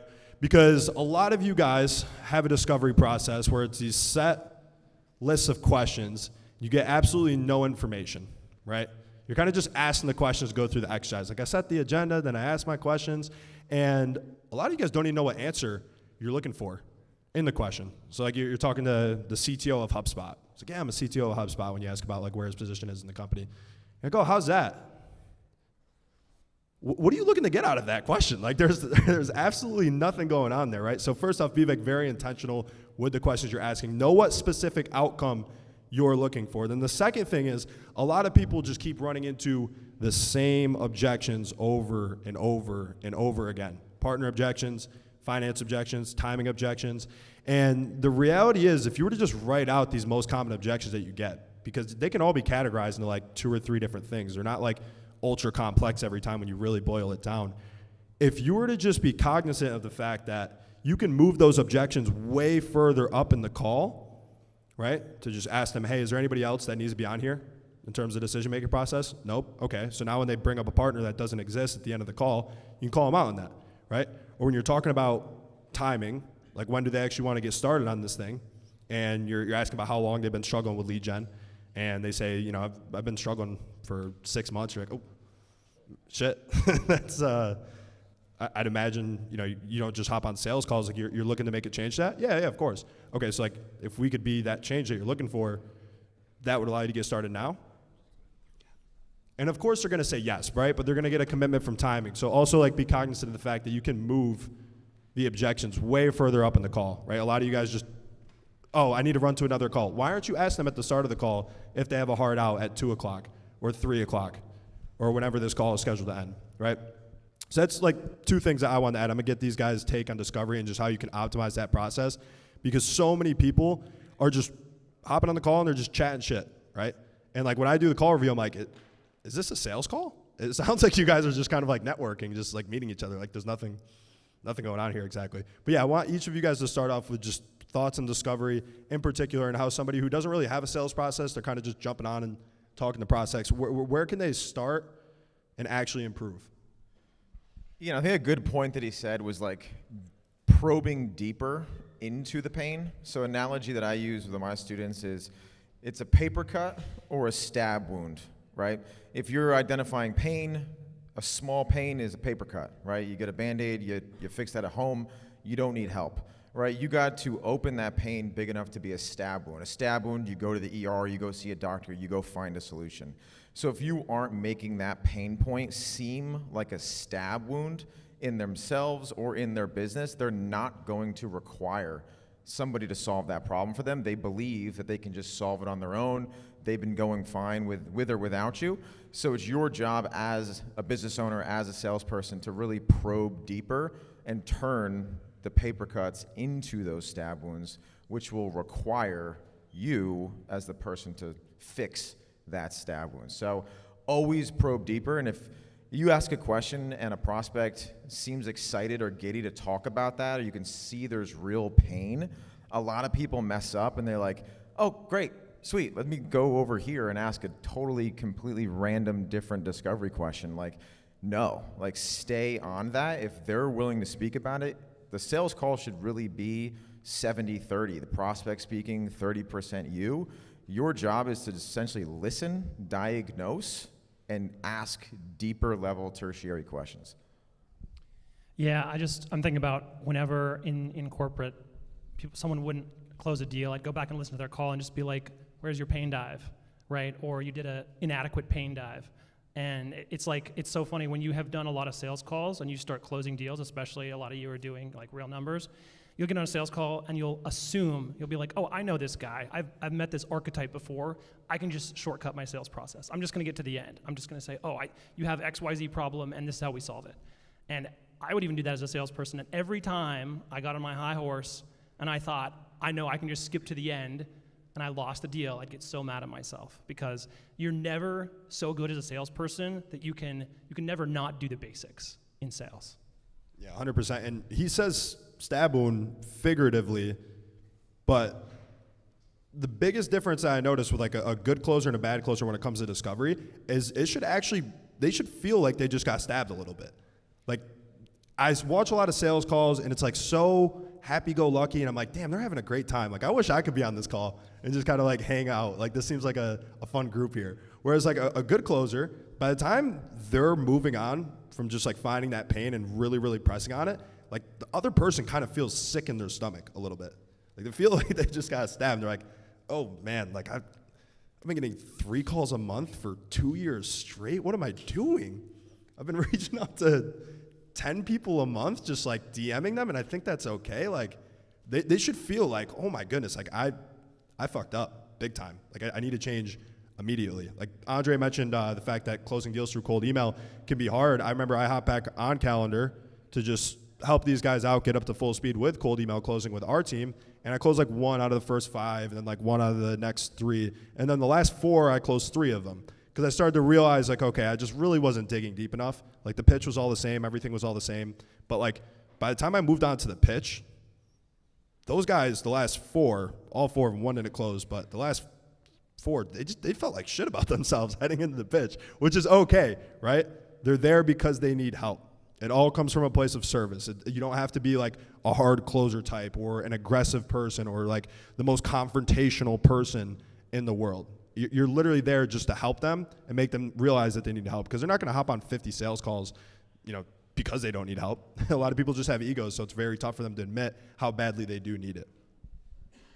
I was going to also say picking off where Dan left off, but not being confrontational, but you got to have a mix of it. Like, if you're getting answers, like when you ask them, like, they ask, like, oh, how much you want to be making per month? Oh, the sky's the limit. And you're like, oh, yeah, cool, man. Like, that's great. Or, like, does anyone else need to be on this call? No, it should be fine. Like, the language that they're using will bite you in the ass if you don't pick up on it. So, like, sales, like what I've learned is that you're paid to ask uncomfortable questions, and if you're not comfortable in your own process and you're studying over your words and you don't know where you're going and like they just gave you the answer and you ask the question over again, they can tell that you're not certain in their process, and that's why you're getting a lot of stupid objections at the end.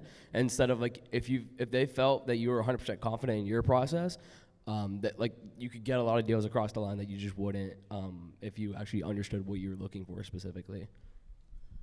Yeah, and to piggyback off of that, like, it's not what you say on a sales call, it is how you say it. It's not the words. So there's not going to be one sales script that's going to bring you to 100K a month. It's your confidence and conviction in the words that you're saying and the way in which you're delivering those words to the prospect that gives and instills your confidence and their confidence within you. So if you're on your second, third offer, you're like, I don't know if I can close this guy or I can give this guy results, like, don't bring that to the sales call. Like, you need to have the utmost, like, irrational confidence about how good you are, and you are the absolute best person and the only person that they need to pay to see the result that they need. Like, that's the energy, the mentality you need to show up on every fucking sales call. I don't care if you have 6 back-to-backs in a row, like, drink a Celsius, do whatever you need to do. Like, every sales call, you need to have that confidence and conviction.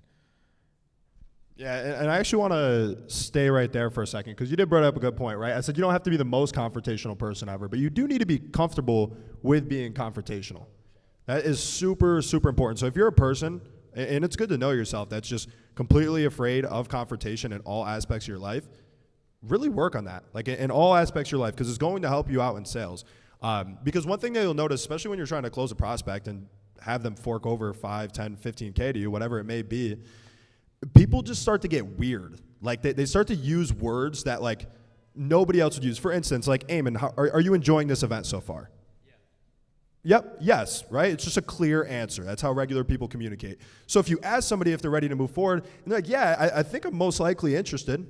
Like, what? That's not how people talk, right? If I ask you, like, hey, do you want to go grab a cheeseburger over there? And he's like, yeah, I think I'm most likely interested in grabbing a cheeseburger with you. I'm like, okay, bro, just say you don't want a cheeseburger. We can go somewhere else. That's fine, right? But you should use that same energy of like what I just said to that person in this scenario on your sales call. Like, well, you don't sound super sure, dude. Like, what's on your mind? Like, just being able to have those conversations, especially when you're a younger guy, because this is something that I struggled with a lot.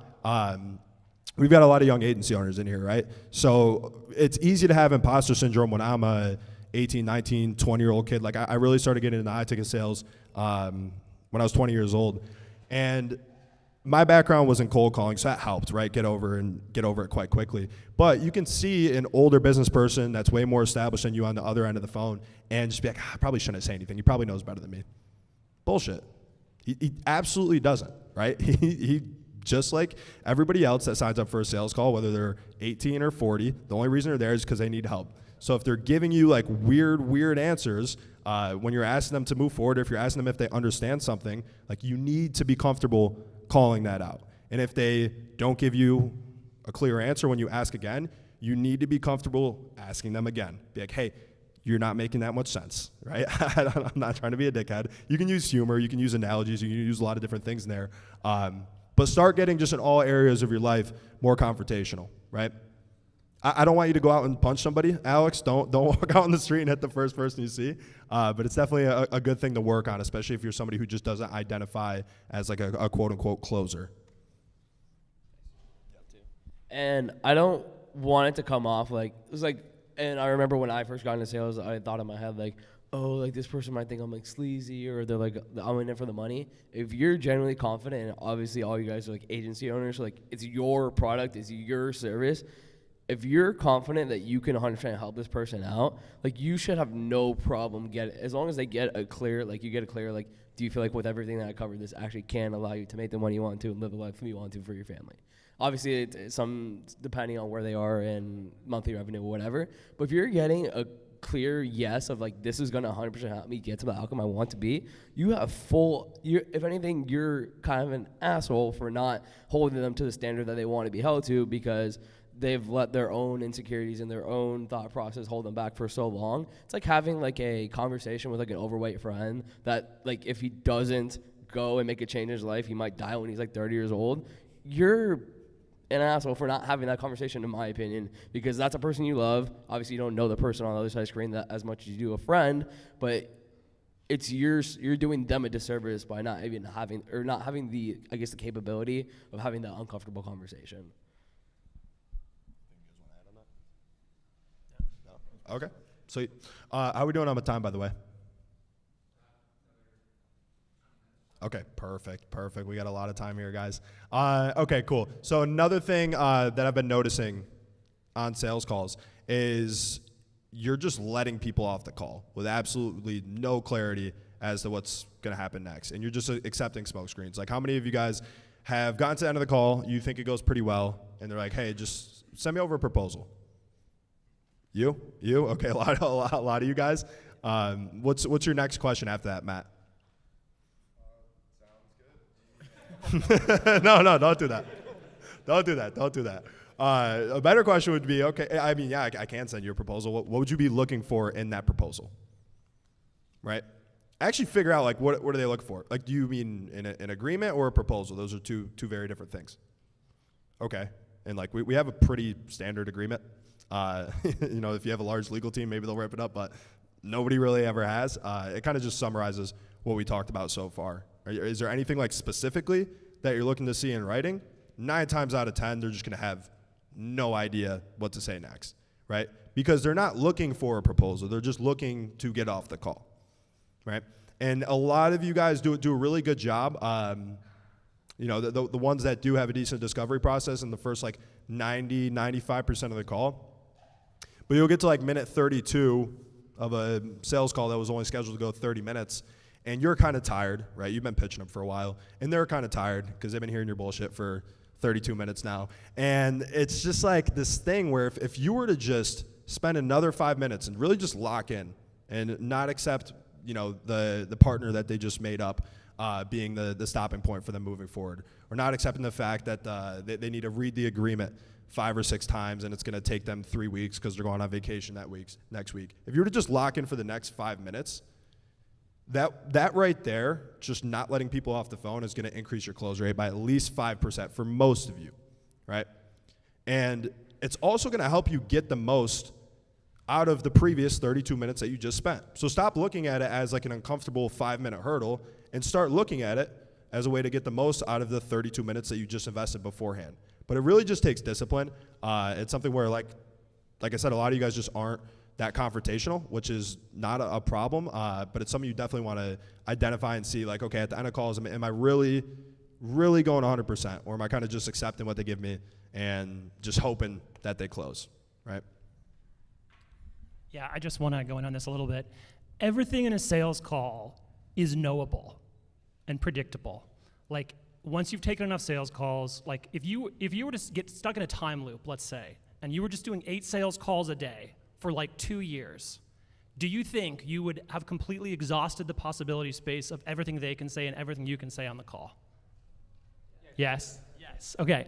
So after, like, reviewing hundreds and thousands of sales calls in corporate, for example, like with the highest volume sales I ever did, I got to a point where I could predict exactly what was going to happen next in a sales call. Like, what is the customer going to say at this point? What is the rep going to say?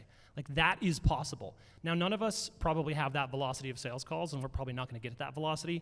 But if you just sit down and think through the process, like all these agencies in here, collectively, the space of what can happen on the call is exhaustible. So if you just sit down and think through, what are all the objections I could possibly get on my offer? What are all the stalls or all of the obstacles that could come up on this call? And you just script out and write out, how am I going to deal with this? And then you bake that into your entire sales process from beginning to end.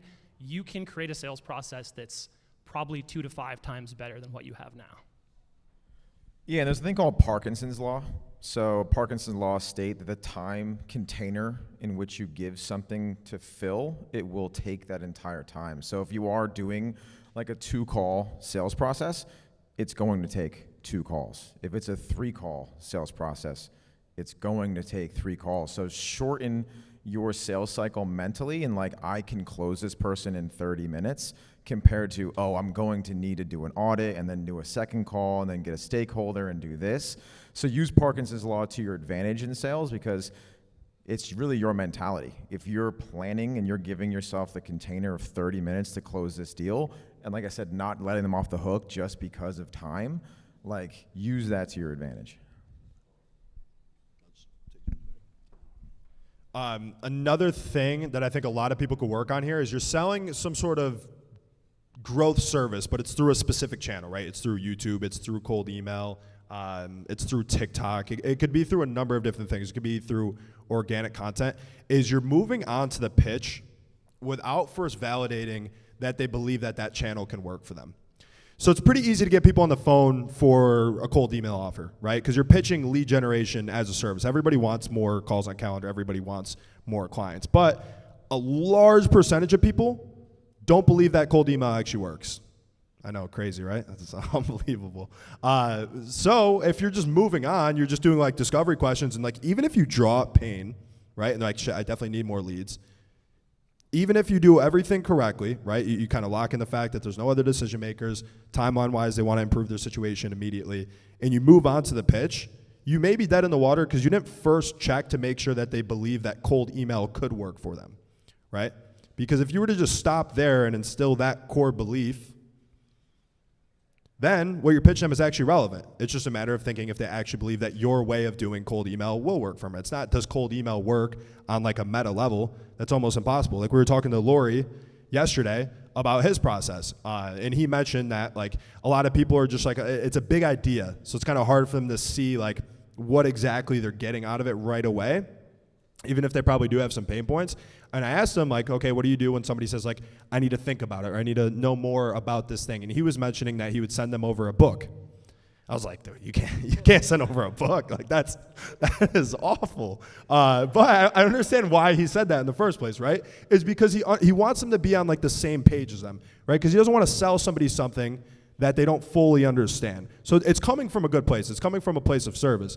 And what I was saying is what he needs to do is basically like summarize that book, use ChatGPT, use whatever, into like the core principles that he's trying to convey onto them in the first place, put it over and make sure they read that before the call, right? Make sure they understand all of these core principles just so like they believe this thing can work. So like what we do a lot of times, we do this for even ListKit now, just because ListKit is best used for people who are doing high volume cold email. We just send them like cold email propaganda before the demo, right? We just need them to understand that like high volume cold email can work, because if they don't, then it's tough for us to sell them a lot of credits on the phone, right? And then also like in discovery, if you're just asking a question, are they already doing cold email? Why not? I don't think it works.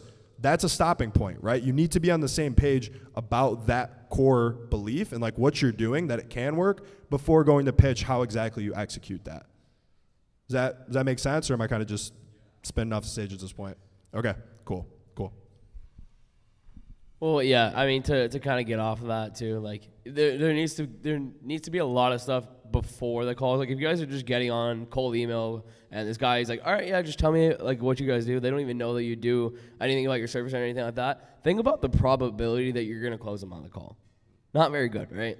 So you need to be doing everything in your power to make sure that before they get on that call, they understand your service. Like if I was a basketball coach and this random kid came up to me, I'm not gonna sit here and like explain to him what basketball is and like convince him to play basketball and everything like that. He needs to come on to like the team or whatever, the coach, and be like, I want to play basketball, but I need to figure out why it's going to be with you. Like that's how you're like, if you're getting 10 different objections at the end of a sales calls, even though there's only like 3 real objections and then 2 smoke screens, that probably means that you're not doing enough on the beginning and in discovery to actually make sure that they need your service or they're even interested in your service, and they just hop on sales calls to hop on sales calls, which unfortunately some people do. But some people are just lonely. Like you're just talking to a guy in a sales call, and he's like, I just want somebody to talk to. Like, all right, Jimmy, tell me your problems. Yeah, and like there's probably nothing worse as a business owner than booking calls just to book calls. It's a dopamine hit. Like just because you booked a bunch of calls doesn't mean anything in your business. Like if they're not qualified, because the worst thing that you could do is book and fill your calendar and waste time away from your business to speak with people who are never going to give you money. Plus it's going to make you burnt out of like, oh, I booked like 30 calls this month, I only closed 1 client, I think I'm doing everything wrong. When you're not doing anything inherently wrong, you're just not qualifying people and you're not keeping your calendar space sacred.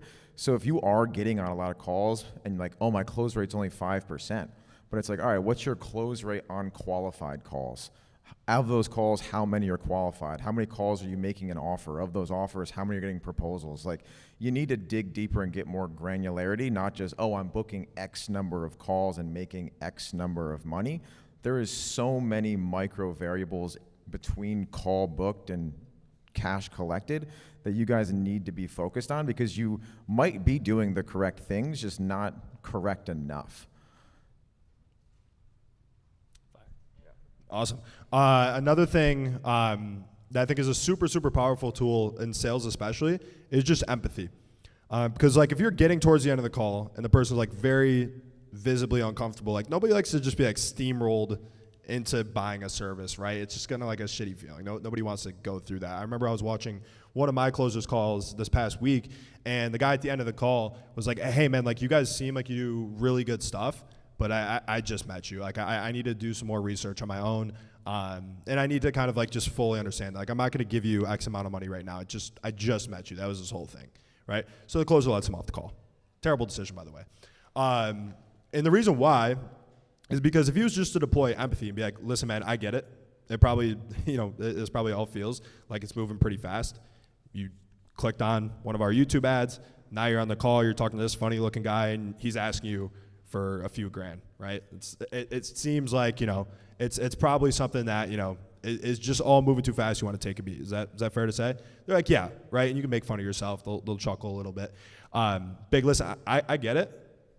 There's a lot of bad people in this space, right? Like if you don't, it's like a victim hotline. Like if you haven't been burned by somebody selling lead generation services, you probably know somebody who has. Like everybody's had a bad experience with a ton of these different services, right? So you empathize with that fact, right?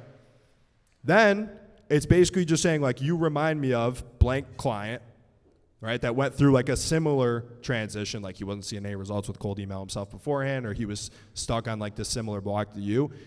That said, like I can say all of these things, but you just met me, right? So my words can only mean so much to you. But that's why we have it in writing that we will guarantee you 30 calls booked. And if you do not get that in 90 days, we will work with you until you do, right? So you're bridging that gap and basically saying like, I get it, a lot of bad people in the space, a lot of people have had bad experiences. You remind me of this person who went through this similar transition. He was very similar to you on the sales call. Right, so you're basically just kind of saying, in one way or another, like, hey, if he could do it, why can't you? But you're saying we also, understand all of that is like good and well. You can only believe what I say so much. But that's why we have in writing, use that terminology. We heard it a few weeks ago at the cigar bar. I started using it on sales calls. It works phenomenally well when you're talking about your guarantee. Just saying it's in writing automatically becomes more trustworthy. I don't know why. Like a lot of people, I guess, just offer guarantees without putting it in their contract, which is dumb. But once you say that, and you say, so for people like yourself, it doesn't have to be this big leap of faith when you just met this person 2 days ago. Everything's spelled out in plain English. So if, everything checks out and you think this could work for your business, like you said, you think it could, it just seems like the natural next step forward, right? And I'll literally say that to them so they can kind of like see themselves like being a little bit nervous on the sales call. They're like jumping from like one little mountain to the other, if you can picture that, to just taking the natural next step forward, because it makes sense. We have a guarantee. It's all in writing, right? But it starts with that empathy, because if you were just kind of like hard closer the whole time, this guy was this good, now he's doing this now, like you're being a bitch. It's a self-limiting belief. Like nobody's gonna buy from that. So like talk about empathy, I guess, and like different ways that you can deploy that in your sales process, because I think it's nobody likes kind of like the snake oil salesman who's just kind of like nothing but like one-liners, right? Yeah, and I've been a car salesman, so trust me on that. But I mean, what were you selling? Mazdas. Zoom. 20 units a month. But I mean, kind of like empathy, but really just understanding the person that you're selling to, right? Because sales is just two human beings having a conversation, right? B2B, B2C, whatever it is, it's just two people having a conversation. So truly understanding that person and the reason for which they would want to purchase what you do, because as agency owners, as business owners, that's all we think about. We eat, sleep, and breathe our offer what we do, right? We know so much about it, and we kind of forget that these people don't know as much as you do.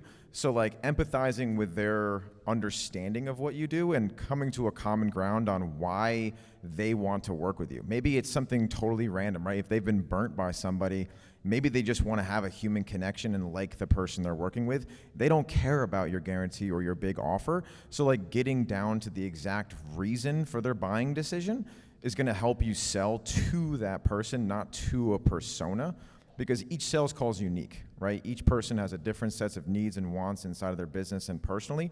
Like, who was saying that? Eddie, with like working with your family. Maybe that's the person's goal. It's not to generate an extra 20K per month. They just want to offload what it is that you do so they can spend more time with their family. Like, that's where discovery comes in, and empathizing with the person is not assuming that they want your guarantee or they even care about it. And it's understanding them as a person and a business and what they truly care about. Yeah, just to add to that, I think we all could do a lot for our businesses by listening like a lawyer on the call, like listening more deeply. And you'll experience this if you go back and listen to your recorded calls. I guarantee you're going to pick up like twice as much minimum if you're just really sitting. Obviously, it's not synchronous, so you have the ability to just sit back and observe. But you can train yourself to observe more on the call and listen, because people will tell you their story in a very high-level, vague, lacking in detail way on the call. They'll say, oh yeah, the business went through some challenges and then blah, blah, blah, and then on to their next point. But there's a universe of story when they said the business went through some challenges. And when you train your ear to that, you'll be like, wait, hold on, you mentioned some challenges. What was that about?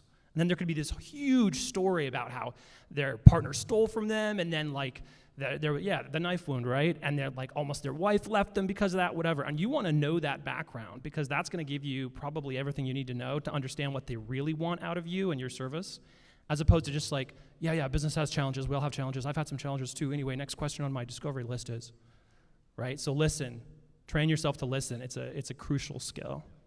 Yeah, and it's like when you get to the end of a sales call, the person's in like a fight or flight type of mode. Like they're like really scared. Like maybe they've never invested this much money into something, and like having like if you're like very robotic and you're like talking like a robot, but like when you're like talking like this and you're like talking at their heart when they're about to make a huge decision that they've never done before, like you have to be able to be versatile with your tonality and like how you speak, and it's just like a human nature. Like if someone's going through something tough or he's about to make a tough decision, you would talk to him like this rather than screaming at him. You don't need to be screaming at anyone on sales calls, but it's all about like being a normal human being on a sales call instead of just being like just having a process. Like yes, processes help, but it's about having a human interaction at the end of the day.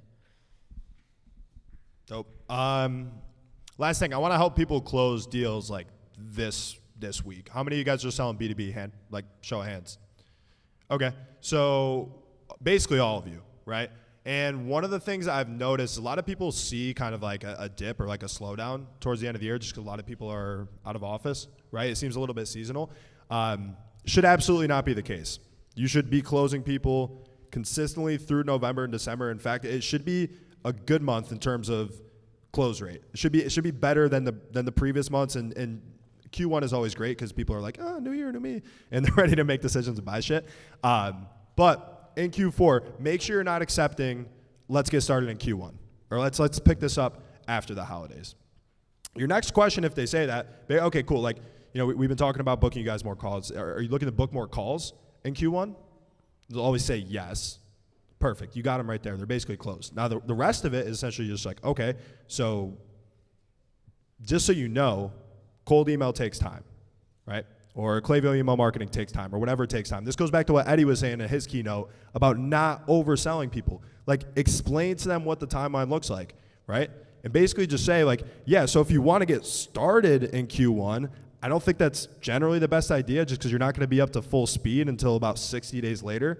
So everybody has a tendency to want to start at Q1. So if you want to be at the start line with the guy who's shooting the gun up in the air and just running with everybody else, you could do that. But if you want to be seeing calls booked in Q1, it'd probably be a lot smarter to get started before everybody else. So by the time they take off from the start line, you're already 100 yards ahead, right? So if you want to see those results in Q1, would it make sense to pull that expense into Q4. And not only have I got a lot of people to close with that because they're like, yeah, okay, then you just play the tax write-off angle, and just, once again, you're setting good expectations from day one on how long this thing takes in terms of getting results.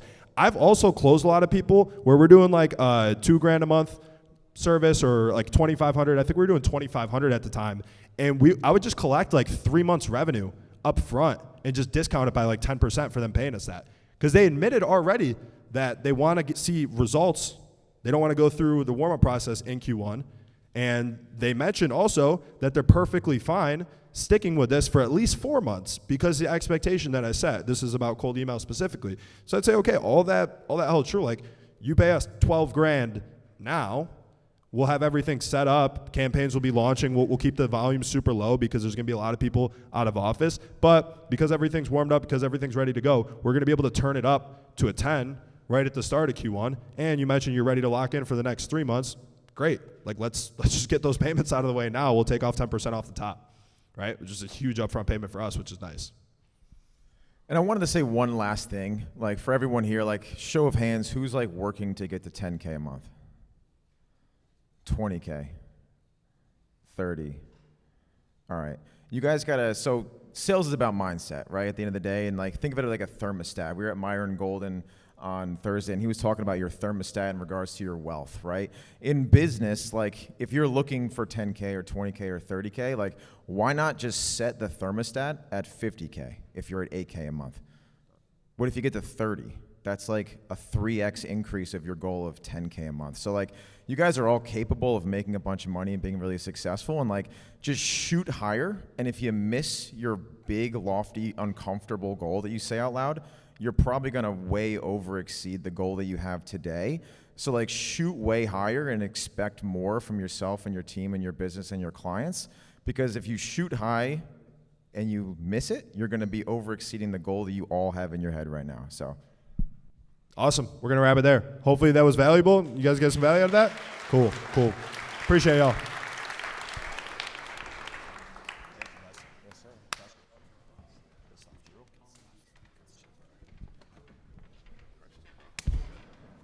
up next? No, we got another panel. Your team? Yep.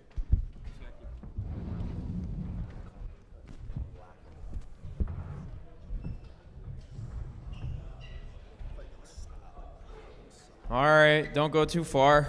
Got to keep this thing moving. So, Elias, are we using these mics up here? Same ones?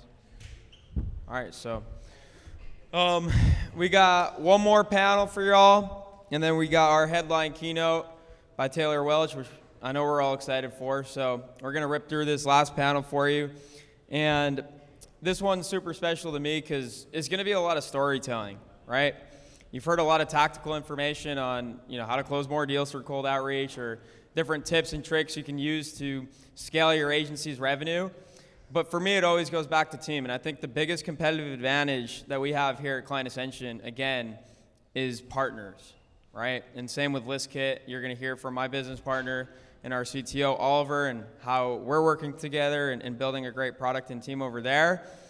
And so a lot of you guys all throughout this week and even before the event asked me questions on like, should I partner up with someone in business, or how do I find a partner in business? And so we're going to answer all those questions as best we can today with an amazing panel featuring Oliver, co-founder of ListKit, Joey Joheim. Good stuff. Let's do it. Joey Joheim, co-founder of Default Kings. Get up here. And Presley Milton, co-founder of The Clip Curator. Get up here, bro. Let's go. Let's do this thing. Yeah. Yes. /yes. All right, boys. Let's go. Oh. You want to get him mic'd up? We got another mic.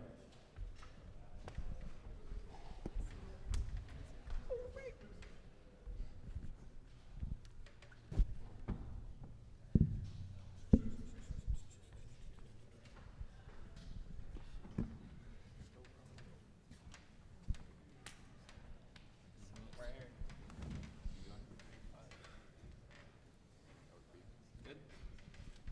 All right, so we're just going to go right into Q&A.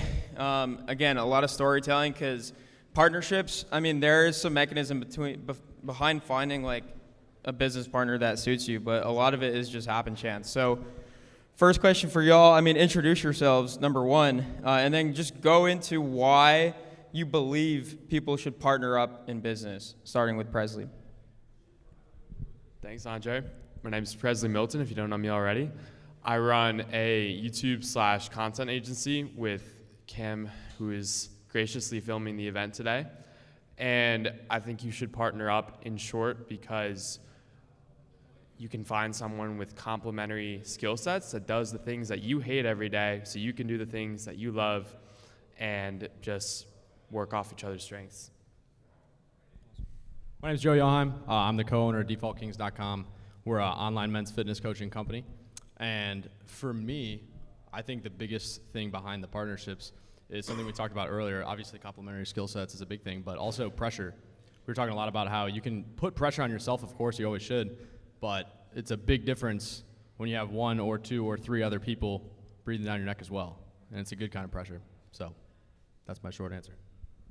I'm Oliver Schmalholz. I turn data into profits at ListKit, and yeah, partnering is a great way to go for the moonshots that have a success, chance of success. Super genius is who you are. And so I want to go again into the story of how did you guys find your business partner? And I'm selfishly super excited to hear Presley's answer as well as Oliver's because it has a lot to do with these events. So Presley, let's get it started.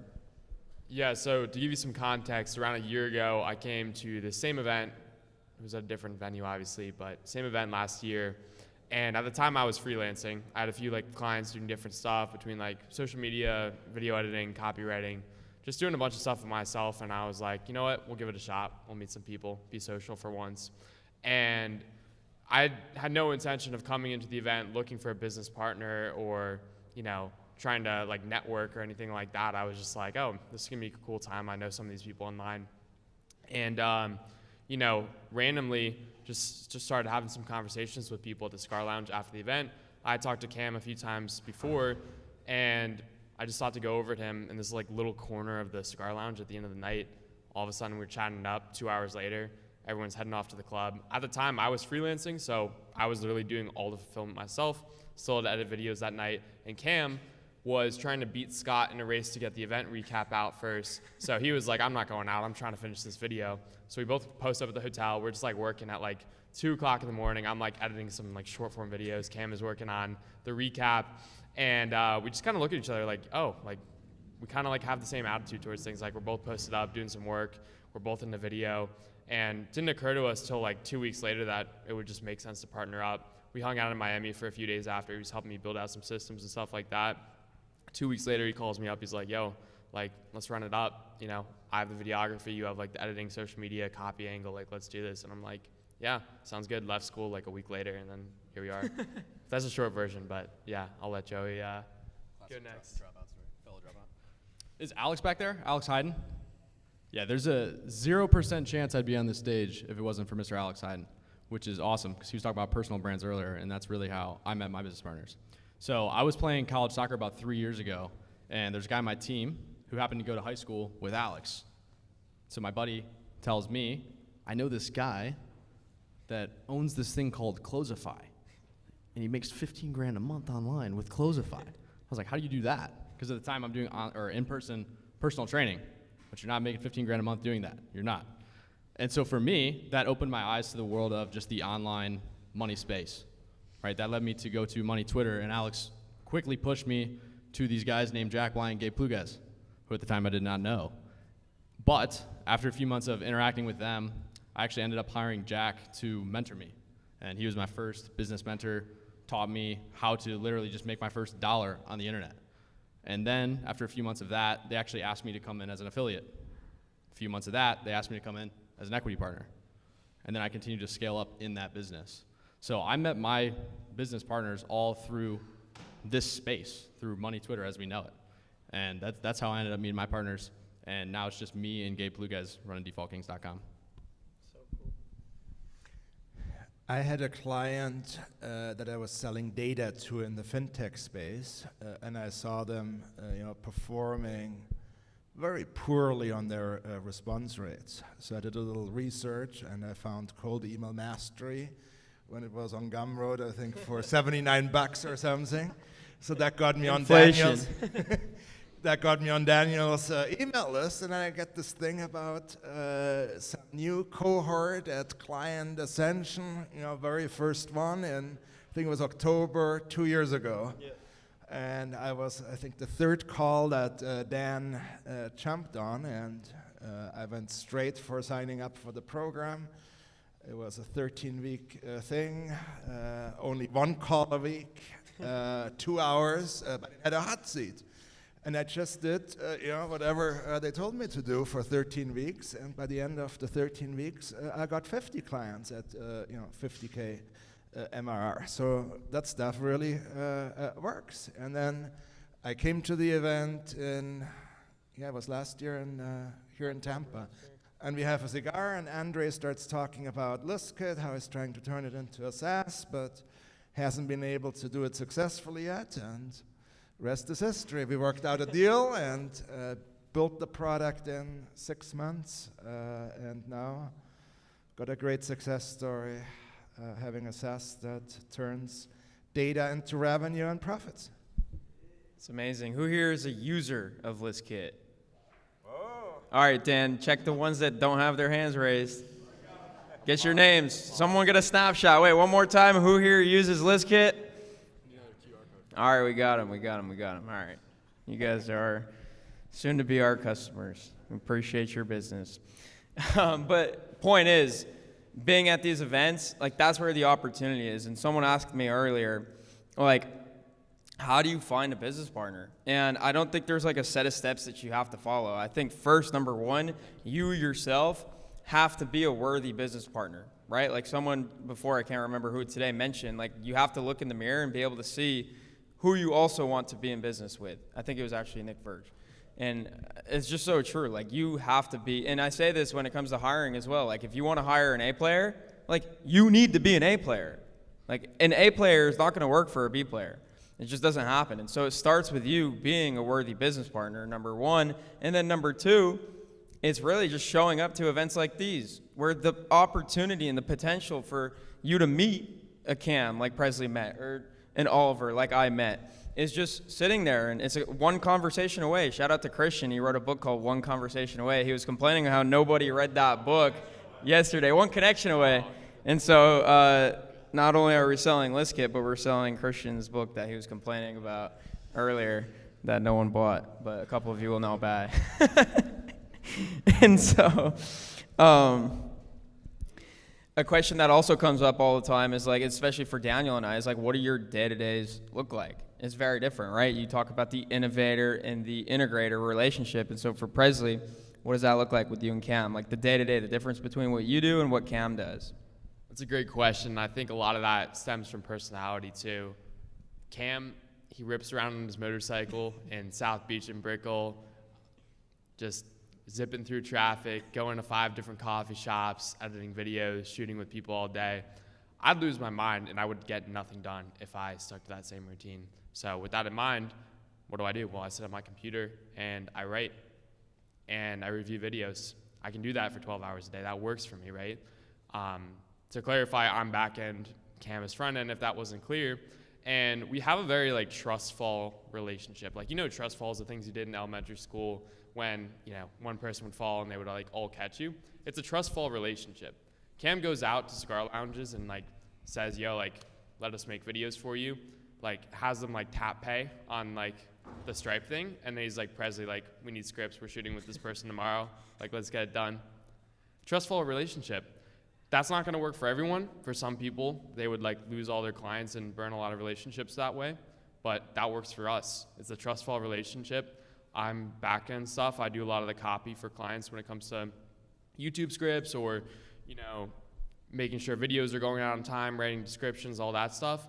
And Cam, he's just the front-end guy. He handles the sales. He's really good at, building relationships with prospects, meeting up with people, he does a lot of creative stuff for, editing and day in the life vlogs and stuff like that. So that's our relationship. I call it the trustful relationship. I think that's very appropriate to what it looks like. Yeah, so I'm in an integrator role as well, and I think one of the ways that people break this down is this idea that one person builds it, the other person sells it. And so that's a very good way to think about it. But I was also listening to, I think it was either Alex or Layla, one of them talking about how their dynamic plays out in the business setting. And she basically said she locks Alex in a room, he fills the top of the funnel, and she does everything else. And that's pretty much the relationship that me and Gabe have. And any of my friends here that know Gabe, he made his first spreadsheet the other day. I was very proud of him. That's huge. Very proud of him. That's huge. We have a visionary making a spreadsheet. That's a huge deal. So I was very proud of him, right? But that's the frame that I like to take. And I think there's something that important to be said about an integrator. You guys were talking about a moat when you guys were up here with your founder story, putting a moat around that person. Like Daniel was talking about, he's not in the support channel. As far as Gabe knows, we've never. As far as Gabe knows, there's no problems. But that's intentional because I want his focus to be on pure conviction about selling the thing that we have, right? I'll deal with those issues. I'll make those things right. If his mind goes anywhere other than pure conviction in what it is that we have to offer, that's going to negatively impact our ability to sell it and acquire clients. So I think there's something to be said for, as an integrator, you have a responsibility to protect your visionary and put a moat around that person. So that's how we play out our dynamic on a day-to-day basis. I hate the support channel too. I'm only in the level 3. Yeah, so I'm a high-level guy. So ListKit is an interesting deal because typically, I'm a generalist and I'm in a lot of different areas. In the ListKit deal, I'm purely tech product, and I make my experience from other deals. I've been in over 10 SaaS deals, involved in various capacities, so I got a lot of benchmarks, a lot of lessons learned from other deals, so I try to make that knowledge available. But day to day, I spend 14, 15 hours a day making the product better, rolling out new features, doing it at 80%, so sometimes you're not going to be a perfectionist, but that's part of moving fast when you're competing with some players that have 200 people in the tech department. We got 10. They got hundreds of millions in their bank account. We're bootstrapped, yet we were able to build a great product that's popular in the market. So it's always trying to balance what can you do quick, what are the most important features, and I think it's also good if you don't have access to all those resources, because it really makes you think, how can we leverage with what we have?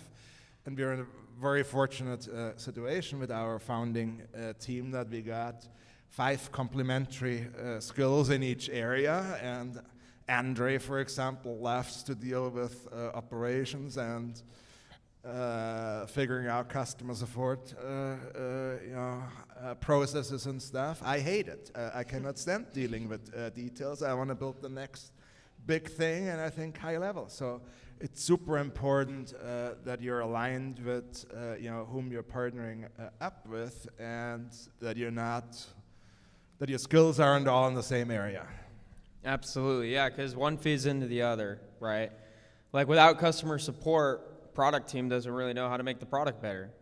Where are they going to focus? And so everything is important, and that's why I think you need a business partner that really serves each of those skill sets. So one of the main questions you're probably thinking now as well is like, am I an integrator or am I a visionary type? And so what do you guys have to say on that? I think it's really not black and white, because Cam and I both have skill sets in both the visionary and the operator department. I really enjoy marketing still. Even though I've taken the back end role in the company, doesn't mean I can't market, doesn't mean I don't enjoy it. It's just, we realize that for it to function, it's really, really hard to do like the visionary thing. And a lot of people want to do that, right? Because it's sexier. And something we've realized is having a little bit of overlap sometimes is not necessarily a bad thing.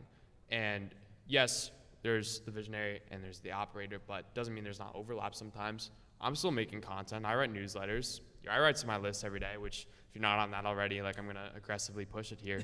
But there has to be some overlap too, because I think there's situations where the other person just has to jump in a role for some reason, right? If you like block it off black and white of like, okay, you're visionary, you're operator, like yes, that works as a general rule of thumb, but there has to be some flexibility too, because there are situations that I would like Presley's in a bad situation, like Cam has to cover, vice versa.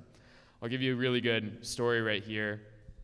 A few weeks ago, it was like a Friday night. I had talked to Cam. I'm like, dude, I'm going out with this like girl from Miami on Friday. Like, I can't wait. Like, I was hyping up the whole weekend. Friday, we were supposed to get a VSL out for a client, and then pretty much every possible problem imaginable just spawned up at like 8:30 at night. I'm like putting a nice shirt on. I like got out of the shower, and I just like corrupt project file was like a whole deal, right? And I was like, dude, this is like so lame. Like, I'm supposed to be done right now. And Cam's like, dude, don't worry about it. Like, I got you. And I'm like, seriously? Like, and he's like, yeah. Even though that's not his like responsibility on paper, like he helped me out because he knew I had like a event, right? And I'm like, damn, that goes a long way. Like, he's like, yeah, an event. You know, I just had an event.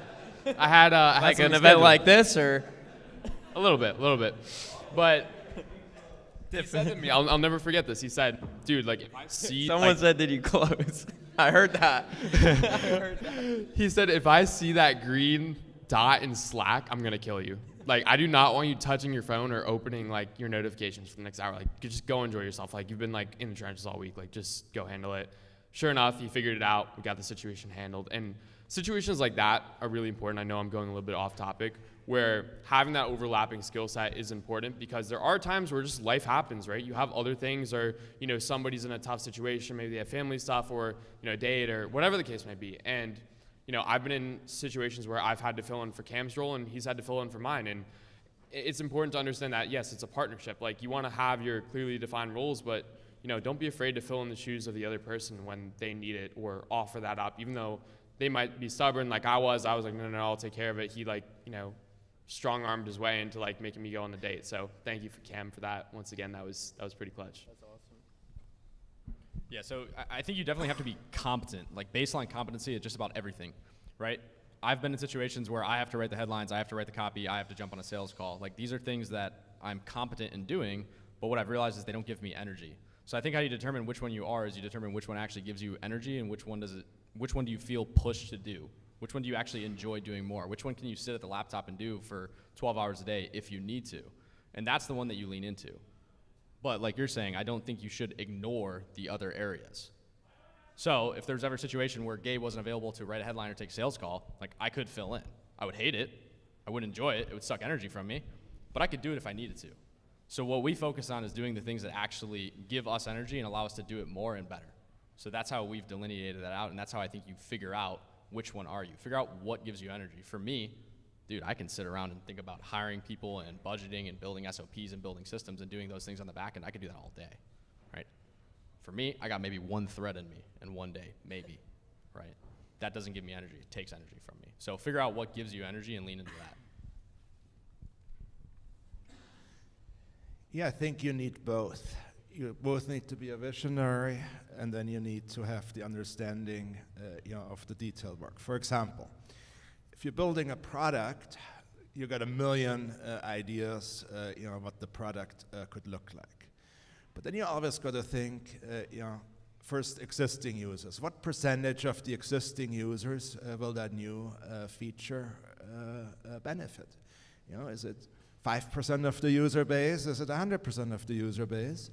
Then the same thing for sales. How many more customers can we sell if we had this cool new, for example, lookalike feature that we're currently working on?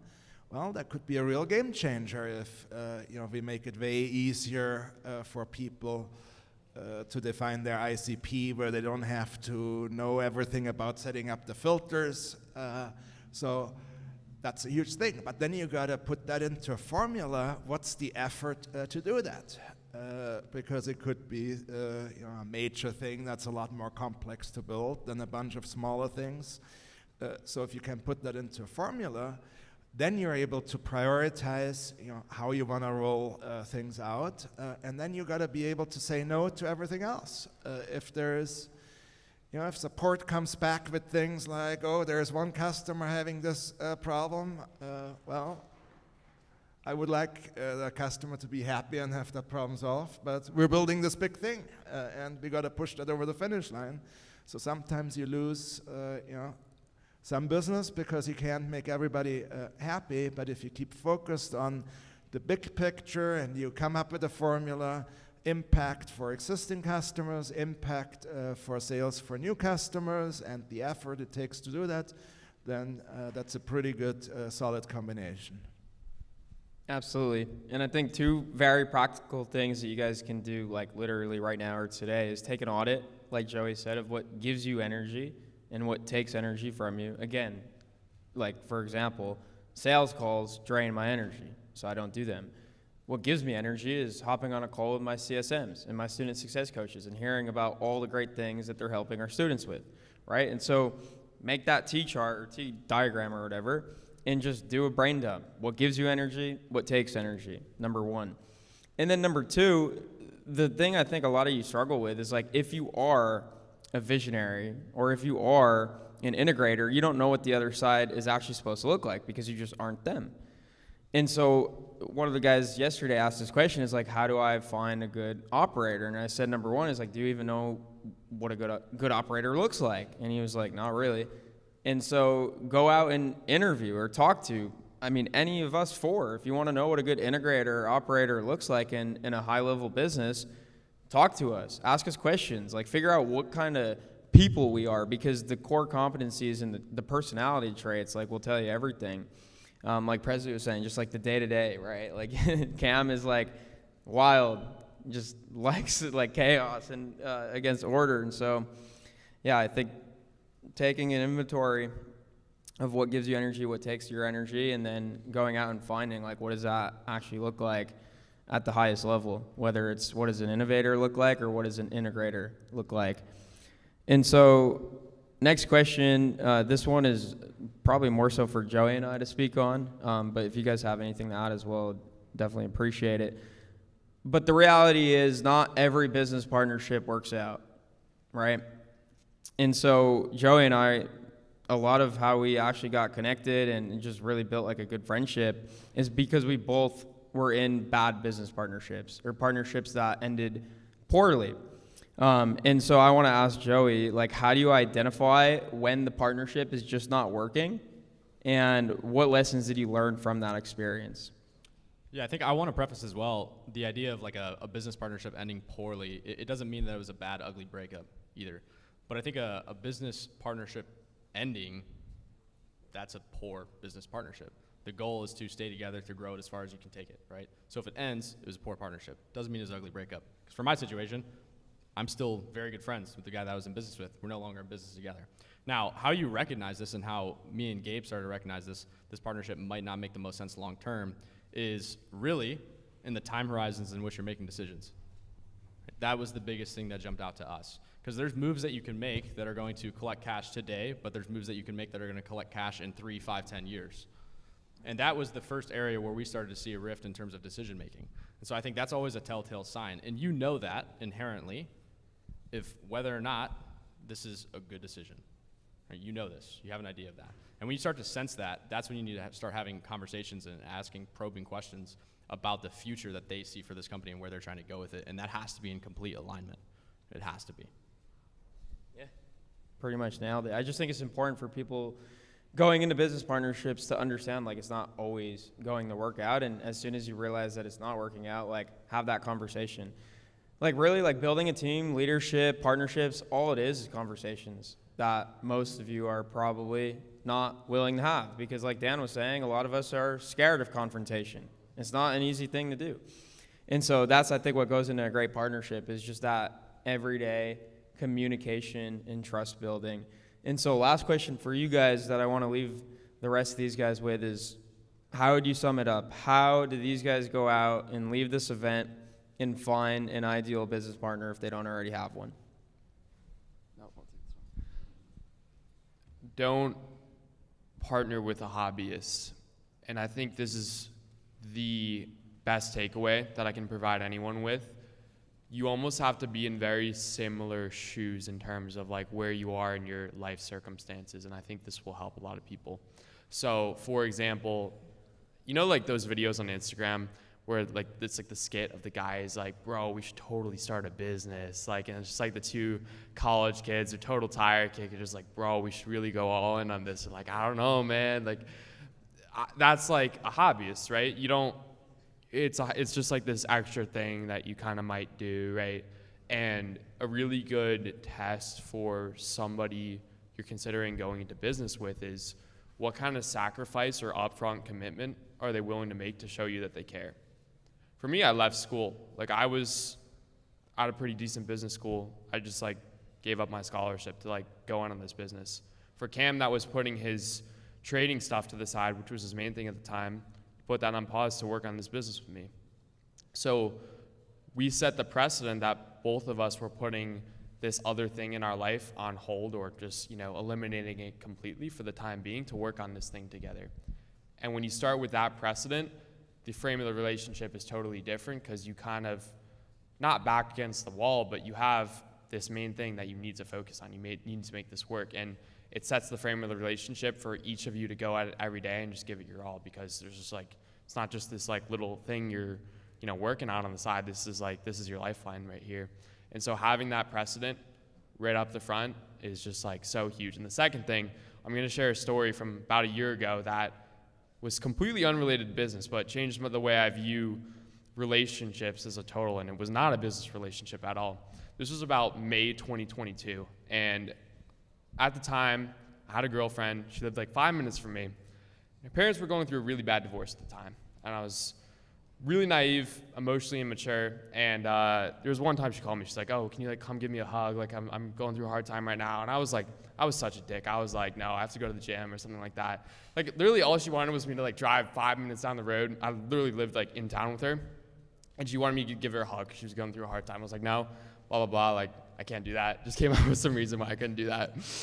And I didn't understand at the time. I'm like, why does she just like want it? Like, why is this like so important? Why is, you know, I just like didn't grasp the concept of like why a hug was so important. And obviously like that didn't end up working out a few months down the line. And I think that was one of the points that was brought up in, you know, the message. But after a while, I thought about this moment. It kept bugging me. It kept lingering, and I was like I was just like never understood that. And then it finally occurred to me about a year later why these small gestures actually matter. It wasn't never about like the hug or me like actually, you know, like giving like physically hugging her. It was like the gesture. Like the gestures, the small gestures go a long way, and people remember that, good or bad, right? In that case, that was held against me because that small gesture, I was unwilling to show that affection in that moment, or be there in that situation, right? And you're probably wondering, like, why is he going off on this projecting about his ex? I'm like, okay, just hear me out. The gestures, the small details, everything like that, they add up.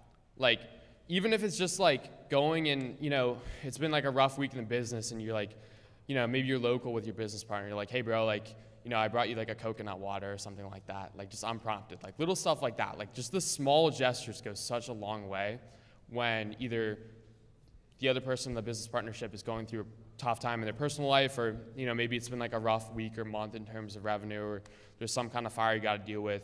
Those small gestures actually mean everything. Like literally the banana or the coconut water, like those little like snacks you bring your business partner. Like, I know that's like a thing of Cam and I, like it's a love language. It actually is for you guys to maintain that relationship. And like, if you have a business partnership right now, like that's one thing that I would say like has been so critical, is just like the small gestures, like the times that we've helped each other out, that both of us have been in like tough situations in our personal lives, or something's been going on, like, hey bro, like do you need anything, or just like unprompted like acts of love, if you want to call it that, like whatever. Just those things will make such a long impact for like how easy they are to do. So like, just try to stack up those small wins and just do those small gestures, because they will mean so much more to the other person than you think it means to you, if that makes sense. But yeah, those go a long way.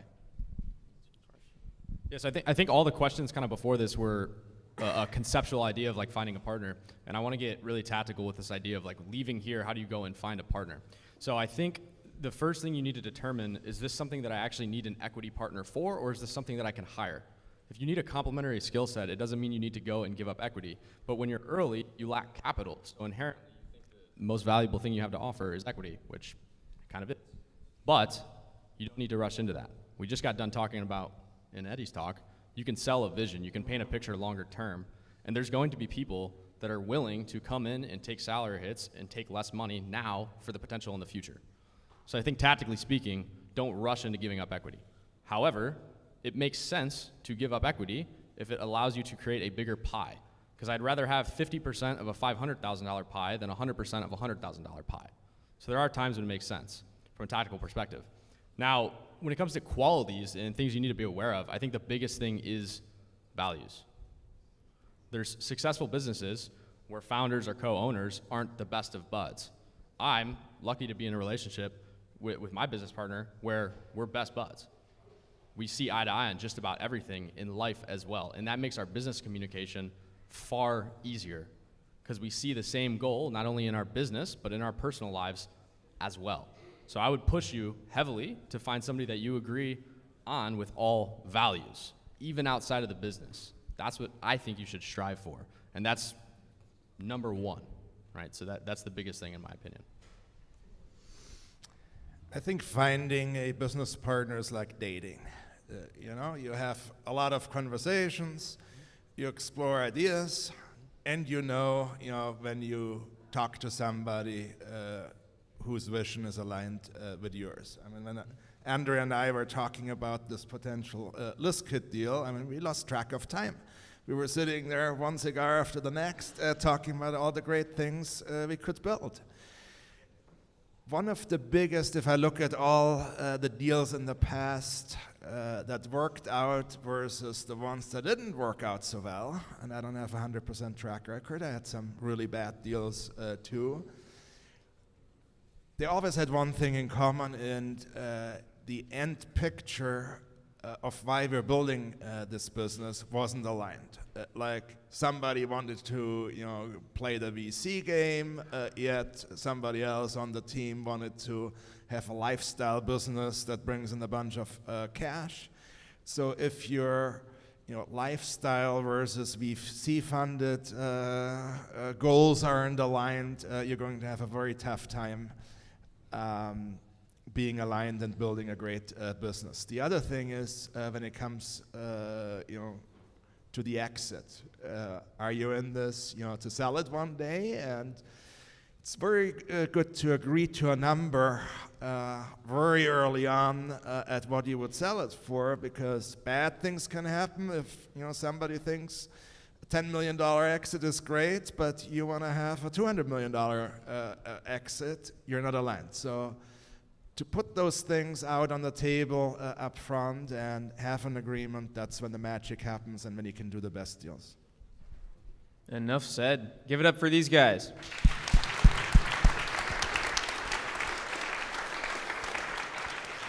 Crush it,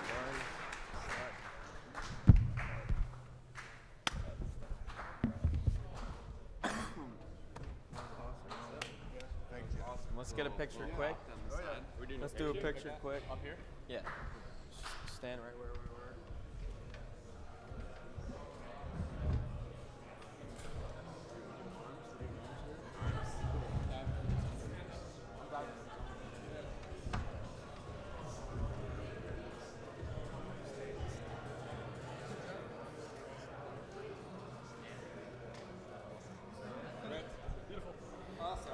All right, so basically how we're going to close this thing out, we got, is there coffee and stuff back there right now?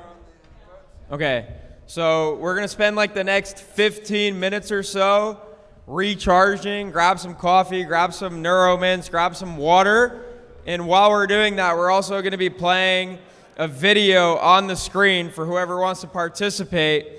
We got to get the energy back up before the boat and before the big keynote that Taylor has planned. So we got an Energizer session for you on the TVs. It's about to go on right now. And so grab a coffee, grab a pack of Neuromints, and we'll be back shortly. What's up, Blind Ascension? This is Mario Lanzarotti. What's up, Client Ascension? This is Mario Lanzarotti, the Freedom Architect and the in-house Mindset Mastery Coach for Client Ascension. Unfortunately, I can't be with you today because I am recording live from Cape Town, South Africa.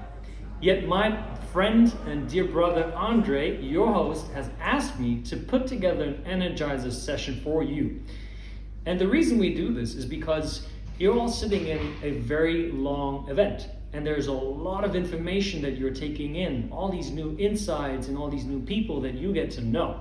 So in order to make sure that your mind can take all of that information in and process it effectively so that you can make more money, create a bigger impact, and enjoy more freedom, we need to make sure that you are in the right emotional state. Because if you're feeling low and tired, you're not going to be learning. So it is my job to get you back up so that your mind is focused for excellence. All right? So now what we're going to do is we're going to do 3 rounds of a specific breathwork technique that I learned from Tony Robbins. It's very simple. I will demonstrate it first. Make sure that you have a little bit of space on your left and right so you're not elbowing the people next to you. I don't take any responsibility for that. So we extend our arms up and we breathe in. And when we extend our arms back down, we breathe out. So in and out. In and out. Let's do it together. In and out. In and out. In and out. All right? So it's most important here that you get the technique right rather than just making it fast. This is nothing that you have to prove to yourself or other people. This is to get the technique. All right, we're going to start round 1. In 3, 2, 1, here we go.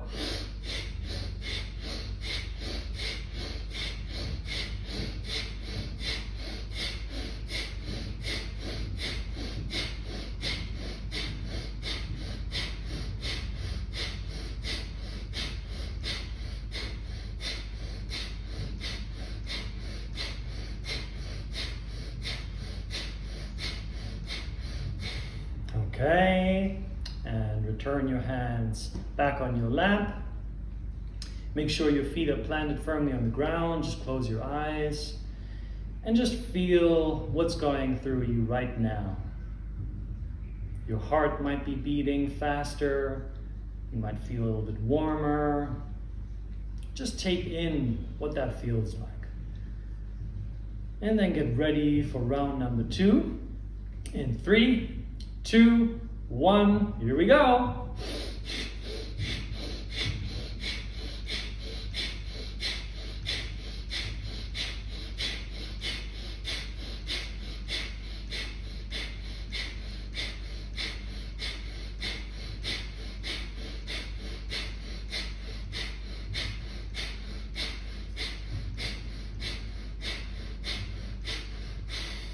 Okay, return your breathing to normal pace. Close your eyes and just feel what's going on inside of you right now.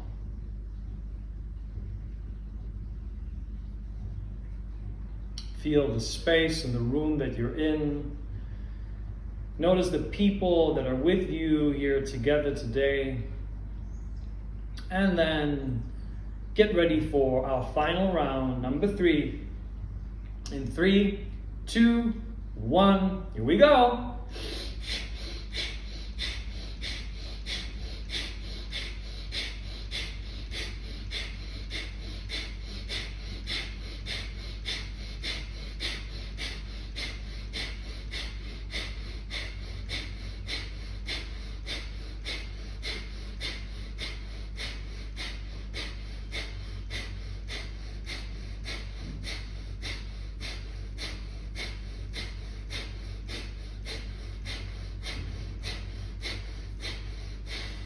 Very good.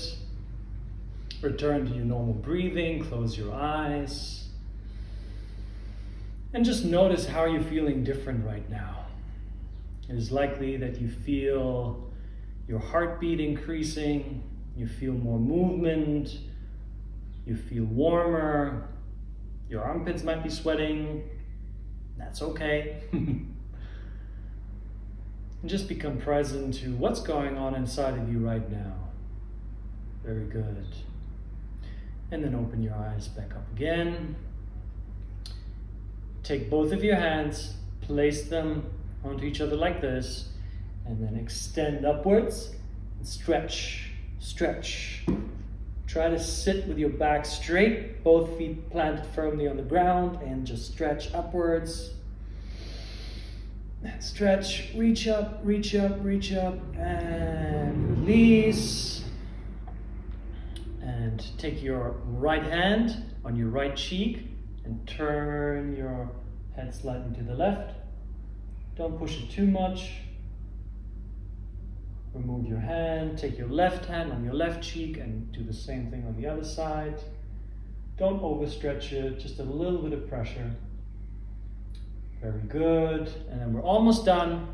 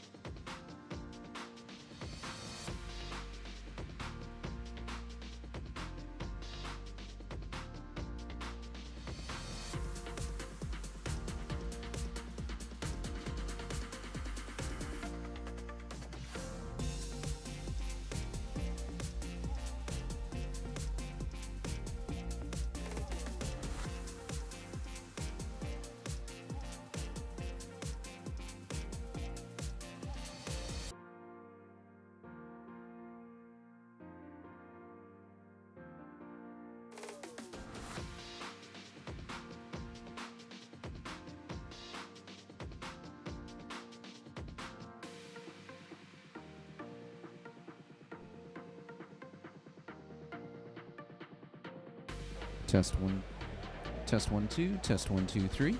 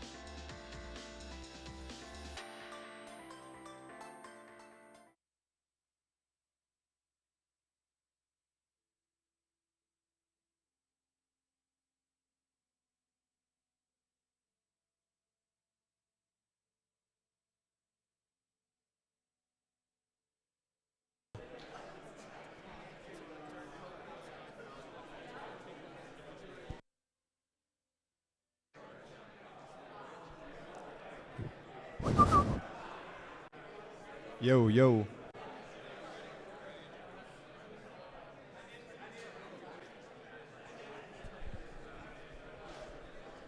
All right, guys, we're going to be getting started in a few minutes, so everybody start finding your seat. Not going to want to miss this one.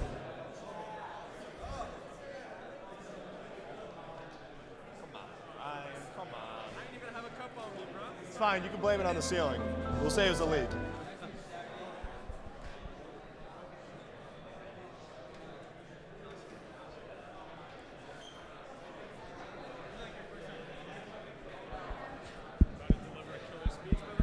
Just introing the killer himself. Whose shirt is this? Oh, okay, perfect. Yeah, we're just gonna get that off for the thing. Thank you. All right, find a seat. Find a seat. Make sure you got a notepad, guys. You're gonna need to take notes for this one.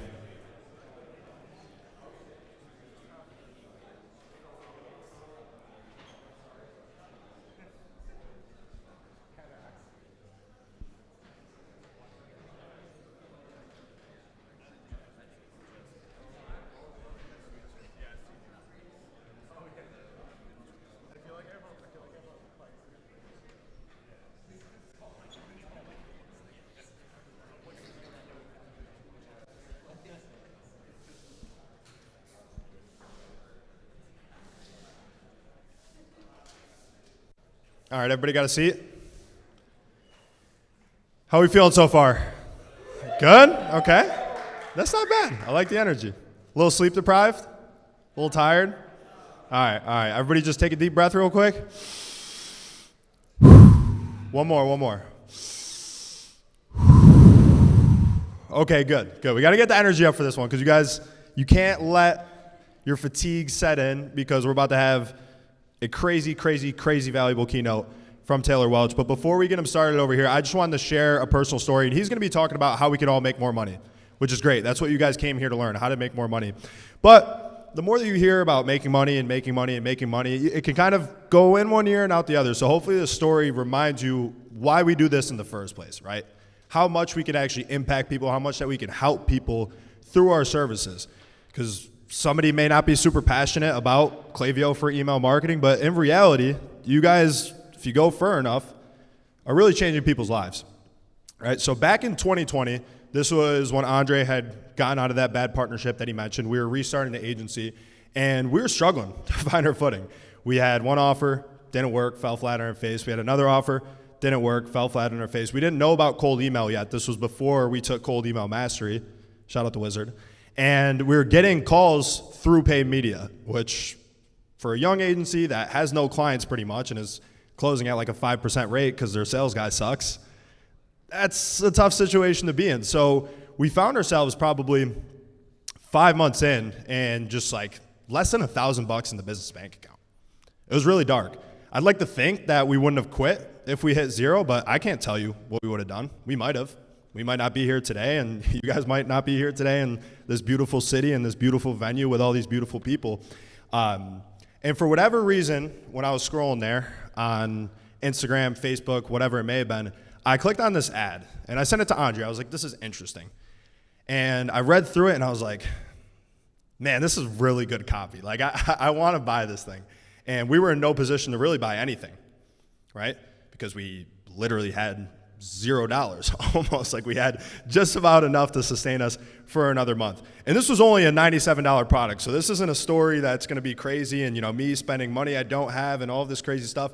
That was such a big decision. And I was freaking out so much about it because it was help with the sales process and we just weren't closing deals, partially because of me, partially because of the offer, that I was like, Andre, listen, if this doesn't work out, this massive $97 investment, I'll pay you back in full. And I had no money in my bank account. So that was like me basically putting my life savings on the line, saying like, whatever it takes, I'm going to do this thing. I'm so convinced from this copy and just from everything I've seen so far about this guy that this is going to help, right? And the whole thing was about increasing close rate. Hopefully that's compliant. Okay, good. Because that, exactly. And you know what? The next 12 sales calls that I took, I closed 4 of them. For us, that was massive because they also all had setup fees as well. So that gave us enough cash, right? This was like just when we were finding cold email. So it's kind of perfect timing with that, combining with me finding this course and going through it and actually having a real sales process. And right off the bat, just like you said, my close rate went from shit to 33%. And since then, we've had good months, we've had bad months, you know, like with anything, there's always gonna be another problem that pops up. The grass is always greener, right? There's always more that you can be doing, but we never really look back. From that moment on, after I took that course, we've always had clients, we've always had money coming in, and that was when we started to actually build a real business.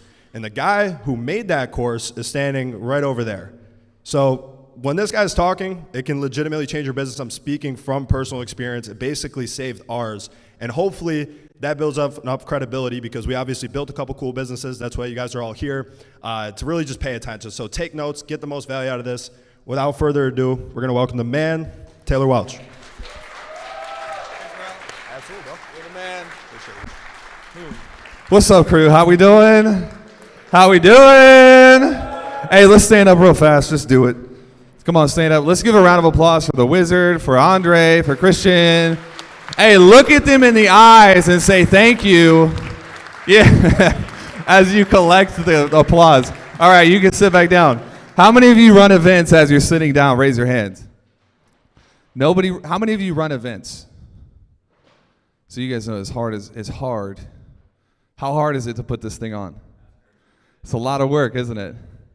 Yeah, it's a lot of work, and it's a lot of money. Believe me?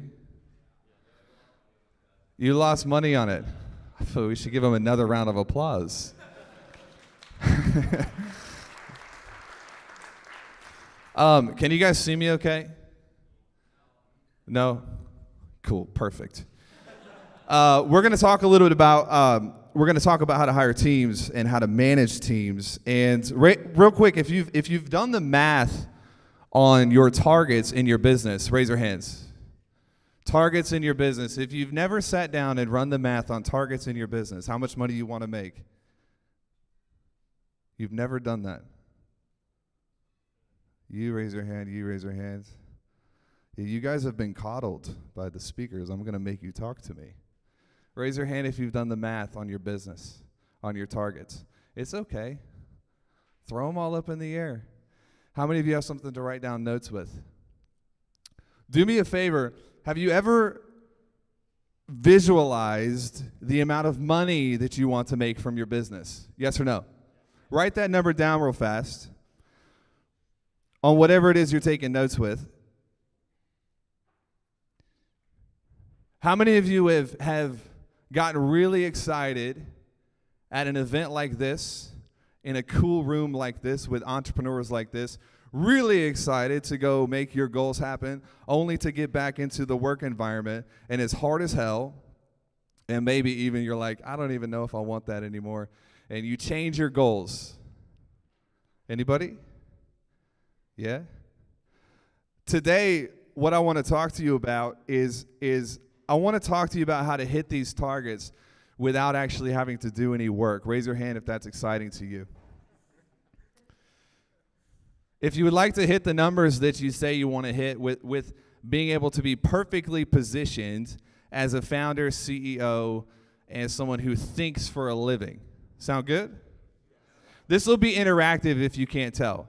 So, like, if I feel like, hopefully I don't feed back here. I'm going to do it anyways.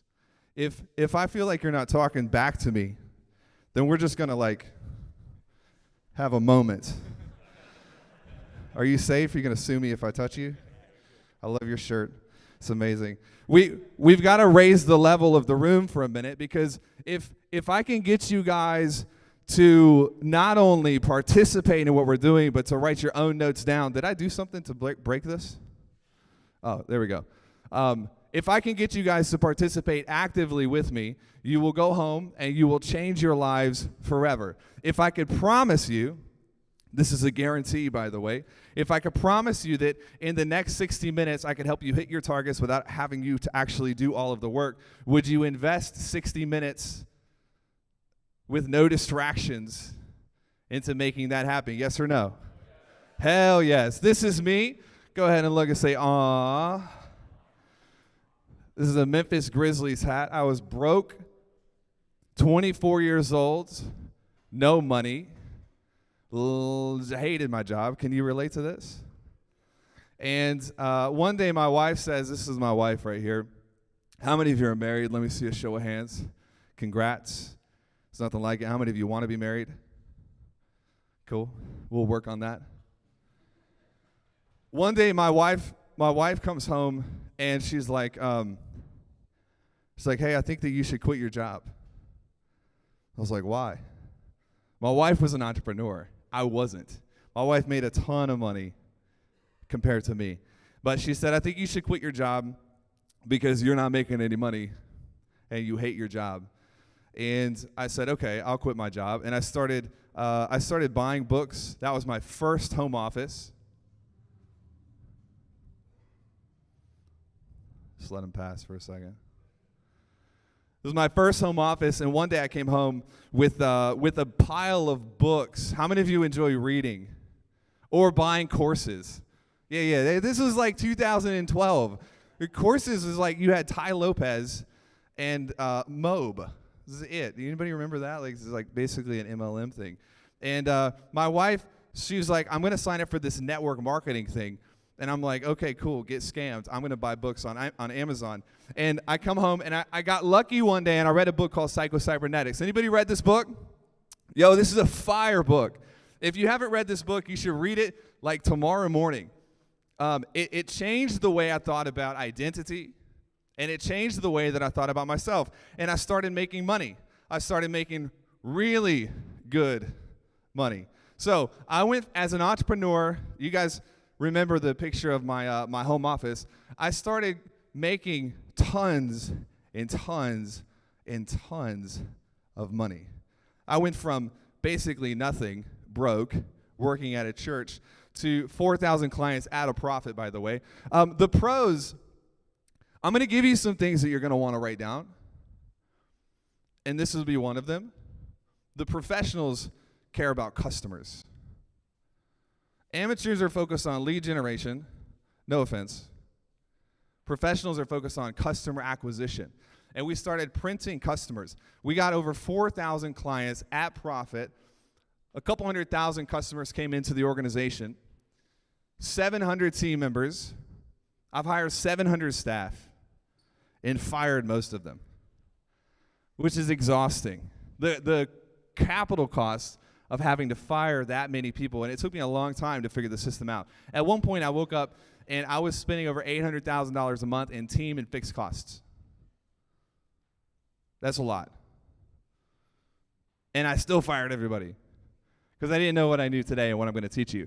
And you can see there's a lot of people. Anybody ever seen 100,000 people all at once? Yes, no? Do we need margaritas? Or some cigars? We can't do cigars, but maybe later we'll do margaritas.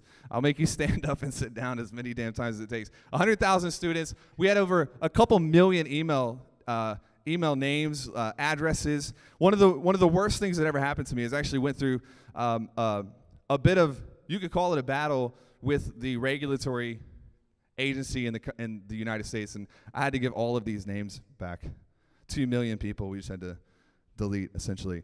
And we scaled this thing from zero to multiple millions of dollars a month, but then something started to happen. I started to burn out. Somebody say burnout. Have you ever felt close to burnout? Yeah, like or you're running out of energy. Man, it's the scariest feeling because you never know if you're going to come back from this feeling of burnout. And I hit burnout, and by the year 2022, all of the companies were gone. Crazy. 700 staff, millions of names, hundreds of thousands of customers, thousands and thousands of clients, and I basically burned it because I got burned out. Now, anybody right now asking, like, why would I learn from this person if he basically destroyed all of it? Because if you can destroy 8-figure companies, you can build them too. So I've built and destroyed more 8-figure companies than most people. And the reason that I got into this place of burnout is because how many hours in a day do we have? That's it. And the only way to get more than 24 hours is to buy it. And you can purchase labor, talent, and decisions, and people can multiply the amount of time that you have in a day if you know the stuff that I am going to take. So, by the way, does anybody want to have a copy of my slides? I can tell you guys, so I take a picture of this. It's a nice circle. It's like, I want to remember this for later. You don't have to. I actually put all the slides together. Pull out your phones real fast. If you go to taylorawelch.com/ascension, you can download my slides. Make me one promise: do not skip ahead. I hate that shit. It's disrespectful. And then look back up at me when you're done and we'll get back to it.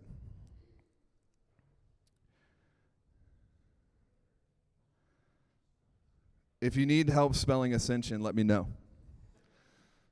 Yeah, some of y'all are like, it's tough. It's a big word. It's a big word. Do you need help? You got it, bro? Okay. With an O. Taylor. All right, how about we do this at the end? It's taking you guys a really long time. I'll just give it to you, okay? I got some goodies for you guys up my sleeve. Sound good? Say woo woo! Man, I love rooms like this. Entrepreneurs change the world. The world hangs in the balance of people like you. You realize this? Like nothing good ever happened without somebody selling something, inventing something, or marketing something. So this is the highest honor to be able to come and learn how to build movements. So I basically torched the old companies. Somebody say torched. We just set them on fire, killed them. And over the 3 months in the summer, I decided to reverse engineer. This is a powerful lesson. If you have something in your life that you do not like right now, raise your hand. Keep them up. Cool. Everyone in the room has their hands up, which is good because I was going to call you out if you didn't. The greatest thing you can learn how to do is reverse engineer, because this is Charlie Munger. He said, if you just tell me where I'm going to die, I'll just not go there. He's reverse engineering. And so I reverse engineer, what is it that makes businesses work long term? There's 8 categories. I'm going to actually read them to you. You can write them down if you want, but you do not have to. The first is marketing. Somebody say marketing. Marketing is defined as the acquisition of attention and reputation. People don't think about this, but if you convert people, they should not be converted. You actually chip away at your reputation. True or false? The second is sales. This is monetization and certainty. The third is offer, desire, fulfillment. This is your deliverable. How many of you feel like you have a great offer right now to offer your crowd? Cool. The fourth is finance. If you like money, say, yeah. Money is a great thing. You know, we're raised societally that, you know, if you're just like a capitalist, rich capitalist, there's something wrong with you. But capitalists actually finance everything. And so it's good to have money. Next is team. Say team. This is what we're going to focus on today. How do I build a team that multiplies the hours in the day and hits all of my targets? The subtitle is How to Get Rich Through Other People. And this is the key. It's a symbiotic relationship. And I'm going to give you guys frameworks. If you do have a team, can I see a show of hands real fast? Amazing. So change your life. I think it'll be an amazing training for you. And when you have all of these, next is balance, mind work, retention. I run a company today that trains on all of these 8 drivers. And so today I'm going to give you about 5% of the team playbook that we basically go in and we equip members on how to build their teams. I'm going to give you guys actually the entire playbook at the end for free because I don't need your money. When you actually get this right, there's only 2 things that can kill your business. 2. Would you like to know what they are? You want me to keep going? You sure? Number 1, taking the wrong clients. Think about it. How many of y'all just took a client to hit your numbers? Then they ruined your literal life. There's nothing worse than taking the wrong client. The only acceptable way to get rich is through the exchange of service. The second thing that can kill your business is hiring the wrong team. If you've ever had the wrong team members, don't look at them if they're here with you. But man, you know it's a pain. And then the hardest thing is getting rid of them after you know that they're not the right hire. You're at an event called Client Ascension.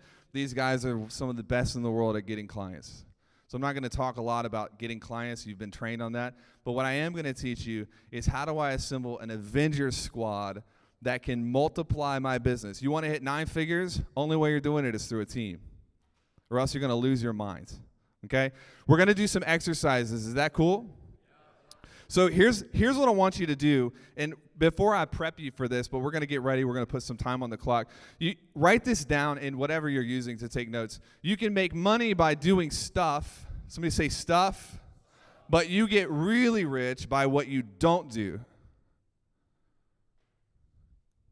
You can make money by doing stuff, but you get really rich by what you don't do. You guys know what a to-do list is, right? We all have a to-do list, but do you have a do-not-do list? Something written down like, I will not do this.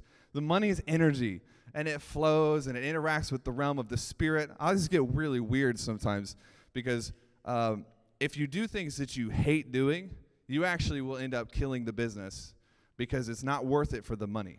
And we're going to prove that, so I'm going to prove it to you. We'll get into it. So here's the first exercise. You ready? We're going to put 2 minutes on the clock. And did you guys write your goals down in the first section? Were you obedient or rebellious? You wrote them down? Okay, we're going to put 2 minutes on the clock. I'm going to actually turn some music on. This isn't weird. Don't make it weird. Don't make it weird. But I want you to write down 3 things. You ready? The first is, what is the amount of money you make per month? By what date? And what are the things that you are not doing on a day-to-day basis to make that money? Think of it this way. If there's things that are going on in your business right now that you don't enjoy doing, write those things down because we're going to cross those things off. What are the areas in your business that you're currently having to do for money that you do not want to do? All right, you got a minute and a half left. You can turn that music up. Write it down. Be detailed. This music is so nice. It's not.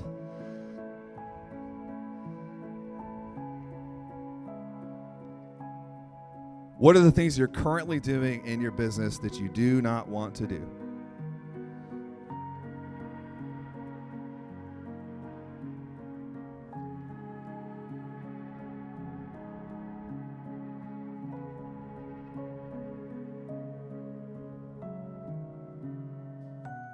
How much money you make per month, by what date, and what are the things you're doing now that you don't want to do and you're going to stop doing? This is a visualization technique. Write it down in detail. You got 30 more seconds.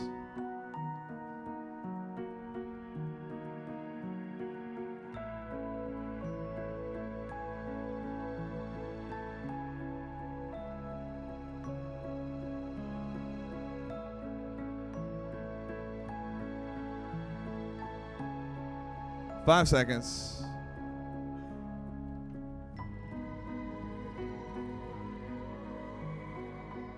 All right, you got your list? All right, we're going to do 1 more minute on the clock. Turn to somebody on your right or your left, and I want you to share your list with that person. Your do not do list. Pick them, share it right now. You can keep it going. You got 1 minute. Share it. We're going to hold each other accountable on this one.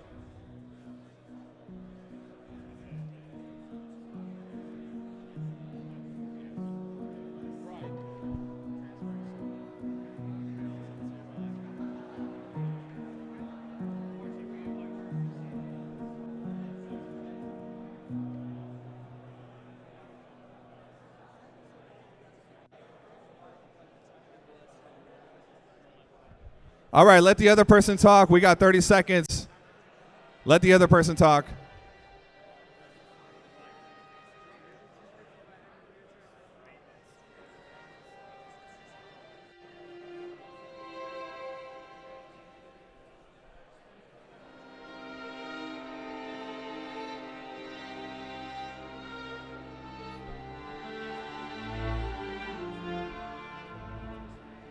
All right. Hey, who's bold enough to share? Hey, back. Yeah. Hey, who's bold enough to share what something on their do not do list? Yeah, you, the perfect polo, man. What you got? Accounting. Oh, yeah, the accounting's the worst. It's a good one. Who else? Yeah, what you got? Managing content and posting. It's cool. Do you do that now? Cool. Let's just stop it. I'll teach you how to get out of it. What you got? Wizard. Customer support. Customer support. Yeah, we hate customer support. Anybody else? One more person? Anybody? Scrolling Twitter. All right. Well, nobody should be doing that anyways. But yeah, we should stop mindlessly scrolling Twitter. Okay, so we have a problem now because customer support has to be done, or you go to jail. Posting content has to happen. So now we have the problem. So we say, because now we have things that we don't want to do anymore, but can we really just stop doing them cold turkey? Here's how we handle this problem. There's only 3 things we can do with this list. The first is we can stop doing the things we hate and let them go undone. Duh. We can stop doing the things we hate and delegate them to someone else. Or we can keep doing the things we hate and we can miss out on our targeted future. And this is actually the decision that most entrepreneurs make. They actually, most oftentimes, they select the third option because they feel like it must be done by someone. They're like, well, somebody's got to do it. I might as well do it. Or this is the worst one. If you want it done right, might as well. Yeah, cool. That's called low IQ. That's what that's called. And so we have to erase this level of thinking for us to actually get to the next level, right? You feel what I'm saying? And so the reality is that there is someone in the world that is really passionate about doing the thing that you are really not passionate about doing. True or false? Yeah. So the question we have to find is, who is that person? What are they doing? And how do I get them to come into my organization and do the things that I do not want to do? It's very hard to get good at things you hate. Somebody say amen. It's really hard to be bad at the things you love. And so this is the relationship we're building. I want to find the person who lives, eats, breathes, and sleeps customer support. That is a weird person. But they exist. And they are really good at customer support because they love it. And we have to actually replace ourselves with the people who love it and are willing to do the job. Does this make sense? Are we feeling good? What are some of the things you feel like you're really good at? Just yell it out. We don't even have to. Just yell it. Marketing. Writing. Copy. Instagram. Automation. You didn't say that. I just put that in your mouth, bro. Automation. What are some of the things, what are you really, really, really bad at? Sales? Spreadsheets? Everyone. What? Tech? Zapier? God have mercy. Look, a leader who cannot admit what they are not good at will end up failing at the things that they're not good at and at the things they are good at. This is why it's important. You actually are like, we have a pretty mature room. Just pat yourself on the right shoulder real fast. So you guys sort of know what you're not good at, which is awesome because most people, they're just like, I don't know, I'm good at everything. Nah, you're definitely not. All right, we already did this. This is the difference. Write this down real fast. The difference is the amount of time and labor I can purchase for my business. The difference is the amount of time and labor I can purchase for my business. You guys have heard it said all the time, whoever can spend the most to acquire a customer wins. But what these iconic, and I cut my teeth on these guys, what they don't teach you is that whoever can actually spend the most to acquire labor, skilled labor, is actually going to have the most leverage, whether it's with media, with support, with whatever it is that is required to go into the business. All right, pause. Are we feeling okay? Are we tired? We good? You want me to keep going? This was my intro. Let's go. How much time do I have? Okay, cool. Purchase. The difference is the amount of time and labor I can purchase for my business.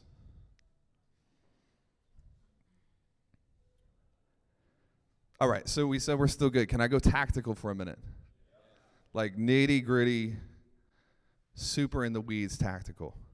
This is why I'm going to give you a copy of all of this, because you're never going to be able to draw this as good as I can. Look at the boxes. They're incredible. You got 3 layers in a team. You have T1, T2, somebody say T3. T3. I'm going to show you what these layers are, but when I figured this out, it gave me geometric scale. One of my mentors is a guy named Jay Abraham. He's a little-known entrepreneur who wrote a couple books and basically has done $1 trillion. And he said, you know, geometric expansion is how you grow really fast. What is geometric expansion? Stop looking at me like that, because they're being weird. What's geometric expansion? Geometric. Expansion in all areas at the same time. If you want to know what geometric expansion feels like, overwhelm. That's what it feels like. That's just a little, it's not in my notes. I just wanted to give it to you. So we have this org chart right here of our positions. T1 are our decision makers. There's 2 types of outsourcing we can do in our business. Would you like to know what they are? The first is outsourcing your hands. So put your hand up in the air real fast. Now look at your hand in the air. Look at it, just stare at it. Get a picture, they look crazy. Look at themselves. You can outsource your hands, this is labor, right? I'm gonna hire an assistant just to like push in buttons on a computer and stuff. The second, though, is you outsource the mind. Somebody say mind. These are your T1 positions. These are decision makers. They're paid to think. They're paid to make decisions. You all right? You tired? It's the biggest yawn I've ever seen. Just want to make sure I'm okay. I'll talk about something different if you want me to. But these are your decision makers, okay? These people are the ones that are actually removing your necessity to make decisions. T2, these are your managers. These managers are paid to manage. They're paid to implement, they're paid to tend to the business and hit key results, and they're paid to argue with you. If you don't get along with your managers, it means you're a good entrepreneur. Truly. So entrepreneur, what do we think about? How do we grow? How do we scale this thing? Managers are the opposite. They want predictability and certainty, and they're basically the worst, except for you need them. And so they're paid to manage the day-to-day ongoing business, okay? And then your T3, these are your laborers. These are the ones that are paid to do the work and to do the button pushing and to actually push through to complete the assignments. Whatever you're taking notes on, draw a triangle real fast. I actually ripped off the Client Ascension logo, and it's mine now. Classic internet marketer here. I came up with the pyramid. That's exactly what I need right now. Thank you. And if you're not taking notes with a real piece of paper, then you can't draw a triangle, so bummer. Who's actually drawing real notes right now? Let me see. God, the future belongs to you. All right? Draw a picture of a triangle real fast. At the very top of the triangle, write the word objectives. Is this being used? I love it. Objectives. Right underneath in the middle of the triangle, you're going to run out of space, my man. Write the word key results. Didn't they tell you to prepare to take notes for me? If you're going to run out of space because you didn't prepare. Look, dude, is this how you run your business? Are you a manager? If you're not taking physical notes, you might be a manager. Just kidding, dude. I'm totally kidding. I love you. And then underneath it, write assignments. All right, at the top, what do we have? Say it back to me. And in the middle, what do we have? Say it back to me. And at the bottom, what do we have? And if you followed instructions, you might have this on your notes. This is the pyramid. This is the client ascension pyramid. Here's what we have. What is an objective? Have you been trained on this before? Anybody? You have. I know you have. Anybody else? Cool. So you guys are familiar with like Google.com. They use this, so we should steal it. Objectives are large, company-wide end goals that are difficult to achieve. Somebody say difficult and require many moving parts. This is an objective. Thank you. I didn't ask for that, but I can tell you guys are leaning in. See, at the beginning, you guys were a little bit stuck up, but now you're like with me. Like we're together. I feel like we are all one happy family. Key results. These are smaller projects with an outcome and a constraint that makes it impossible. Somebody say impossible. Impossible. You have to get the inflection right. Impossible to hit the objective. If you hit your key results, you are going to hit the objective no matter what. I'm going to give you examples. And then an assignment is the individual work, project, or activity required to adhere to the key result. Does this make sense? How about we do some examples? Does that sound good? Okay. Let's say that you want to hit 180,000 customers over the next 3 years. Is that a lot or a little? It's a lot, but it depends on who you are. So let's level up the targets for a second. Anybody know how many Teslas were moved in the last 12 months? Somebody look it up. Yeah, what? 250,000 in the last 12 months? Let's go to google.com. Let's verify. Let's substantiate that because there's a recording over here on my right. I don't want anything out there that I can't back up. Yes, I'm sorry. What do we have? Oh, whoa.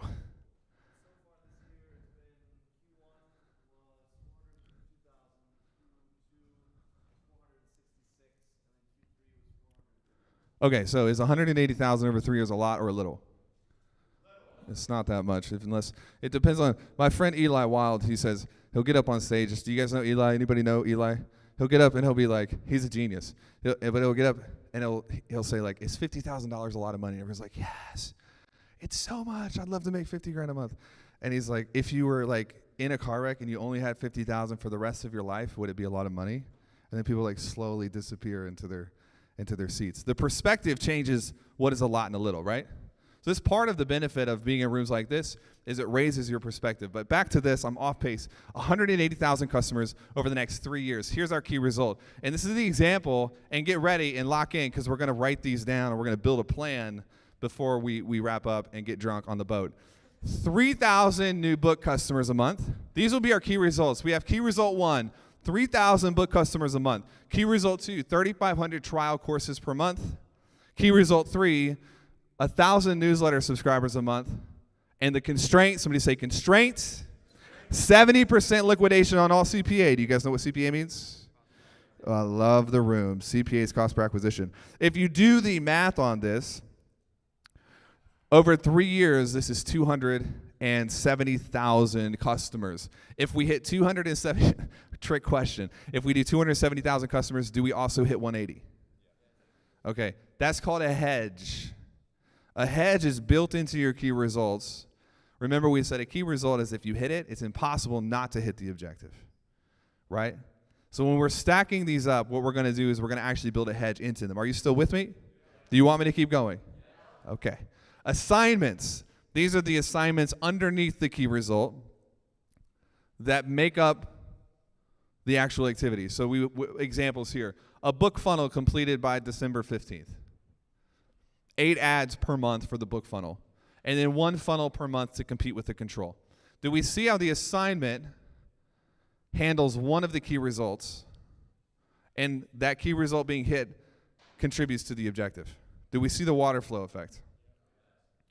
If you get really good at this, can you see your business taking off? Especially if you're not the one having to implement all of this yourself. Like this is how you go from just a kid in Memphis, Tennessee, to 8,500 customers a month, thousands of clients all over the place. It's this system. Let's do another example. Should we? Should we do it? All right. Let's say another objective: $20 million in sales from the team. $20 million. Anybody doing 20 million a year? In my other business. What business is it? It's a freelancer tech talent agency. Technology? A talent agency? We should combine forces. You want to talk right now? He doesn't want to do it. He's scared. I'm just kidding. 20 million in new revenue from the sales team. Okay? What's the key result going to be? What do we think? Give me some ideas. Throw them out. Book calls, absolutely. Close rate, 100%. Remember, key result has a thing and it has a constraint, right? Close rate can be a constraint. Anything else? Opt-ins, that could be it. It can be whatever you want it to be, but here's what I wrote down. 500 sets a month, 400 completed, and 25% close rate. I'm using sets because we created like the SDR thing in the high ticket space, and so we do a ton of sets. You were talking to me about this before. Has anybody been in my funnel? Like, you're gonna get called every day until you yell at the person calling you. So 500 sets, 400 completed, 25% close rate, and then the assignments. Let's say the assignment is 150 daily dials per rep. A performance improvement plan on any closer under 25%, and then rehearse wins every morning. Whatever it is, it doesn't matter. The point is we're being algorithmic in taking our objectives, breaking them down into key results, and then breaking those down into assignments. You'll write this down because it's not on my slides. Every objective should have 2 to 3 key results. And every key result is usually going to have 3 to 10 assignments underneath it.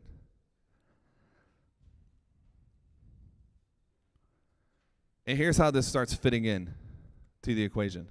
You can see this water flow effect. As you begin setting objectives, your team begins going in and implementing the key results. And then the managers tend the assignments according to the key results. Does this make sense? So this is the chart we have. Your T1s up here at the top. These are your what? Decision makers. Your T2s are what? And your T3s are your laborers. So here's the main job, and I'm just going to give all of these to you. Your T1s, these are your decision makers. They set the objectives, and they manage the implementation against the key results. Is this a little bit too in the weeds? You want me to bump back up? We're good? Cool. The T2, they set the assignments, and they ensure that the work is being completed on time, under budget, inside of quality control. And T3, these are the people that are doing the actual work. One break at any level can slow your organization down or break it all together. It's terrifying. People will say, Eddie was talking about the importance of A players earlier, which, by the way, he crushed it. It's a brilliant dude right there, worth listening to. An A player has to fit into every level. So you need A players on your T3s, you need A players on your T2s, A players on your T1s, and your job, part of your job as a CEO, is to fire the people if you cannot train them. If you can't change the person, you got to change the person. Make sense? How are we feeling? Scale of 1 to 10. Cool. All right, we're going to do another exercise. You ready?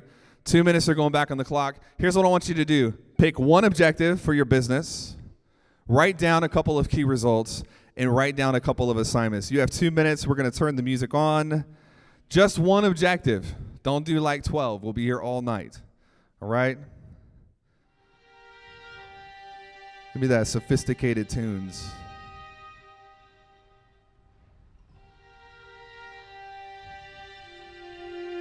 One objective, a couple key results, and a couple of assignments.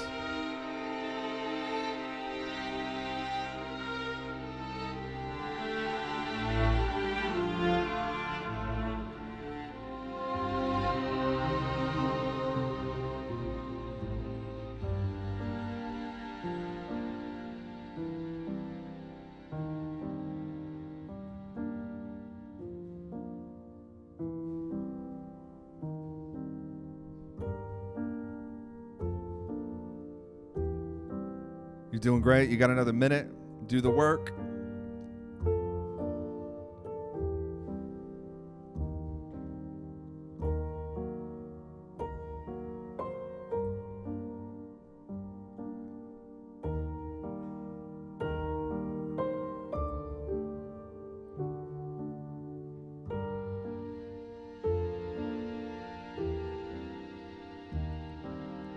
You done? It's fast. It is fast. I want to hire you. 30 seconds.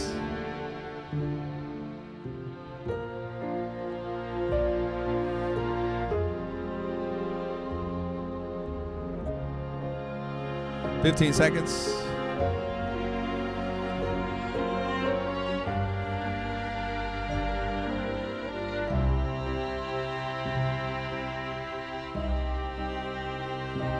All right, here we go. Turn to someone you haven't talked to. So if you turn to the right the first time, turn to the left this time. And you guys are going to share your OKRs with one another. We have a minute and a half because I don't want to go late. So go ahead and pick your partner, share your plan right now. Let's go.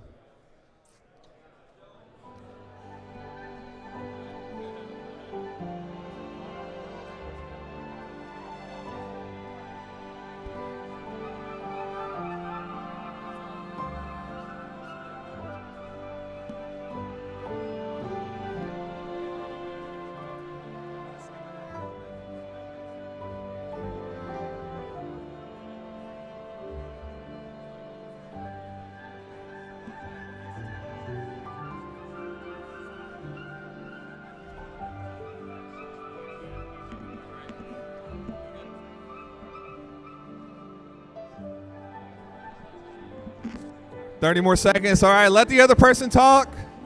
Switch. Objective, key result, and assignment.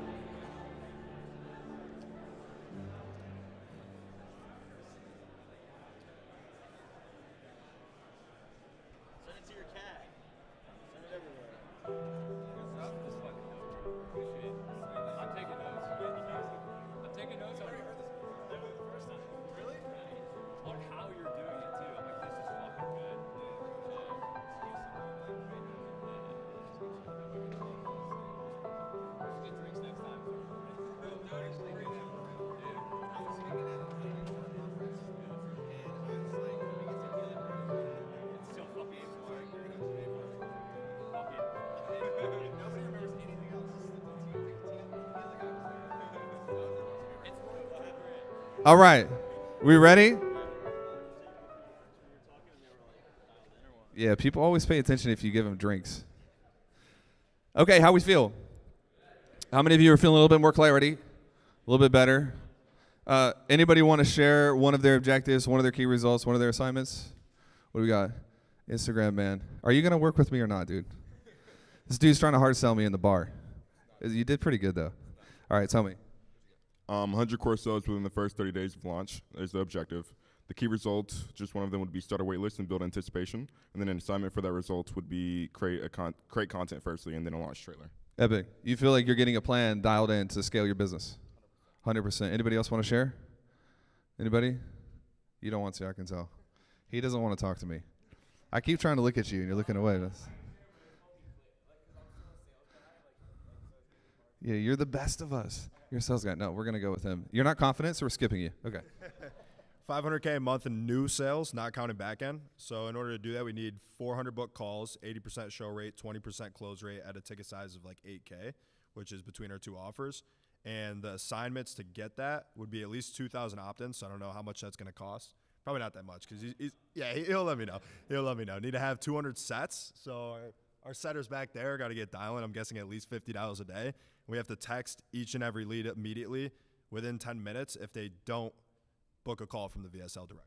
Hell yeah. Round of applause right here for that brilliant plan. Who's your setter? Stand up. Who's the setter? My man. All right. Round of applause. Round of applause. Wait, you're a setter too?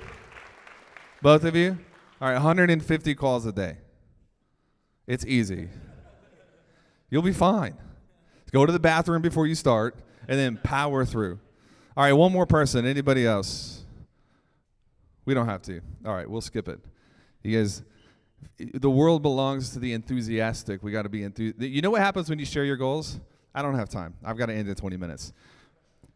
Would it be nice to know if the team you have right now is going to get you to your goals? Like if we had a way to sort of qualify or disqualify, we're not going to do it for you guys. You guys are safe. How do we actually qualify the people before we hire them, after we hire them? At the end of the training, I'm actually going to give you guys a playbook, and it's the same playbook, Colin, that you have access to, and it goes through some of the personality profiling. We have like really deep research on personality profiling, but I want to give you 2 models, just 2, and then we're going to wrap up and get into takeaways. The first is person, personality, and position. If you put a person with skill, but they do not have the personality for the position, they're going to fail. Make sense? If you're going to be a setter and you hate talking to people, what's the problem? Like, do you think that a setter who hates people is going to be able to actually dial and talk to people? It's going to be very difficult for them to do that. And so we'll go deep into this person, personality, position. I'm going to skip it for now so that we don't miss the bar. But the next thing we're going to go into is rating current team members. So we rate team members based on a 3-pronged approach. It is also a triangle. It's different colors. And here they are. Attitude is number 1. So let me say attitude. Now, attitude we're going to define as culture, communication, and teachability. If you have people on your team that are not teachable or coachable, or they do not accept a level of feedback from you, their attitude is going to rate low. Scale of 1 to 10, we rate people on 1 to 10 very quickly. Make sense? Where'd you get that hat, by the way? Carte blanche. Sick. That's cool. I just saw it and I was like, I need one of those. I need yours too. But I got one. Well, give me hats. Attitude is your culture, your communication, and your teachability. The second is competency. Whoa, whoa, whoa, whoa. Whoa, dude. Competency. We're back. Skill, resourcefulness, and follow through. Have you ever assigned something out to your team and they do not do it? Oh, dude. Oh, my God. Like, nothing in the world is worse than that. And so the follow through is actually a competency piece. If they are competent, then they have the follow-through ability. And then experience is the decision-making, the street smarts, the poise, and confidence. Real quick warning on experience. When I say experience, I mean experience at the level that you want to get to. Not experience at your current level, but experience at the level that you want to get through. And typically, this is just for later, we can talk about it on the boat, we stick in realms of 3s.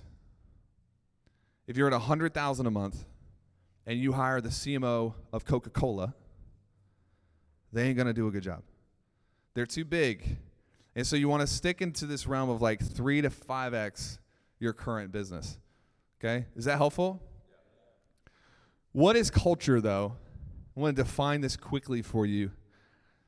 Because when you look at attitude, what do we see up here? Communication, teachability, and what? Communication, teachability, and what? Communication, teachability, culture. Culture will make or break your organization. What is culture? How do we define it? What do we think? Just raise your hands. Blurt it out. Yes, sir. Dude, you have always come through for me, by the way. The polo, the answers, it's all perfect. Anybody else? What they do? When no one's around? Great answer. What else we got? Can you guys see me in the back? What else we got? Yeah.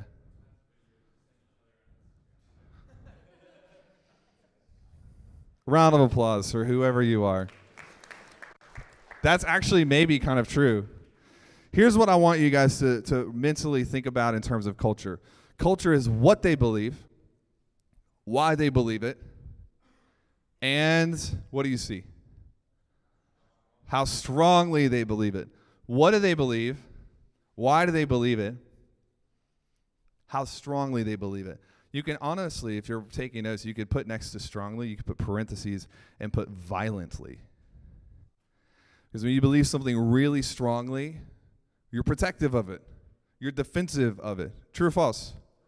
A good culture, you want to know how a good culture is a good culture? They will literally eat you alive if you don't believe the same things that the culture believes. A good culture is not a safe place unless you belong to the tribe. Does this make sense? So we've kind of deviated in the last 30 years with corporate America to kind of trying to build culture that's pleasing and safe for everyone. But real good culture, you got to fit in or you do not fit in. And so this is my charge on this is make sure that when you're rating culture, you're rating their attitude and it'll fit on whether they actually buy in to what you are doing. Who has a written set of values for your organization? Show of hands. Cool, this is a great idea for you to know. Like, when we read our culture, if that person looks sick, fire them. Easy. If we're reading our set of values and somebody does not align with the values, they're not going to be a culture fit. It doesn't matter how skilled they are. They don't belong. Does this make sense? Raise your hand if you would like my organizational values to read. If your hand's not up, what are you doing? I'm going to give them to you. It's fine. We'll get there later. Once you have your players, the question is, what do you do as a CEO? Huh? Embody? Embody them. They go into. I didn't know it was that kind of event, dude.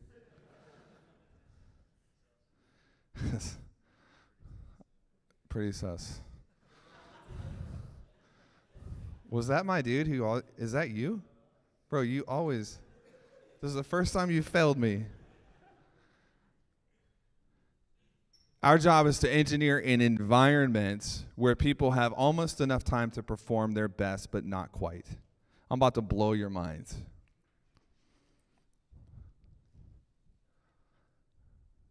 I can see you wrestling with it right now, and I'm going to explain it. This man looked at me like I was stupid. He's like, do you even math?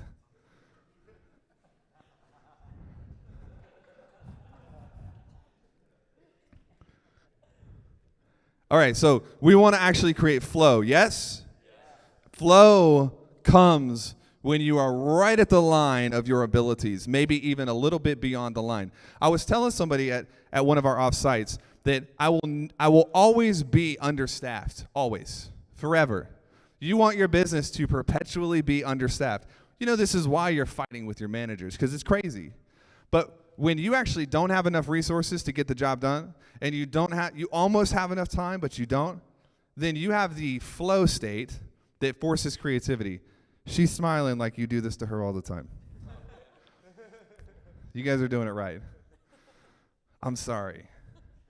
But this is how you create flow state. Somebody say capacity. Okay, when you're wanting to increase your capacity, how was it done?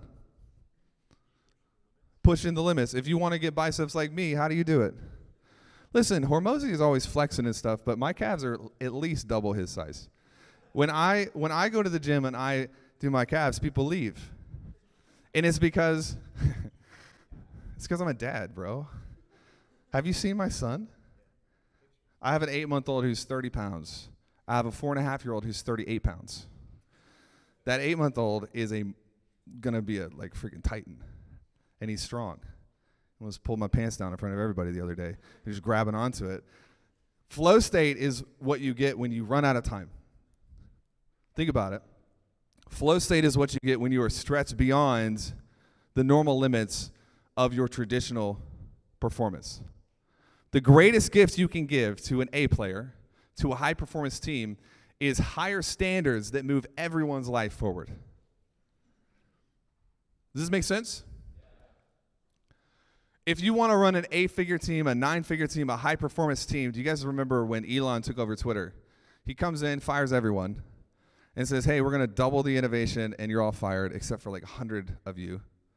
And people were like, what in the world? And what happened to Twitter? It got better. Waste and excess surplus makes you weak.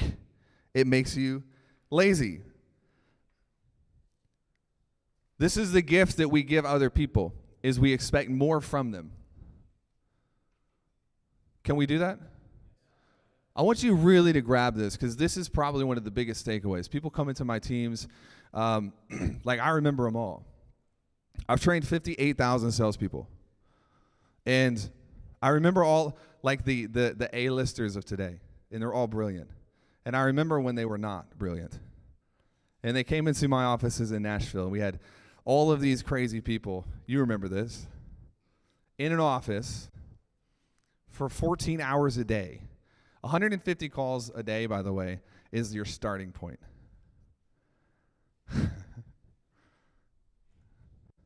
They're never going to invite me back to speak at this. I feel like I'm ruining my chances. And the gift that I gave Cole, Peyton, all of the crew is higher standards. When a person's standards are lifted through culture, they do things that they never thought they were capable of doing. And this is where we got to get to with our team. Make sense? Okay. Does this make sense? Right here. If you do want to take a picture, you can, but I'm going to send it to you. This is like a traditional classic org chart for one of my companies. We do run a portfolio. I don't talk about it often because portfolio has become a thing that I want to infringe on. But you take the C-level, you put them at the top. If you have finance people, you just have to put up with them. They're over here in the corner. I didn't want to give them more spots. Finance people, their main job is to tell you what you can't do. Boo. You have to listen to them. And we have the C-level. These are your T what? Ones. And then we have the managers. These are your T. Look over here. You got SDRs. This will be your setter manager. Your AEs. This will be your closer manager. You've got your reps underneath it. This is something that you will print money if you can get this type of org chart in place. Again, number 2, bros. 2 of the biggest yawns I've ever seen. Can you come up here? Yeah, come sit with me, dude. Come on, man. Just give him a round of applause. Let's go, dude. Let's go. Hey, what's your name? Charlie? It's great to meet you, dude. Do you take, like, sleep supplements? No, I just been eating a lot of that gum, so I think it's You've been eating gum? Like swallowing it? the focus gum. The focus gum. What's one takeaway you would give to the audience? From this? Sure. Might as well. Culture is everything. That was an easy one. Give me a better one. Hire the right people. That was also an easy one, but I think it's great. You can go sit down. Thank you, bro. You're the man. Give him a round of applause. How many? Are we having fun? This is freaking fun. I'm telling you. Listen, we just make money. Charlie falls asleep, and it's awesome. Okay. I'm going to skip a quick exercise because I want to wrap up. But the thing that we have to get to after we have this in place is, what do I do? Because what I thought the goal was to escape. This is what everyone's chasing. I got a call a couple weeks ago from someone who's a really dear friend of mine, and he's crushing it. And he said, we're crushing it. And I only spent like 20 minutes at my last event. And I was like, ooh, dude, that's not good. The escapism is not, you don't want what other people are chasing. Your job as an entrepreneur is to engage, not to escape. It's not to escape everything. It's to engage in the things that you love to do more than anything else. So we're going to do a 1-minute exercise. We have 60 seconds to do this, so you better do it quick. And I want you to write down in 1 minute, you can put some music on, the things that you feel like you could do forever. For hours and hours and hours, and you don't run out of time, and you don't run out of energy. Maybe it's writing copy. Maybe it's doing sales calls. You can turn that music up now. We're good to go. Write down a list of things that you love to do more than anything else.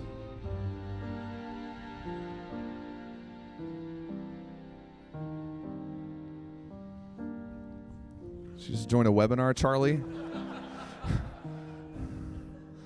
Gosh. Oh, I love you, Charlie. These are things you just love to do.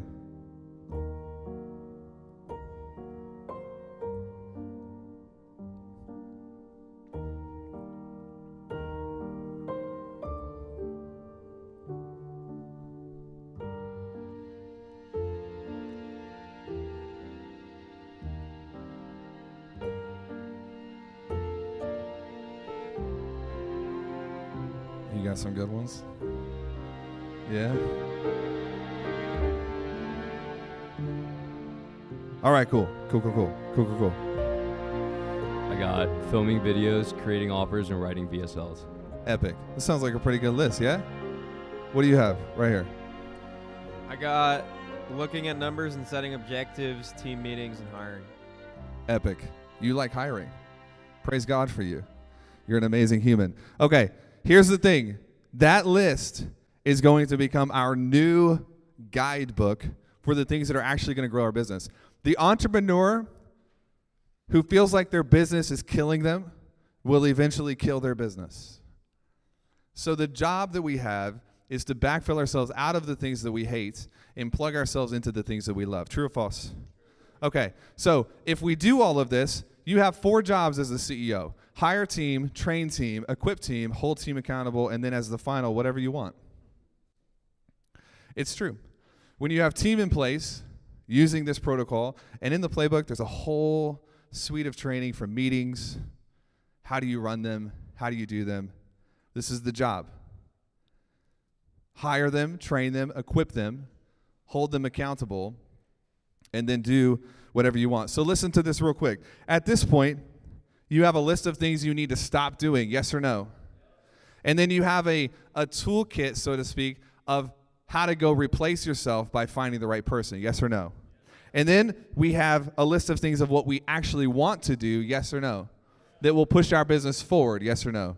And then we have the numbers, objectives, key results, and assignments necessary for us to hit any level of business that we want, yes or no? How many of us are feeling rich? Ooh, whoa. You feel wealthy. Good answer. How many of you are feeling clarity? Yeah, 100%. Here's what I want to do.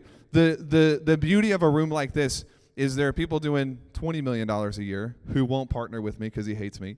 And then there are people that are doing less than that. And we all learn at different levels. How many of you have a takeaway that you can share with the rest of the crew? We're going to just do this for just like 30 seconds. Do we have time? 5 minutes? Jeez. Okay, we're gonna do some cool stuff now. How many of you have some takeaways you want to share? What you got?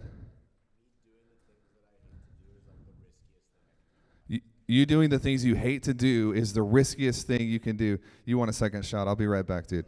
Let's get somebody in the back. What you got? Running an audit of the team members based on the values that we set. Running an audit so you know who to fire. I'll just fix it for you. That's great. Who else? What do we have? Yeah, what you got?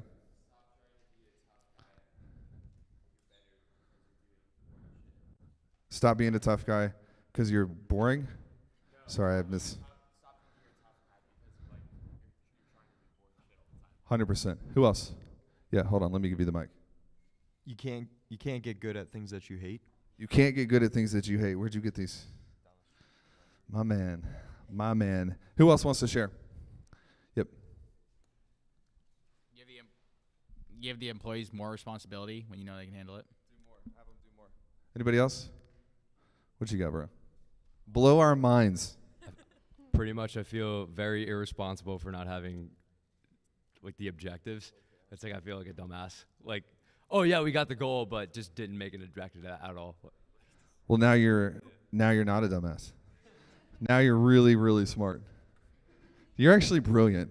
Don't talk about yourself that way. It's round 2, but a lot of people tell you that you got to do the things that you don't want to do, but that kind of just went against like every thought I've ever heard before. Like it makes sense. Do the shit that you love. Also, like breaking down everything, kind of like the key results. Like, oh, I need to take this many sales calls. We need to have this show rate, this close rate. It makes it a lot more apparent to actually get those calls on the calendar. Love it. Amazing. Round of applause for this man who finally looked at me in the eyes. Do we have any Q&A or questions that you guys have? It can be directly relevant on this. Andre is going to come kick me out of this room in a second. Is there anything you guys want to know that I didn't cover? Just yell it out. Yes, sir. What? Equip the team is giving them the resources necessary and the autonomy necessary to make decisions. So a lot of people will hire people, train them, fire them for making mistakes. That's not. Equipping is giving somebody the permission to learn and the permission to decide. Because if you're going to hire a T1, they got to make decisions. And they're going to make decisions different than you do. Make sense? Anybody else? Yeah, yell it out. Congruency of vision, like from me down, and passing it into the rest of the team. I have a vision. If they like that vision, they get behind it. If they don't, they go work somewhere else.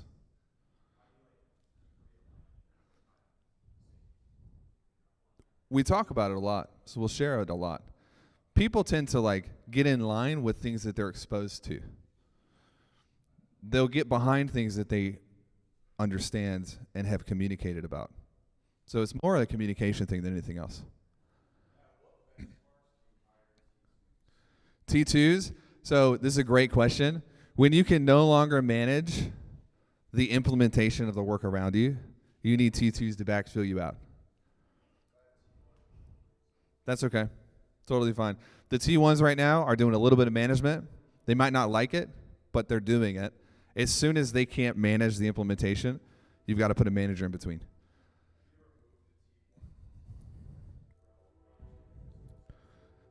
I typically don't move them down or you're going to lose them. You can move them up. However, businesses die most often due to internal promotion. Yeah, because if I have like a manager in ops and I raise them to a COO, think about that being compared to me going and pulling a COO from someone else who's a little bit bigger. You're paying an opportunity cost that might as well be cash. So in most cases, it's actually safer for the business to go pull someone with the expertise, bring them in, unless you're willing to let that person really go through the trial and error process.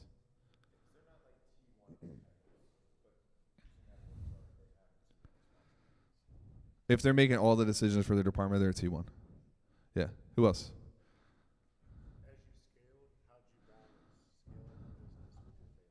With my family? He said, how did I balance scaling the business with my family? This is a great question if you want me to tackle it, if I have the time. I actually didn't. That's the short answer. I had to learn how to do it. So the people who have talking about productivity without kids is a joke. When I had my first kid, I was like, oh shit, there's no time anywhere. And then we had the second one, and I was like, ooh, this is even worse. So reading is like a thing of glory for me now. Like oh my God, I have an hour to read. The prioritization is a law. So if you misprioritize, you'll lose all of the priorities. And so what I've got right now is I've got myself. I'm actually at the top.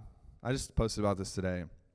If you cheat yourself, you'll also fail everyone else around you. So there's a rule book for me. I need a certain amount of reading, a certain amount of studying, a certain amount of exercise, and I try to be very I don't compromise that. Second is the family. So I'm not going to miss, I'm going to wake my kids up every day. They wake up at 7, I'm going to wake them up every day. If you cheat on priorities, you begin to feel like you don't deserve anything. So it's not really a balancing effect, it's a prioritization matter. After my family's taken care of, there's a playbook for that. So I'm going to wake my kids up every morning. I have a weekly date with my 4.5-year-old Kate. I have a weekly date with my wife, Lindsay. And when that's done, we're good. And I can put all my time into the next priority, which is the business and the team and the staff. And then after that, I've got relationships and everything else. And so that's kind of my 4 things. And this morning, I'm on a plane. I missed donut date with my daughter, but I'm grabbing that Monday. So I'll just backfill it in. So it's not a sacrifice, it's just a moving around. Does that help? Cool. All right, let's do 2 more questions, and then we're going to bring the boss back up. What you got? So you know how you said you should hire someone who's working at another business that's 3 to 5x your Yeah, steal them. So my question is, number 1, how do you sell them to work for you because you're 3 to 5x smaller? And number 2, how do you properly align the incentives? Yeah, great question. How do you steal them, and how do you align the incentives? The vision that you have as an entrepreneur is like a vacuum. It sucks people in or repels people away. So if you're trying to hire somebody from somebody who's a bigger company, it doesn't matter. What you really are going to battle is you're hiring from someone with the bigger orbit of vision. Make sense? So like Arena is one of my businesses. The priority for Arena, the mission for Arena is to deprogram victimhood from the world and to eliminate suicide. Is that big or little? People want to work for me for free. They want to leave other companies and work for me for free. The mission for a wealthy consultant is to unlock and monetize human expertise. Is that big or little? So it's a missional thing. If your vision is big enough, they'll be attracted into it. How do you align incentives? With their T1s at the very top, most of the time giving them a bit of profit share and then a 3 to 4 type of like bonuses, 1 year, 3 year, and quarterly. And we get into all of that in the playbook. One more question. You? Yes, Isaac. Wonderful name. What you got? Abraham, Isaac, and Jacob. It's in the Bible, dude. You're blessed. David? King David? What you got, dude? Values? I'm going to give you my values. Yeah, so I'm going to skip that question and do one more because I'm going to give them to you at the end.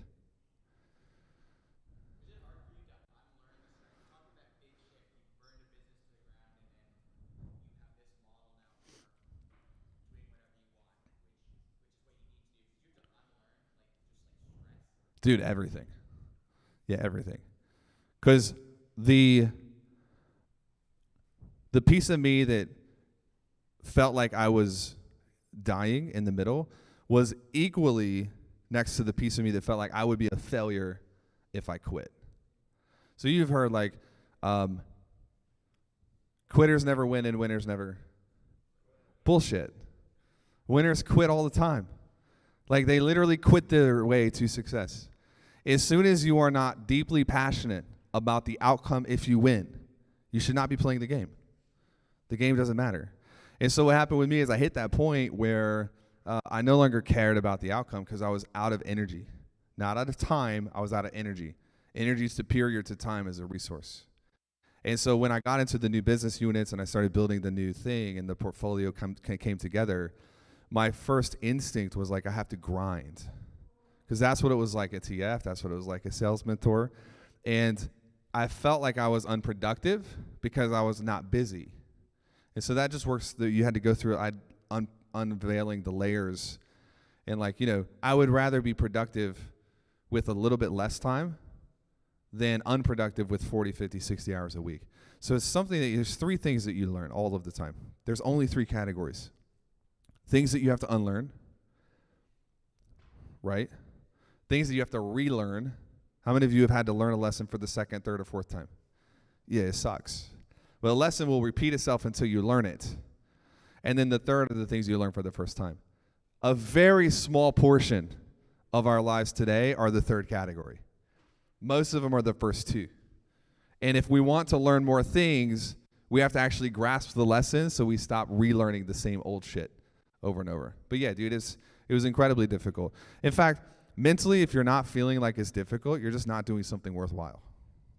So it's still difficult for me. Every once in a while, I'll still be like, I'm just like, I'm poor. Literally going broke. And people are like, what are you talking about? Makes 0 sense. Cry me a river. Or I'll be like, I'm completely out of time, and so I need to work harder. Which doesn't make any sense. So you have to have that time to really piece it all together and have friends that work. All right? 1, 2, 3, round of applause for the crew. You can come take it if you want. Thank you, guys. I love what you do, man. Thanks, bro. You're the man. One more round of applause for Taylor Welch. Oh, hey. Also, that Ascension link. Yeah, it's on here. He's got it off, I think. It's not a QR. If you go to this link, don't share this, please. Promise? Scout's honor. I have your IP, I'll find you. I'm going to give you guys just the playbook. So this is literally, it's a 10,000, people pay 10 grand for this. And you don't have to pay for any of it.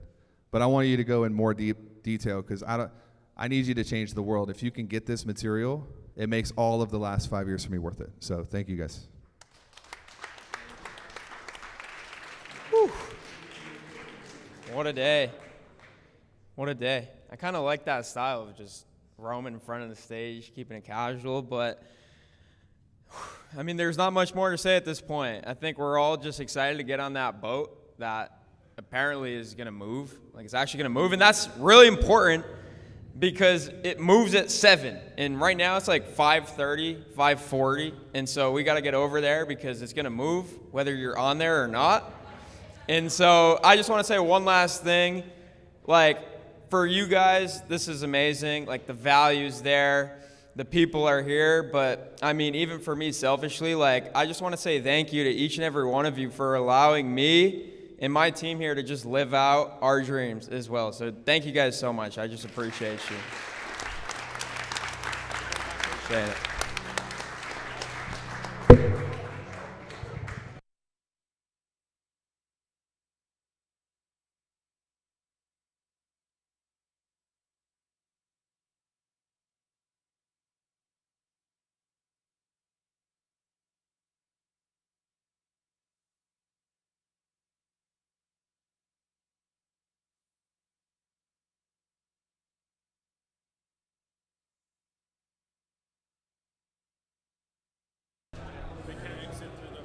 Yeah, go through. Okay, so you got to go through the doors back there, first off. And then second off, there's merch on the table in the back. If you have not got your Client Ascension merch, hoodies, hats, T-shirts, they're on the table in the back, so grab those now.